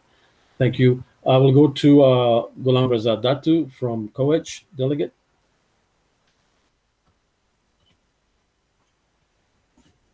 Assalamu alaikum again, everyone. Arif bhai, I just had a few comments and questions that I need to make on the Electoral Commissioner's report and the PSS report. And some of them are procedural. So if you just bear with me, there'll be just 1-line sentences and I'll keep them short. So I'll start off with the Electoral Commissioner's report, whereby he said the observers who were there did not turn up, for whatever reason it may be. Now, observers are there just to check the counting. They are not there to see whether the Electoral Commissioner is doing this or using that spreadsheet or whichever spreadsheet. Their role is just to witness the count and come back to the ESCO and say, yes, there were 1,000 votes counted and we saw them counting the 1,000 votes. And until today, those votes, if I'm not mistaken, maybe there in WF office for anybody to go and count them, if that is one of the reasons that the PSS has picked up. And what's surprising me is the PSS had dealt with this matter during March, April, May, June of last year, when the whole world was dealing with a pandemic of COVID eating away our community, and there was no PSS report on that emergency. Yet there was a PSS report on the election of the WF presidency. Number one. Number two, PSS as a group has not been ratified by the conference. So how can a group that is not being ratified by a conference yet present a report for the EXCO to approve and simultaneously then present a report to a conference to approve? So there is a fundamental flaw over there. Number three, the changing of dates. Now, this is very important that people do understand what had happened. Yes, the dates usually 3 days were selected, whereby only 1 day the region could select and have the voting on. It wasn't voting over 3 days. So whether you choose 2 days or you choose 3 days, the region still had to select 1 day where the voting would happen in that region. So again, is it the voters' fault that the EXCO at that time decided to make that change, rightly or wrongly? Why should the voters be penalized for what they have voted for? Number 4 is the PSS has never published any, they've had meetings, but they've never published any minutes to those meetings. How do we know whether there was a governance method followed? Yes, I could say I've spoken to such parliamentaries, I've spoken to this lawyer, that lawyer, but according to me, I have not seen any minutes of the PSS meetings. So again, the PSS met, number 1, without the mandate of the EXCO to deal with that issue. Number 2, we had a crisis in the whole world pandemic, which was eating away our communities. We were all falling short, yet the PSS was concentrating on just the election matter. Number 3 is the vote counting. Number 4 is if the observers could not attend on the day, really, is it the voters' fault that the observers did not attend on the day?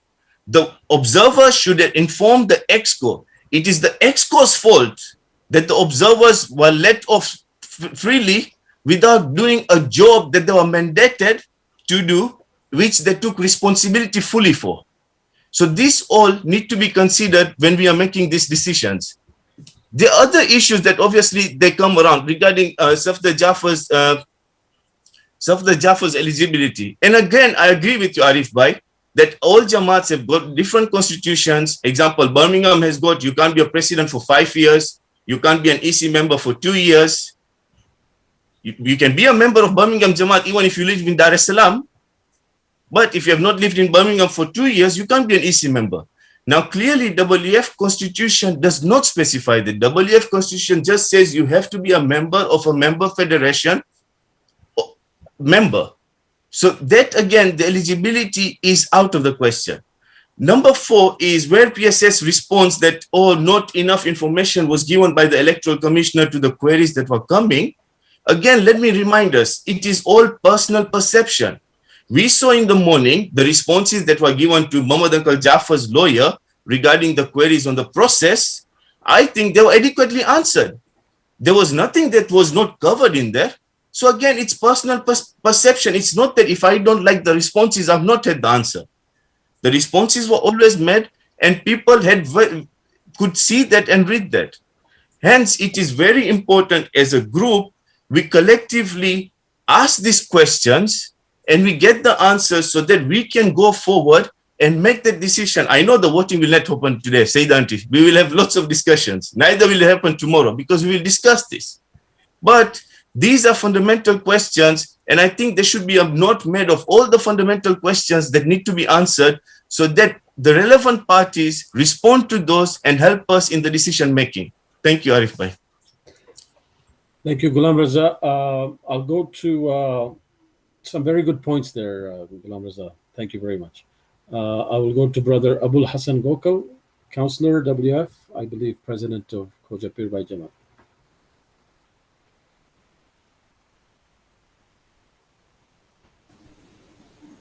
Assalamu alaikum, everyone. Walaikum salam. Thank you, Arif Bhai, for having accepted this responsibility. And mashallah, you're conducting it well. Okay, I'm just taking Jawad Bhai's views forward. And before I add my points, most of what we are discussing or have discussed has already been debated at length in the previous expo. However, this is refreshing the memory and repeating the debate is also helping others to understand the matter. Jawad Bhai Khaki raised the question regarding any past, present or future business dealings amongst the PSS leaders which might have put any pressure. can take this argument forward. The idea is that there should be no pressure or bias or influence.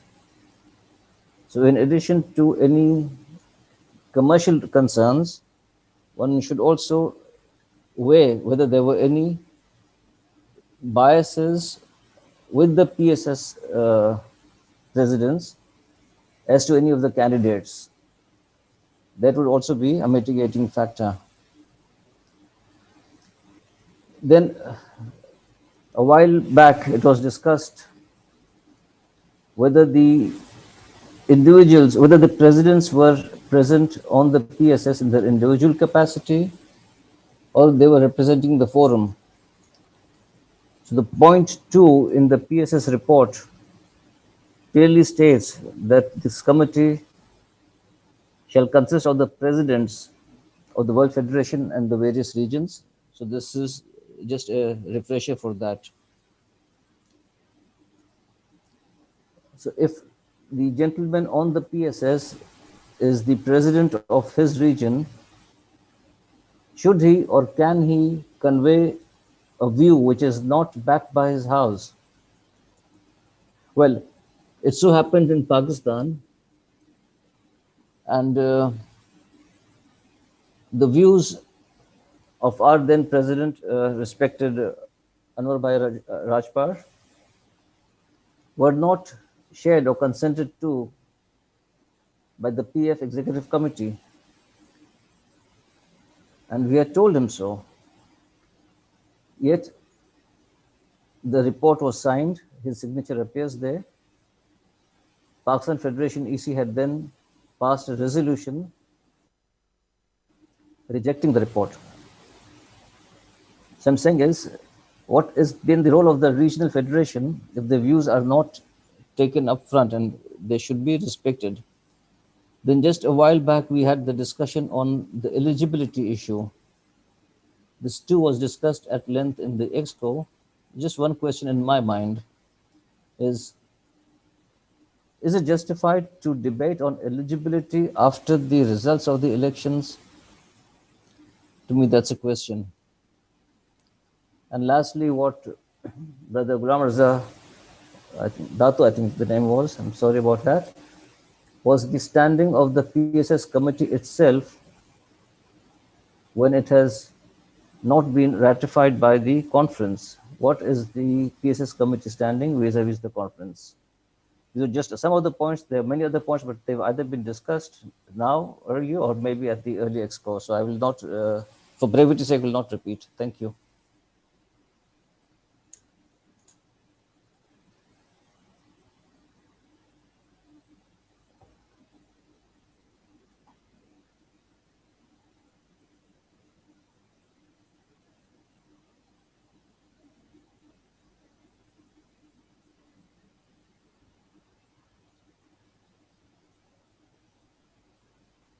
Brother Sadiq Kamani, please go ahead.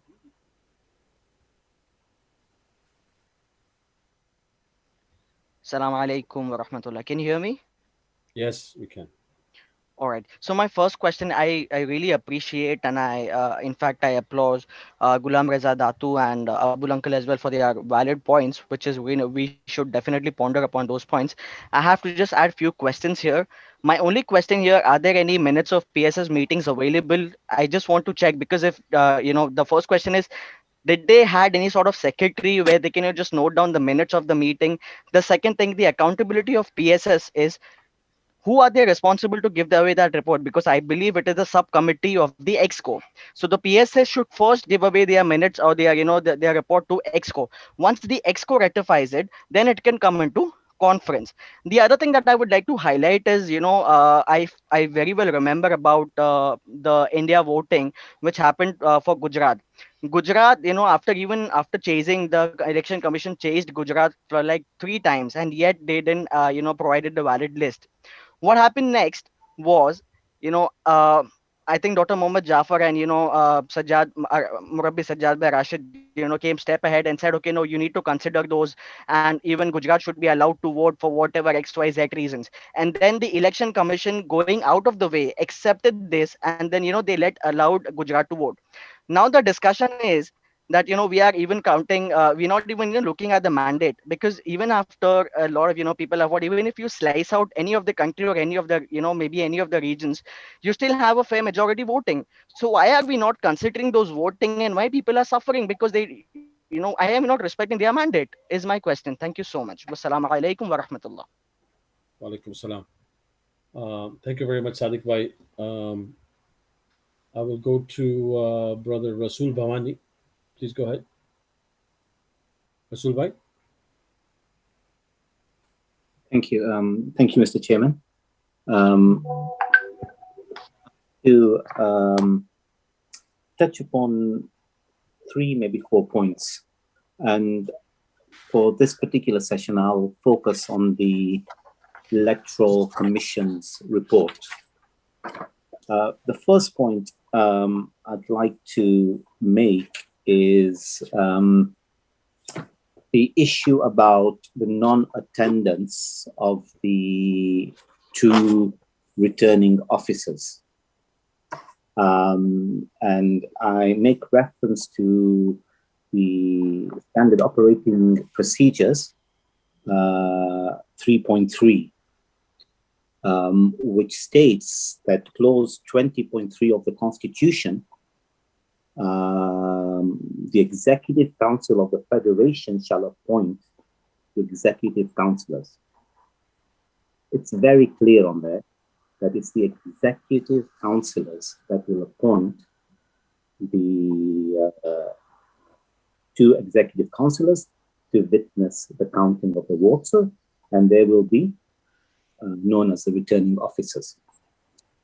Now, my question here is that when these 2 people did not attend, then one would have assumed that the Electoral Commission would have informed the Secretariat, and then the Secretariat would have informed the Executive Council and gain advice and instructions as to what shall be done now. It was out of the Secretariat. On this particular instance, I think it was the Vice President, then the Vice President of the World Federation, Shabadala. What authority did he have, and what authority did the current Vice President of the World Federation, Munir Datu, who at that time was the President of Hujjat Jamaat, on his own accord, goes out and brings in people to this count? That's a clear breach of the standard operating process, and that's a clear breach of the Constitution. What should have happened is this, is that the Electoral Commission should have made that reference that to the Secretariat, and the Secretariat should have come through to the Executive Council, and the Executive Council would have then decided or instructed what should have happened. But instead, what the Electoral Commission did is basically went and validated the count, or after whatever the complaint procedures they thought was fit, it then decided to declare the results. I think that was a clear mistake and a clear breach of what the documentation had stated. So that's the first one. Rasul Bhai, if I can just interject, and I've tried to keep this, let's not attribute intent or judgments. I think, like as I said many times, is that all the people involved were acting sincerely. I think if we use that rule, that they're all acting sincerely for the benefit of the community, and so that any attribution of mistake or they did the best that they could at the time. If it was right or wrong, it's for us to adjudge now, right? I mean, either we accept the results of whatever happened, or we don't accept the results of whatever happened. So I think if we just so that not to inflame people, and so I'm watching my language as well. So I appreciate if we could all do the same. Please continue. I apologize if I was giving offense in my language. I will be mindful. But the second point I'd just like to make is this issue about the process of complaints. Again, the SOP is very clear. I think it's section 4.14 of the SOP.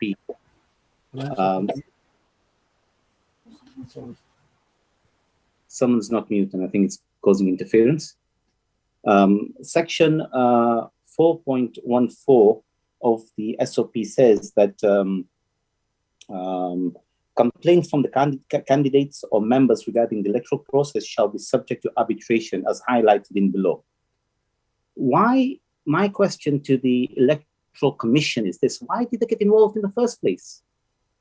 There was clear guidance that whenever there is a complaint, you refer it to the arbitrators. It's not within the remit of the Electoral Commissioner to get involved in complaints. And I suspect what has happened here, because they overlooked this and got involved within the complaints, you know, they were bogged down with it, and that caused one issue after another. So again, if Jafar Bhai Dharamsi can sort of give us the understanding as to why they actually decided that they felt it necessary to get themselves involved rather than follow the SOP, which said that that should have been referred to the arbitrators. The third point I'd like to make on this is the eligibility. Now, the eligibility crisis issue is, I don't want to get too much involved in this, but I just like to make one observation on this issue and where I think the problem has happened. On the 2nd of November meeting in Birmingham, there was a debate about local rules. And I recall that COEG President, Dr. Mondali, looking at clarification on this.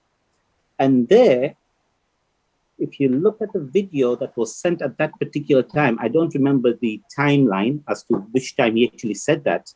Mujtaba Datu, may Allah give him shafa, said that local rules apply. He agreed with the clarification. And I think that's where there is a confusion about local rules. And the understanding that I got at that time was that not everything can be written up in a paper, but the spirit of eligibility at that time was that you cannot become a president of your own Jamaat.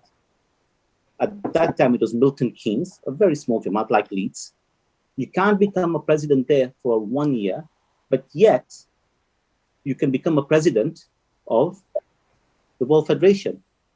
So that's the 3 points that I'd like to sort of make on the SOP. The final point, and I'm just going to touch upon this. This is on the PSS, and I've heard many times. I've heard Liaquat Bhai, I've heard Ghulam Bhai, I've heard the guy from Pakistan say that they had no authority. They acted in their own accord. That may be the case. But the judgment that we have now seen here, the judge had said that every councillor has a fiduciary duty to act within the best interest of the charity they represent. It is my duty as an executive councillor to act in the best interest of what I see fit for this particular charity. These individuals who made up the PSS did exactly that, or they would argue that they did that. And I can't see that there's any issue in that. So that's the point I like to make on that, and I'll leave it at that, and if I need to come back in tomorrow, I will do. Thank you so much for letting me speak. Thank you, Rasul Bhai.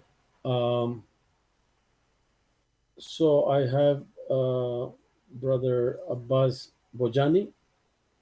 Sorry, before that, I have Brother Mahmoud Dalla from the Simco, and then followed by Brother Ali Hassan Ali, and then Brother Abbas Bojani. Please go ahead, Brother Mahmoud Dalla. Assalamu alaikum. Thank you for giving me the turn. All right, I would like to take a couple of minutes of your time and take a slightly different approach to all of this, and see if it resonates with the rest of the group here. Everybody is spending hours of their personal time for the sake of the community, and everybody has great intentions while doing this. we are a very diverse community, and as such, the fact that we have a PSS report that had a different conclusion, the Electoral College had a different conclusion, and so on, right? It's actually just natural. That is natural part of being a diverse community, and that is why when we do self-governance, right, we have to live with the fact that we are going to be different. We are going to come up to different conclusions, but then we stick to what the majority wants to do and move forward from there. So I concur very much with you, Mr. Chairman, that and thank you for taking up this responsibility and doing it so well, mashallah, so far, and I appreciate that. But I do concur, and I do concur with you that it is, I think, futile to start pointing fingers and saying this person did this bad or this person that bad. I'm not sure what we're trying to achieve by doing that. Everybody acted in their best interest, whether it is the PSS, in the best interest of the charity, in the most sincere way, whether it was the PSS or the Electoral Commission or the old OBs or whoever. We are indebted to all of them for spending all that amount of time. Now, the different approach I'm talking about is I've looked at what the court and the judge has come back to us. If whatever happened was anywhere, shape, or form illegal by court or the laws, local laws, we would not be sitting here. The rule would have passed and we would have moved on. What the court is basically telling us is whatever has happened is not illegal. All right. It's messed up a little bit, but it's your own problem. Go solve it yourself. And whatever you decide, it will be fine by the court. And then the judge is giving us advice and saying, listen carefully. You look at your constitution, look at the few things, but at the end of the day, please make a decision which is in the best interest of the charity. So even if you agree to go this route or that route, it's okay for the court. So that gives us the latitude of making that decision. My recommendation is let's make that decision collectively and peacefully stick with that decision, because that is what democratic institutions do. Whether we like the decision or not, we peacefully stick with it, right? So the fact that the judge has told us that you go ahead and you make your decision. Let's make those decisions together, right? Let's not point fingers and let's look at what's best interest of the charity. Now, I'll give you my opinion of what I think is the best interest of the charity at this point.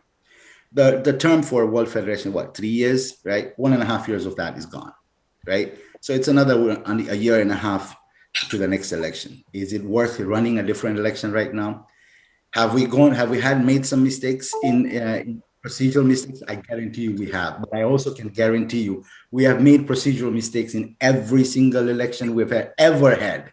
We are not perfect system. We can never be perfect. If we go deep digging, we'll find it. We'll find mistakes in every election. What we need to sit here and say is it worth doing it at this point? What are we achieving? Could we spend the next year and a half setting up another election?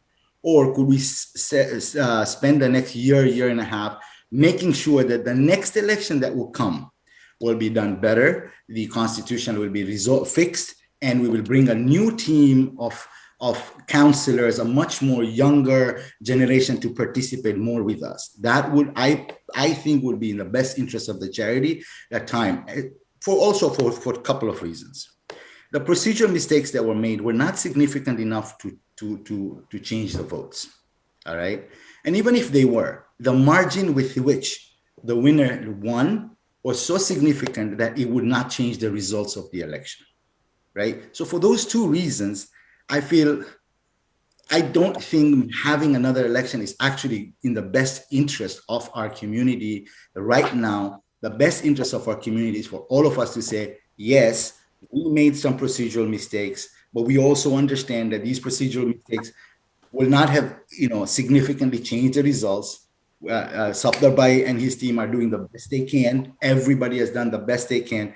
Let's move on and let's focus on that to make sure in this year and a half that is left, that the constitution is resolved and that the SOP and whatever procedural things are resolved, so that when the next election comes, we're much tighter and the number of any procedural mistakes are minimized even further. right? Remember, I'm saying minimize because we can never eliminate that because we're not perfect. We are by nature human beings. We're not perfect. So that would be my recommendation. If we think of it this way and we stop nitpicking on the little things here and there because it's really not productive to anybody, we'll sit here another 3 weekends, right? What we're trying to achieve, we're not going to achieve what we need to achieve, right? What we need to achieve is consensus, but move forward. If we go to vote and the vote says we need to annul the election, so be it. Even those who don't agree with it will have to stick with it and move on. This will show to the world that we are civilized, that we take the time needed to debate, but then we all stick together with whatever decision we make. That is an approach I would recommend we take. And I hope it makes sense. So thank you very much for the time. Thank you, Mahmoud Bhai. I think this is the second sort of like if it was a motion, that'd be a seconded. I think Jawad Bhai mentioned the same thing, that the order is quite clear, is that like, okay, all these things happen, but what's best to move forward? Either hold new elections or continue with the current presidency. And those are really the two elements before us in its finality that we're going to have to make a decision on. So everybody's making their points known, and I think we're we're converging to perhaps something that we can all band behind, inshallah. I have Brother Ali Hassan Ali, followed by Abbas Bojani from India Federation. Ali Hassan Ali. Mr. Chairman, please allow me to humor you with a quick analogy. I promise you I'm not going to take more than 2 minutes of your time. I'm holding here a ceramic cup.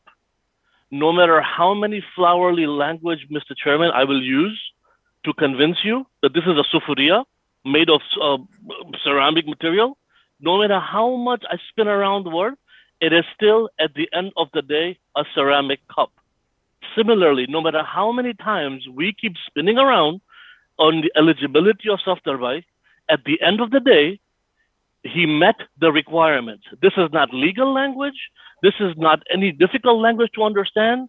The rules are clear. He met the legal language. As Brother Mahmoud mentioned, whether there are flaws, we need to fix that going forward. Let's not look back. Let's look forward. Secondly, my humble request to you after I'm done, Brother Uncle Amir Merali has been patiently waiting for his rebuttal.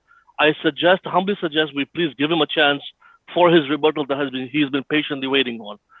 And finally, Mr. Chairman, I will need your assistance on this final point. I promise it's a one-line point. There has been a lot of dancing around this question and ambiguity, and I will humbly request you to simply ask a simple yes or no question to Shabir Bhai Najafi on the topic of conflict of interest. Do you or do you not have business dealings with Dr. Muhammad Jafar, either now or in the past? It's a simple yes or no question. Now, Mr. Chairman, if I can have your assistant, I would love to have an answer for that. Thank you, Ali Bhai. With respect to flowering words, it's always better to be a little bit more flowery than not flowery, I guess.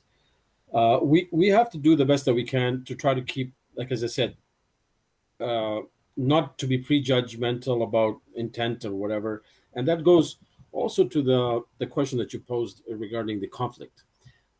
If if you think about it in the sense that the gentlemen, the people that are acting in their capacities for the benefit of the community, act sincerely or are acting sincerely, then that question doesn't need to be posed. However, for the sake of posterity and moving forward, and the community getting bigger and more diverse, as Brother Mahmoud said, this is something that the future leadership can take into consideration to ensure that there is no conflict, either perceived or otherwise.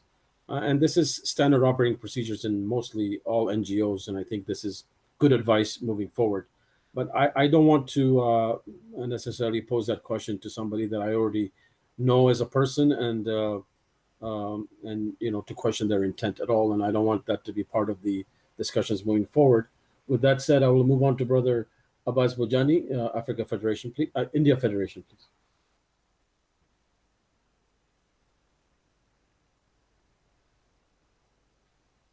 Abbas Bhai?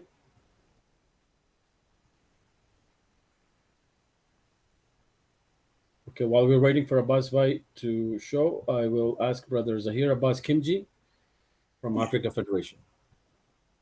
Yeah. Before you get told, Mr. Chairman, that I'm not representing Africa Federation, I'm an appointed councillor of the World Federation. Although I am Chaglo of Africa Federation, as has been nicely put by our president, Shabir Bhai Najafi. All right, so first of all, I would like to compliment you on conducting this meeting very well. You have also followed the court order as best as possible, so I commend you and compliment you on that. I echo the sentiments of my fellow councillors, especially Mahmoud Bhai Dala, that we move forward in a positive manner. We have debated this issue, I feel, quite a lot, and the points are quite clear. And I would like to propose to you, as the chairperson of the session, that we move on to voting for the resolutions now. All right, and as Rasul Bhai Bamani mentioned, that it is in the court order that each councillor should fulfill the fiduciary duty for what is in the best interest of the charity. What is in the best interest of the charity is that we now move on, we vote, and as has been mentioned by other councillors, that if the vote goes that we go for re-election, we will have to do it. If it goes that we proceed with the current team, then we have to do that as well. So in the best interest of the charity, we move forward, towards voting for the resolutions.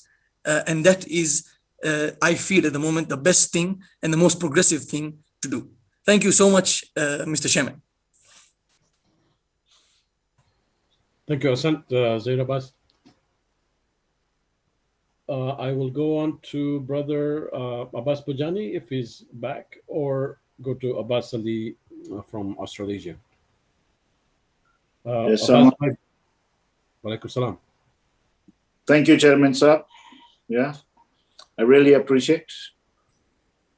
And as far as I was listening to all the comments and the questions regarding the PSS report, so as one of the committee members of PSS, I would like to mention that how this PSS started.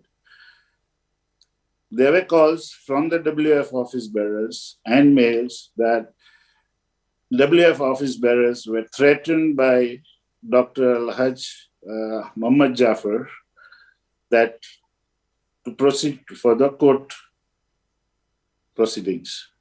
In order to avoid the court proceedings, the PSS committee decided, and it took us about 3 months.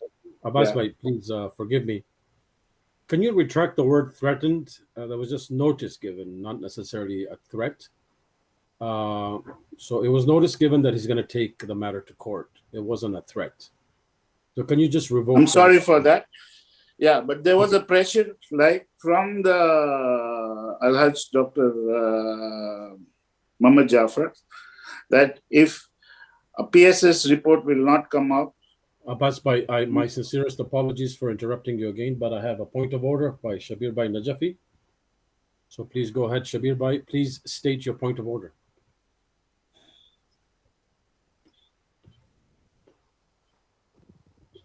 Shabir Bhai? Yeah, hello, Mr. Chairman, can you hear me? Yes. Yeah, Mr. Chairman, very prudent and very nice of you that you didn't want to pose that question, and I think partly you answered it. And I don't really have to at all answer this question unless if it was coming in my conflict of interest as well. And it would also not be fair for me to answer this because it is concerning two people, myself and I think our colleague from New York said Muhammad Bhai Jafar. But you know what, Mr. Chairman, I would like to answer and I would like to put it on record. Having said that, that should not discourage, because I encourage in Africa and elsewhere intertrade. You should do businesses with us, with our colleagues as much as we can. Shabir Bhai, my apologies, Shabir Bhai, my apologies to you. Shabir Bhai. Let it go record that I have had no. Shabir Bhai, please I don't want to interrupt you. That's not the point. To do with my integrity, and I take it in a very nice spirit from my brother. Let me just. I will. Neither have I any business dealing with Mama Jafar or his family or his companies. Okay? Can I get some assistance from the AV room, please? I need Shabir Bhai's attention. I think he's away from the. Shabir Bhai, I don't take that as a point of order. There's no procedural issues. I think he asked a question. I think I answered it, but you certainly have a right to answer it. I'll bring it back to you, but it's not a point of order. So I will allow Brother Abbas Bojani without interruption to continue with his statement. Please go ahead, Brother Abbas Bojani. Thank you, Chairman, Mr. Chairman.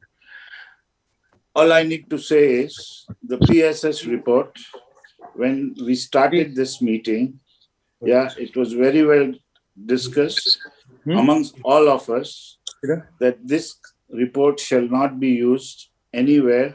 It was only for the internal purpose and in order not to, for the court proceedings to go ahead. And that is the reason this report was made. And I'm sorry, but after like making the reports, after debating so much, still the court proceedings happened. So as one of the signatories, I don't agree because it was very well said and decided that by doing this and preparing this report, we will discuss and have a debateful discussions with Dr. Alhaj Muhammad Jafar, and inshallah, the proceedings will not happen. Yeah, but which was not respected. And for that reason, I believe that we should not discuss PSS report any more further. And I totally agree and concur with Brother Mahmoud Bhai Dala, yeah, that we should move forward and let us, in this pandemic, the whole globe needs attention. Let's move forward, please, and go ahead with it. Thank you. Assalam. Thank you, Abbas Bhai. Good recommendation. However, by court order, it does state that, as you saw earlier in the resolution, that we have to discuss the Electoral Commissioner report as well the PSS as part of the overall understanding as to what happened and what transpired and where we are today and how we move forward. I think Brother Abbas Ali from Australasia, please go ahead. Assalamu alaikum. It's almost Fajr time here in Australia, so I've been up for a while and apologize for the sore throat that we're going through as well. I'd like to commend Brother Mahmoud Dala. He presented exceptionally well. I'm not here to tell anyone how to vote, but I want to clarify or put some things forward to you. In the World Federation Constitution, there is no rectification clauses whatsoever to rectify any constitutional breaches, which shows the failure of the Constitution in its place. The Constitution needs to look at in future. This is something we need to do future to avoid this particular problem we have today. We are all representatives of Jamaats or communities or memberships wherever we are. There is no Jamaat, there is no place that can say, even in the laws of our own countries, our own parliamentarians who can follow the Constitution to the letter of the law. It is the intent of what you follow. We can nitpick every single line of a constitution, whatever it may be. We can nitpick. It was all of us in Birmingham who changed from 3 to 2. All of us did it. It was a mistake. If you are going to court today and you have been charged with murder, even the judge will see what level of punishment is due. When the PSS report was written, it took one level of punishment that because of, as they have stated, that there was a flaw in the following of the Constitution, we throw out everything. This is not how any of us work in our communities. We have in this conference which is what we've been saying for 18 months, the power to either support or reject any of those resolutions. I'm being very careful not to give any view on what you will do, but this is the conference we are able to do. But this is the very conference that was attempted to be stopped in court. But the court has said, go to conference, resolve the matter at conference. We will try and convince each other a different view. I think we have all heard everything sufficiently, gone through everything sufficiently. I like very much what Sister Saida Jiwa said, that we should act independently. This has not happened in the past. We have an opportunity here. There is no instructions been given to anyone from our end what to do. It is purely following what is right, and maybe what is not 100% right, but what is the best we can do with the flaws we have now. So I suggest we need to move on, decide what we do with these resolutions, let everyone have their say, move on to a positive conference on other things that we can do, and guess what? There'll be an election in a couple of years' time anyway. Thank you. Thank you, Abbas Ali, and commend you for staying up with us from your time zone. We're approaching just half an hour before the supposed close of deliberations for the day. And so we have 6 speakers, and I will not entertain any more speakers. Then we'll make a decision if the conference wants to move forward with an adjournment and or at least deal with the 2 SOP changes that and ratify them. So here we go, Brother Muhammad Arif Jagani from Nasimco.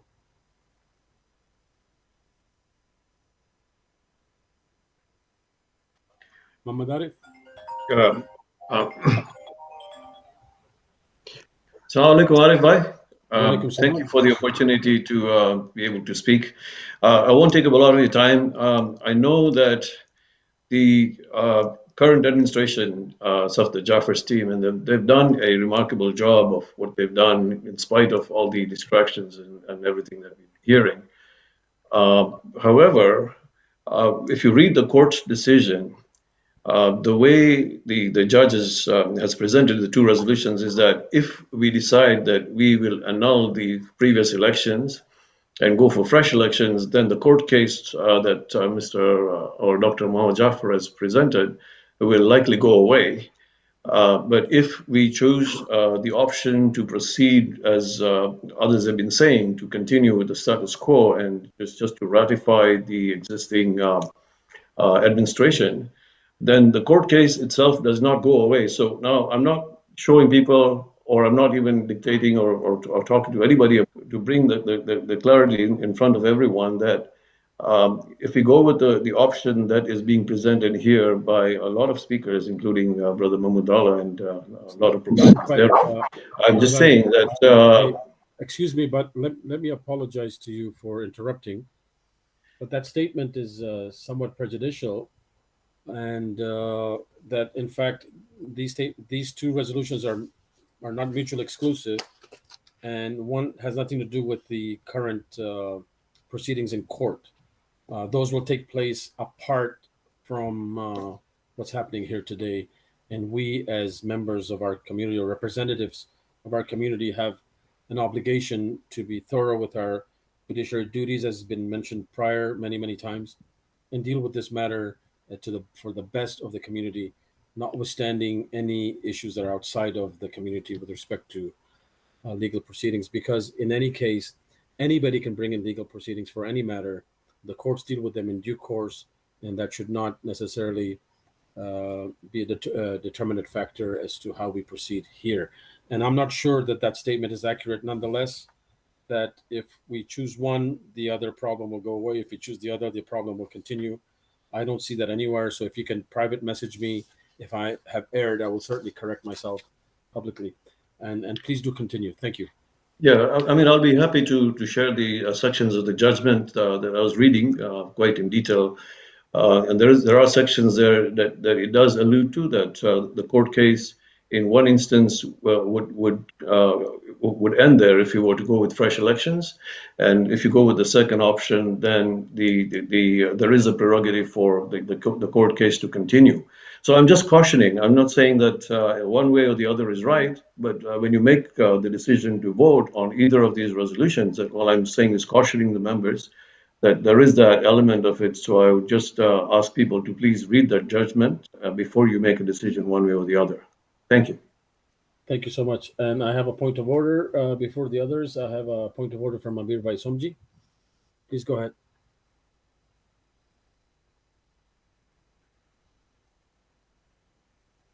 Amir Bhai?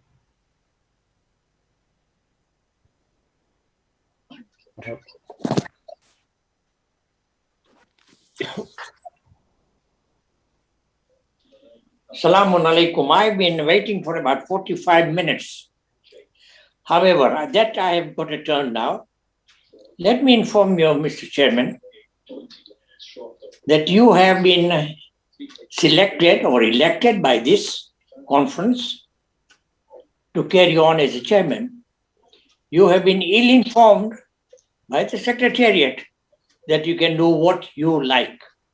That is not the reason. You cannot do what you like. If you wanted to extend it by 2 hours, you should have asked the conference to give you permission, but not saying that I can do what I like. I have been sitting here over 9.5 hours now. And 1.5 hours before that, I was with the Africa Federation meeting. That is a little too long. And Mr. Rasool, I've been telling you that we will do this tomorrow. The Pakistani delegates also were telling you that it's getting too late for them. Kenya was telling you that they have a curfew. But no, you have had a little high-handed attitude, unlike what Zaid Abbas is telling you.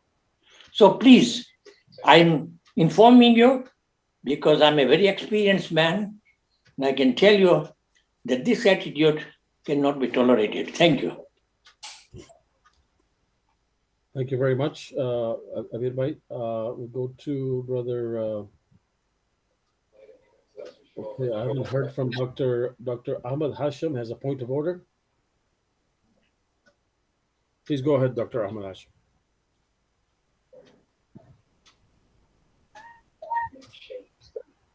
Assalamu alaikum, everyone. Okay. Can you hear me? Yes, we can. Go ahead, please. Assalamu alaikum. It's a point of order just to clarify that I don't think what Mohammed Bhai Jagani mentioned, that if one leg of that two resolution is voted upon, the case goes away, and on the other one, it doesn't go away. That's not true. And I would certainly like to see him showing us that part of judgment, because I have also read that judgment in great detail, and nowhere does it say that one limb of that resolution will make the case go away. So I think this needs to be corrected, because this would mislead us when we come to make a decision on that. And that's a very, very important point, and that's why I wanted to intervene at this position. Thank you very much. Thank you, Doctor. As well, I alluded to it because I did not see that anywhere myself. So Brother Arif Jagani has promised to send me information on that, and hopefully I can get that soon. Before I officially correct the statement or ask him to correct it if it was said in error. I'll ask Brother Muhammad Ali Merchant, please, to speak. I have a point of order from Brother Jawad Kaki. Please go ahead, Jawad Bhai. Just adding to Dr. Hassan's point, not only that it will not go away, but it may also, not only might stay, but you see, the outcome is uncertain, right? Look, in the conference, if we're able to convince each other on a path forward, and there's no dispute, there's nothing for judge to do anything. Our challenge is to find the meeting of the minds through discussion. right? So I don't think we should really kind of preempt what might happen, right? What might happen. The key is, can we use this forum to find common ground, right? Our effort should be to find common ground, not to tear each other apart. Thank you, Jawad Bhai. Thank you. Well said. I will go to Brother Muhammad Ali Merchant. Please go ahead.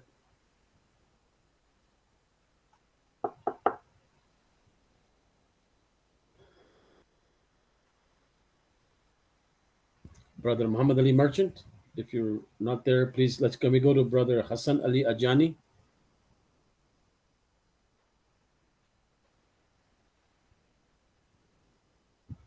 Not there. We'll go to Dr. Akbar Muhammad Ali, COH President. Please go ahead, sir.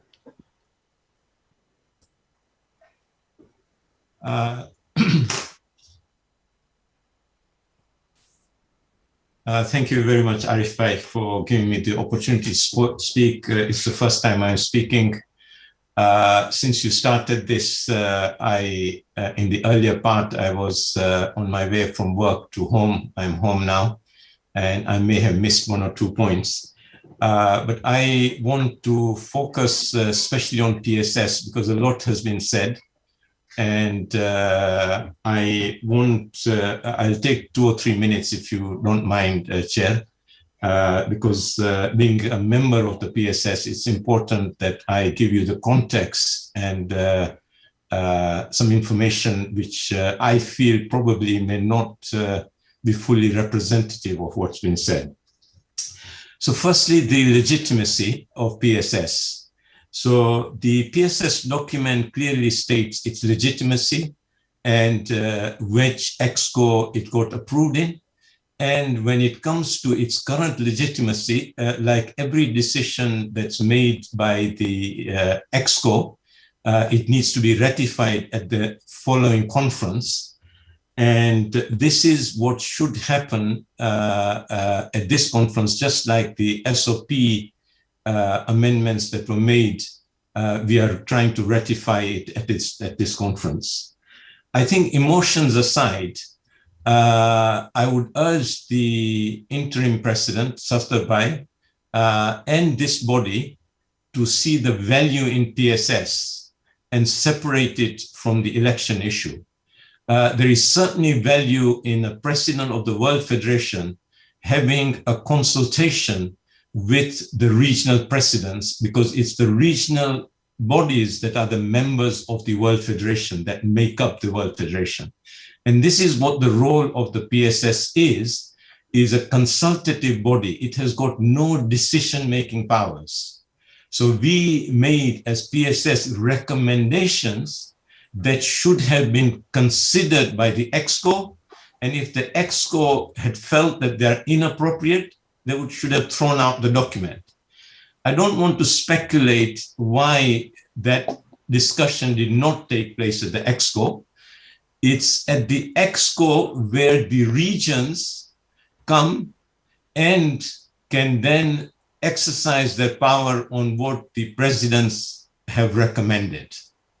As a president of COH, I was there on PSS as part of the governance of the World Federation. I wasn't there as part of the COH president as to be accountable to the COH councillors. I was accountable to the EXCO where COH is represented. So I would urge that this conference considers the continuation of the PSS because there'll be other crises that will be coming that it may be of assistance. The second thing is the context in which the PSS met at the time. So I just want to take people back who, some of you may not were fully engaged with the WF at the time. At the time, the situation was that everything about WF was being negotiated and dealt with in the social media. Everything, letters, any messages were all being dealt with in the social media, which was really ripping the community apart and ripping apart the World Federation.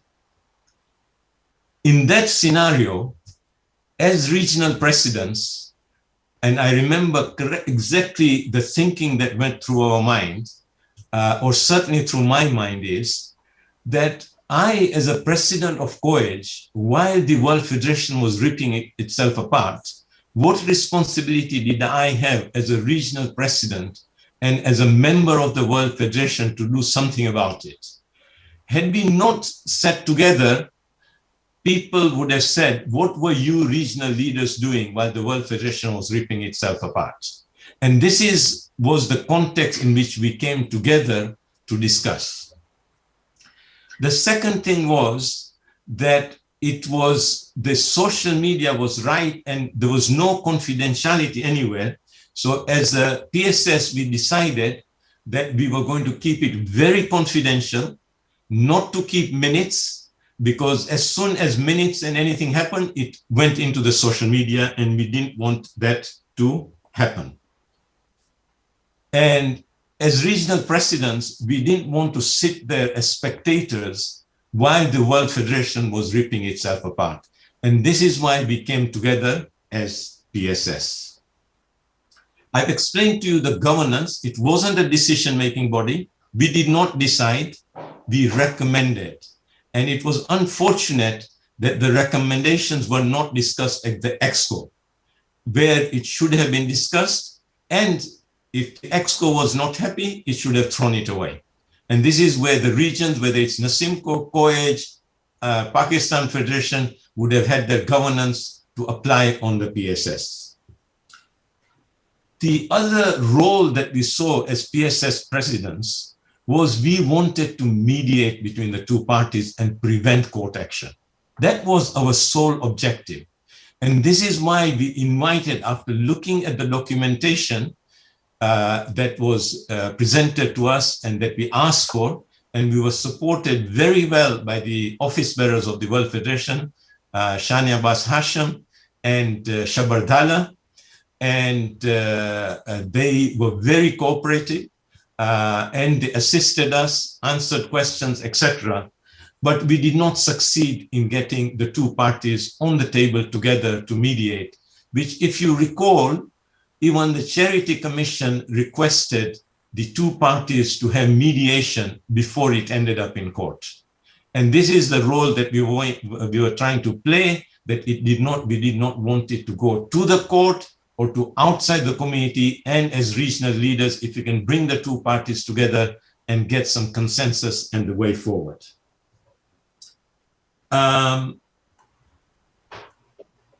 And as we are talking now, looking at common ground, this was exactly what the PSS wanted to do, was to look at the common ground and how to prevent things escalating as they had done, as you have seen. So you have to look at the context in which we met and what we decided and what were our intentions. The next thing that we did was that we did not want to give a report or a recommendation that was which was not backed by facts. We didn't want to speculate. We didn't want to say, we believe this, we believe that, etc., etc. We said, what are the facts? And if you look at our report, it is factual. People who may not like that report may want to... Dr. Akbar, my apologies, but I have a point of order from Jawad Bhai. Please, Jawad Bhai, please state your point of order. Oh, you already stated that point of order. Please continue. There was a mistake. Please continue, Dr. Akbar. Just bear in mind that there's namaz time. We're going to come to an adjournment of the meeting. I appreciate that. I'm nearly made most of my points. I had made notes so that I don't lose the thread.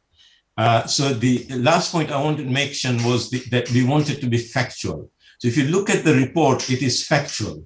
One may want to change history or change things, but the facts remain. And what is in the PSS reports are facts. The last thing I want to say is that if I understood Dr. Liaquat, he was trying to say that what I had done as a PSS, I had changed my mind and it was discussed at COEG. I absolutely stand by the PSS report that we did as a signatory. And I can say that all 7 of us were not pressured. People may want to say that they were there as individuals, or they might have pressure from the regional bodies or regional Jamaats to make the president say that they were there as individuals. You cannot be part of the PSS as an individual. Each one of us was there as a president. And none of the 7 were signed that document under pressure. They may want, again, people who didn't like what we stated, they may want to change history, etc. That they can try, but the fact is that everybody signed willingly and consciously and without pressure. Thank you. Thank you so much. I have Sister Saida Jiwa from Coach. Please go ahead, and please be mindful of the upcoming adjournment namaz time in London.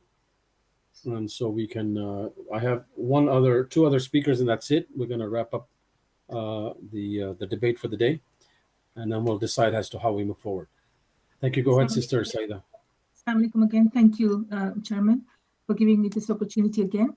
I just wanted to re-emphasize what I said, and I think references have been made about what I said earlier, that we should act independently, and I mean that.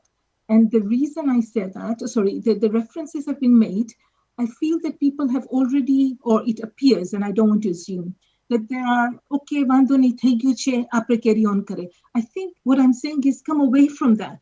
If you are cheering independently at your workplace, and a case is presented to you like that where you are not involved at all, how would you act? And you have to give your reasons, just like PSS has given the recommendations on facts. We need to do that because we have to, this is going to go back to court. We need to own this, and we need to understand Charlie January Vasnathi. We have to take responsibility and see whether it was right. No, not right or wrong. What is the information there and how we should act? And that is what I'm saying. So please don't take it in a wrong context. Thank you, Mr. Chairman. Thank you so much. I have Jawad Bhai Khaki, and lastly, I'll have Brother Zahir Abbas Kimji, and that will wrap up. Jawad Bhai, please go ahead. Thank you very much, Arif, by giving me. And Dr. Akbar, thank you for your explanation. But, I would like to actually state for the record, whereas the intentions for PSS may be very good, let it be understood that terms of reference for PSS are very ill-defined. Not only that, if PSS representatives were representing the regional federations, they clearly did not, at least in 2 cases. And I would say that what you tried to solve, you did not. In fact, in the case of Nasimco, I've been trying since March, and I still have not given up, trying to engage our leadership to discuss this serious issue that is plaguing our community, more serious in the last 150 years since the Khoja's formed. So I say a lot of misgivings are because we lack the transparency and we didn't have clear accountability, right?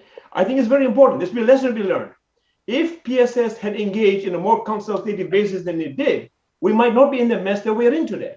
For example, one of the suggestions was made that we had never hesitate to engage, rather than going to outside our community into the court systems, to engage leadership in our community. The ultimate leadership is our marja'iyah. We could have easily engaged Ayatollah Sistani and seek his guidance.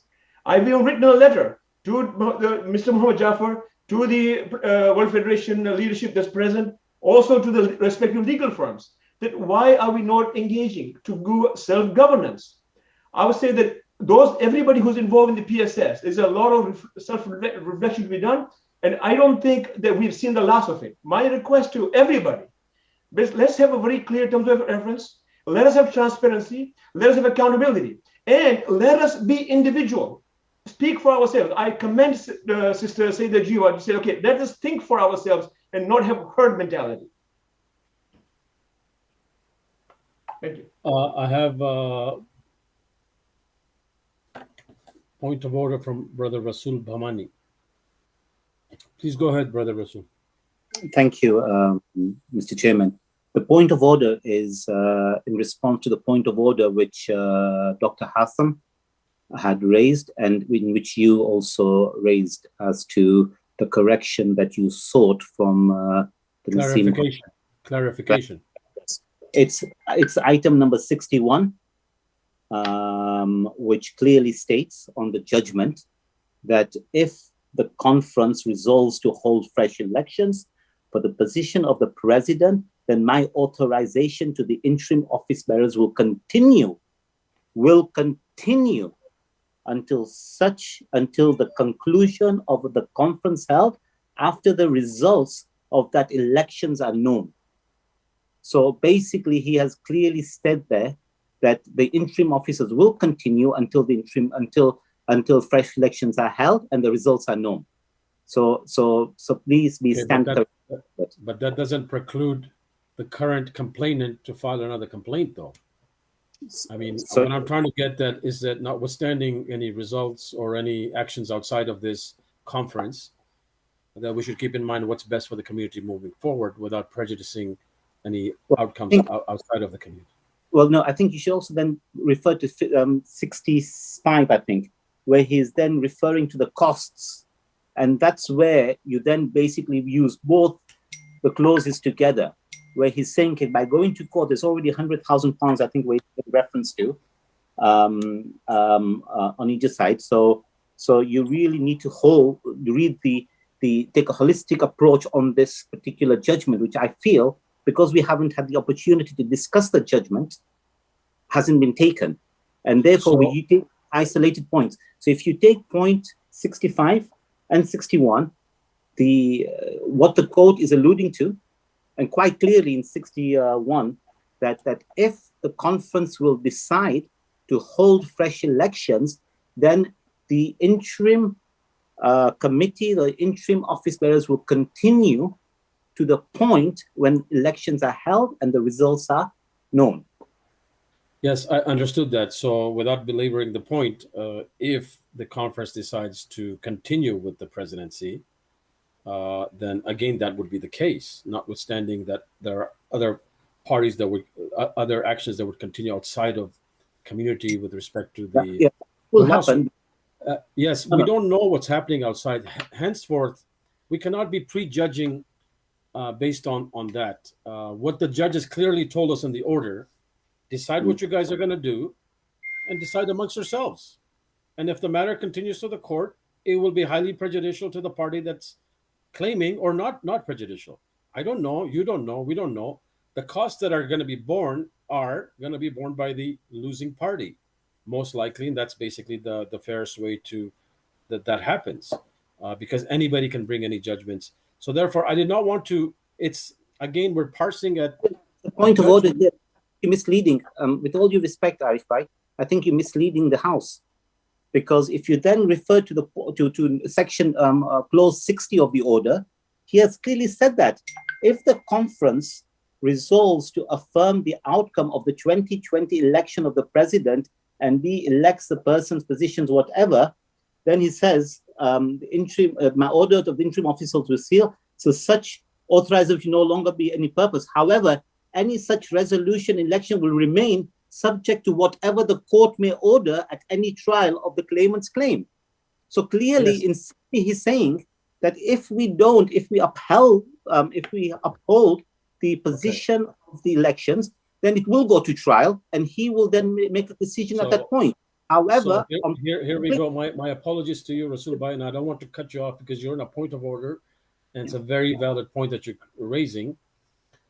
And I have two more points of order that I would like to interject. And Arif, can you first deal with this? Then we can, and then because I cannot. I have to deal with your point of order, but another point of order takes precedent, and I have to hear if that point of order reflects on your point of order. So I will go on to Dr. Ahmad Hashim first. Please just bear with us. You're still on the floor. You're still on the floor. I'm not shooting you away or anything like that. You're still on the floor, Rasul Bhai. Dr. Ahmad Hashim, please go ahead. What is your point of order? Point of order is very much that I think we should get that explanation from Mohammad Bhai Jagani before we discuss this any further, because we have already said that it's a misinterpretation. We need to see that evidence. I know for sure that on the 23rd of June, this case is going to be heard, irrespective of what is the outcome today. So let us not kid ourselves that one limb makes the case go away, the second limb keeps the case on track. That is a decision that will be made on the 23rd of June. It is not being made today. So let's not confuse and let us be very sure of what we are saying. And that is why we need to look at Mohammad Jagani's presentation, which he is going to submit, the evidence he is going to submit. Thank you, Dr. Ahmad. I have another point of order, Brother Abbas Ali from Australasia. Please go ahead, Brother Abbas Ali. Yeah, I don't think it's right to give or to hear legal argument from people who are not legalistic in this particular matter. I don't think you can allow that. They can give an opinion they have, that they're saying one or the other. They can't go into it and assume a judgment of 61 and 65 can be put together and come up with another solution. It's just not right. Thank you. Point well taken. Brother Rasul Bamani, I would concur with Brother Abbas Ali, notwithstanding your point of order raised that this matter is still outstanding in any event. My view of it is that the matter is outstanding until the 23rd, where the master is going to review the case with the defendants and the complainant.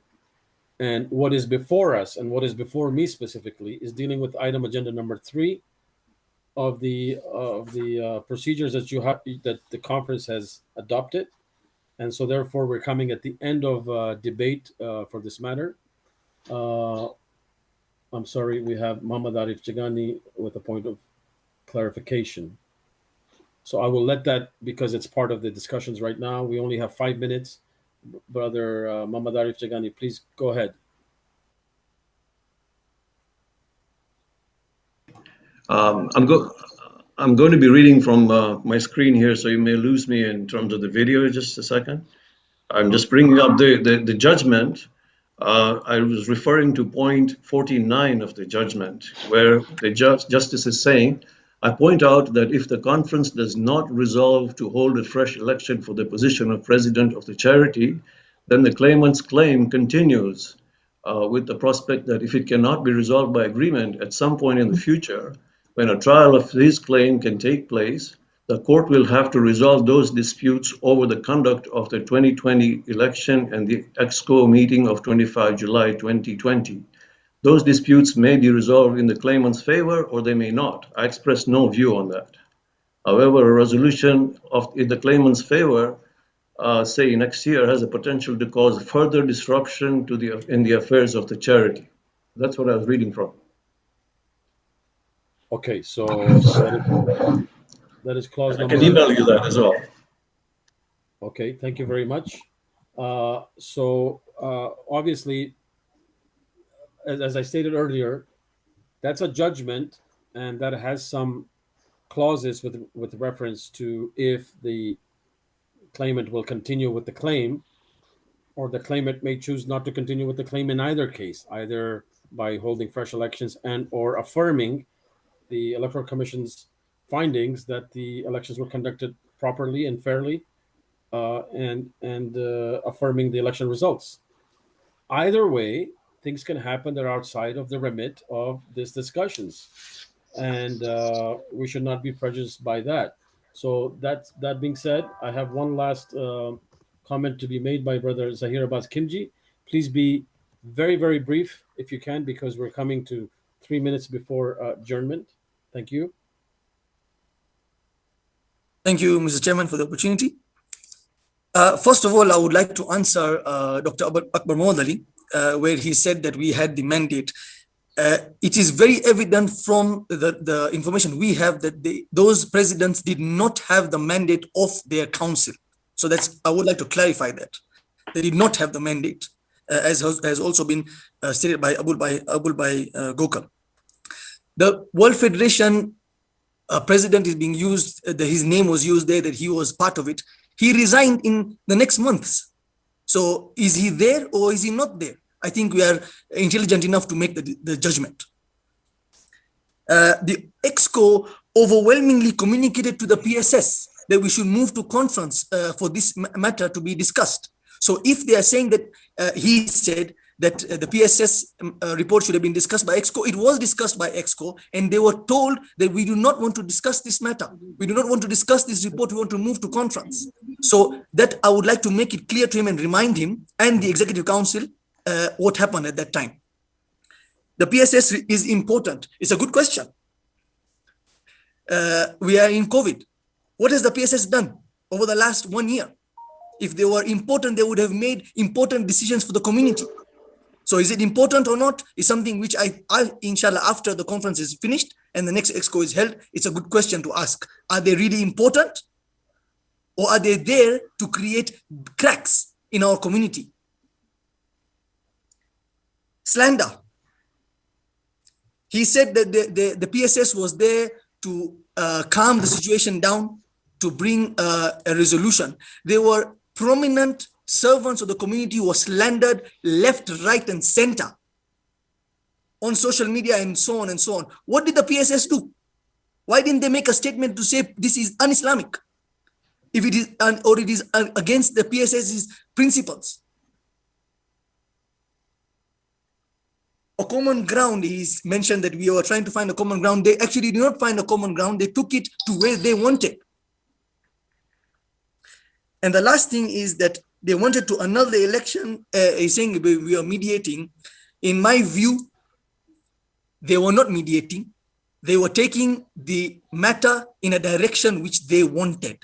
You cannot be the judge and the prosecution. It is not possible.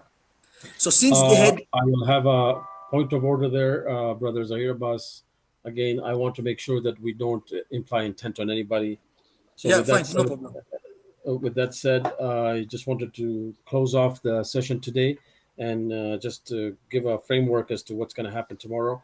And I want to be guided by the Secretariat, please. I think we're going to have start of proceedings tomorrow at 11 a.m. UK time, if I'm not mistaken. And that said, we will give another hour of deliberations for those people that are not with us right now. And then we will vote on the two resolutions to ratify the SOP changes by the EXCO on the 2nd of November. And then thereafter, start deliberations on the two other resolutions as per court order. And we hope to have that done within now. Thank you for the opportunity, Mr. Chairman. Thank you. So that's basically where we are. And I ask for a motion to adjourn. I make the motion to adjourn as a chair. Thank you very much. And we'll see you, inshallah, all tomorrow. If there's any objections to the motion to adjourn, please let it be known now. There being none, we are adjourned till tomorrow, 11 a.m. UK time. Thank you so much and have a pleasant evening. Assalamu alaikum.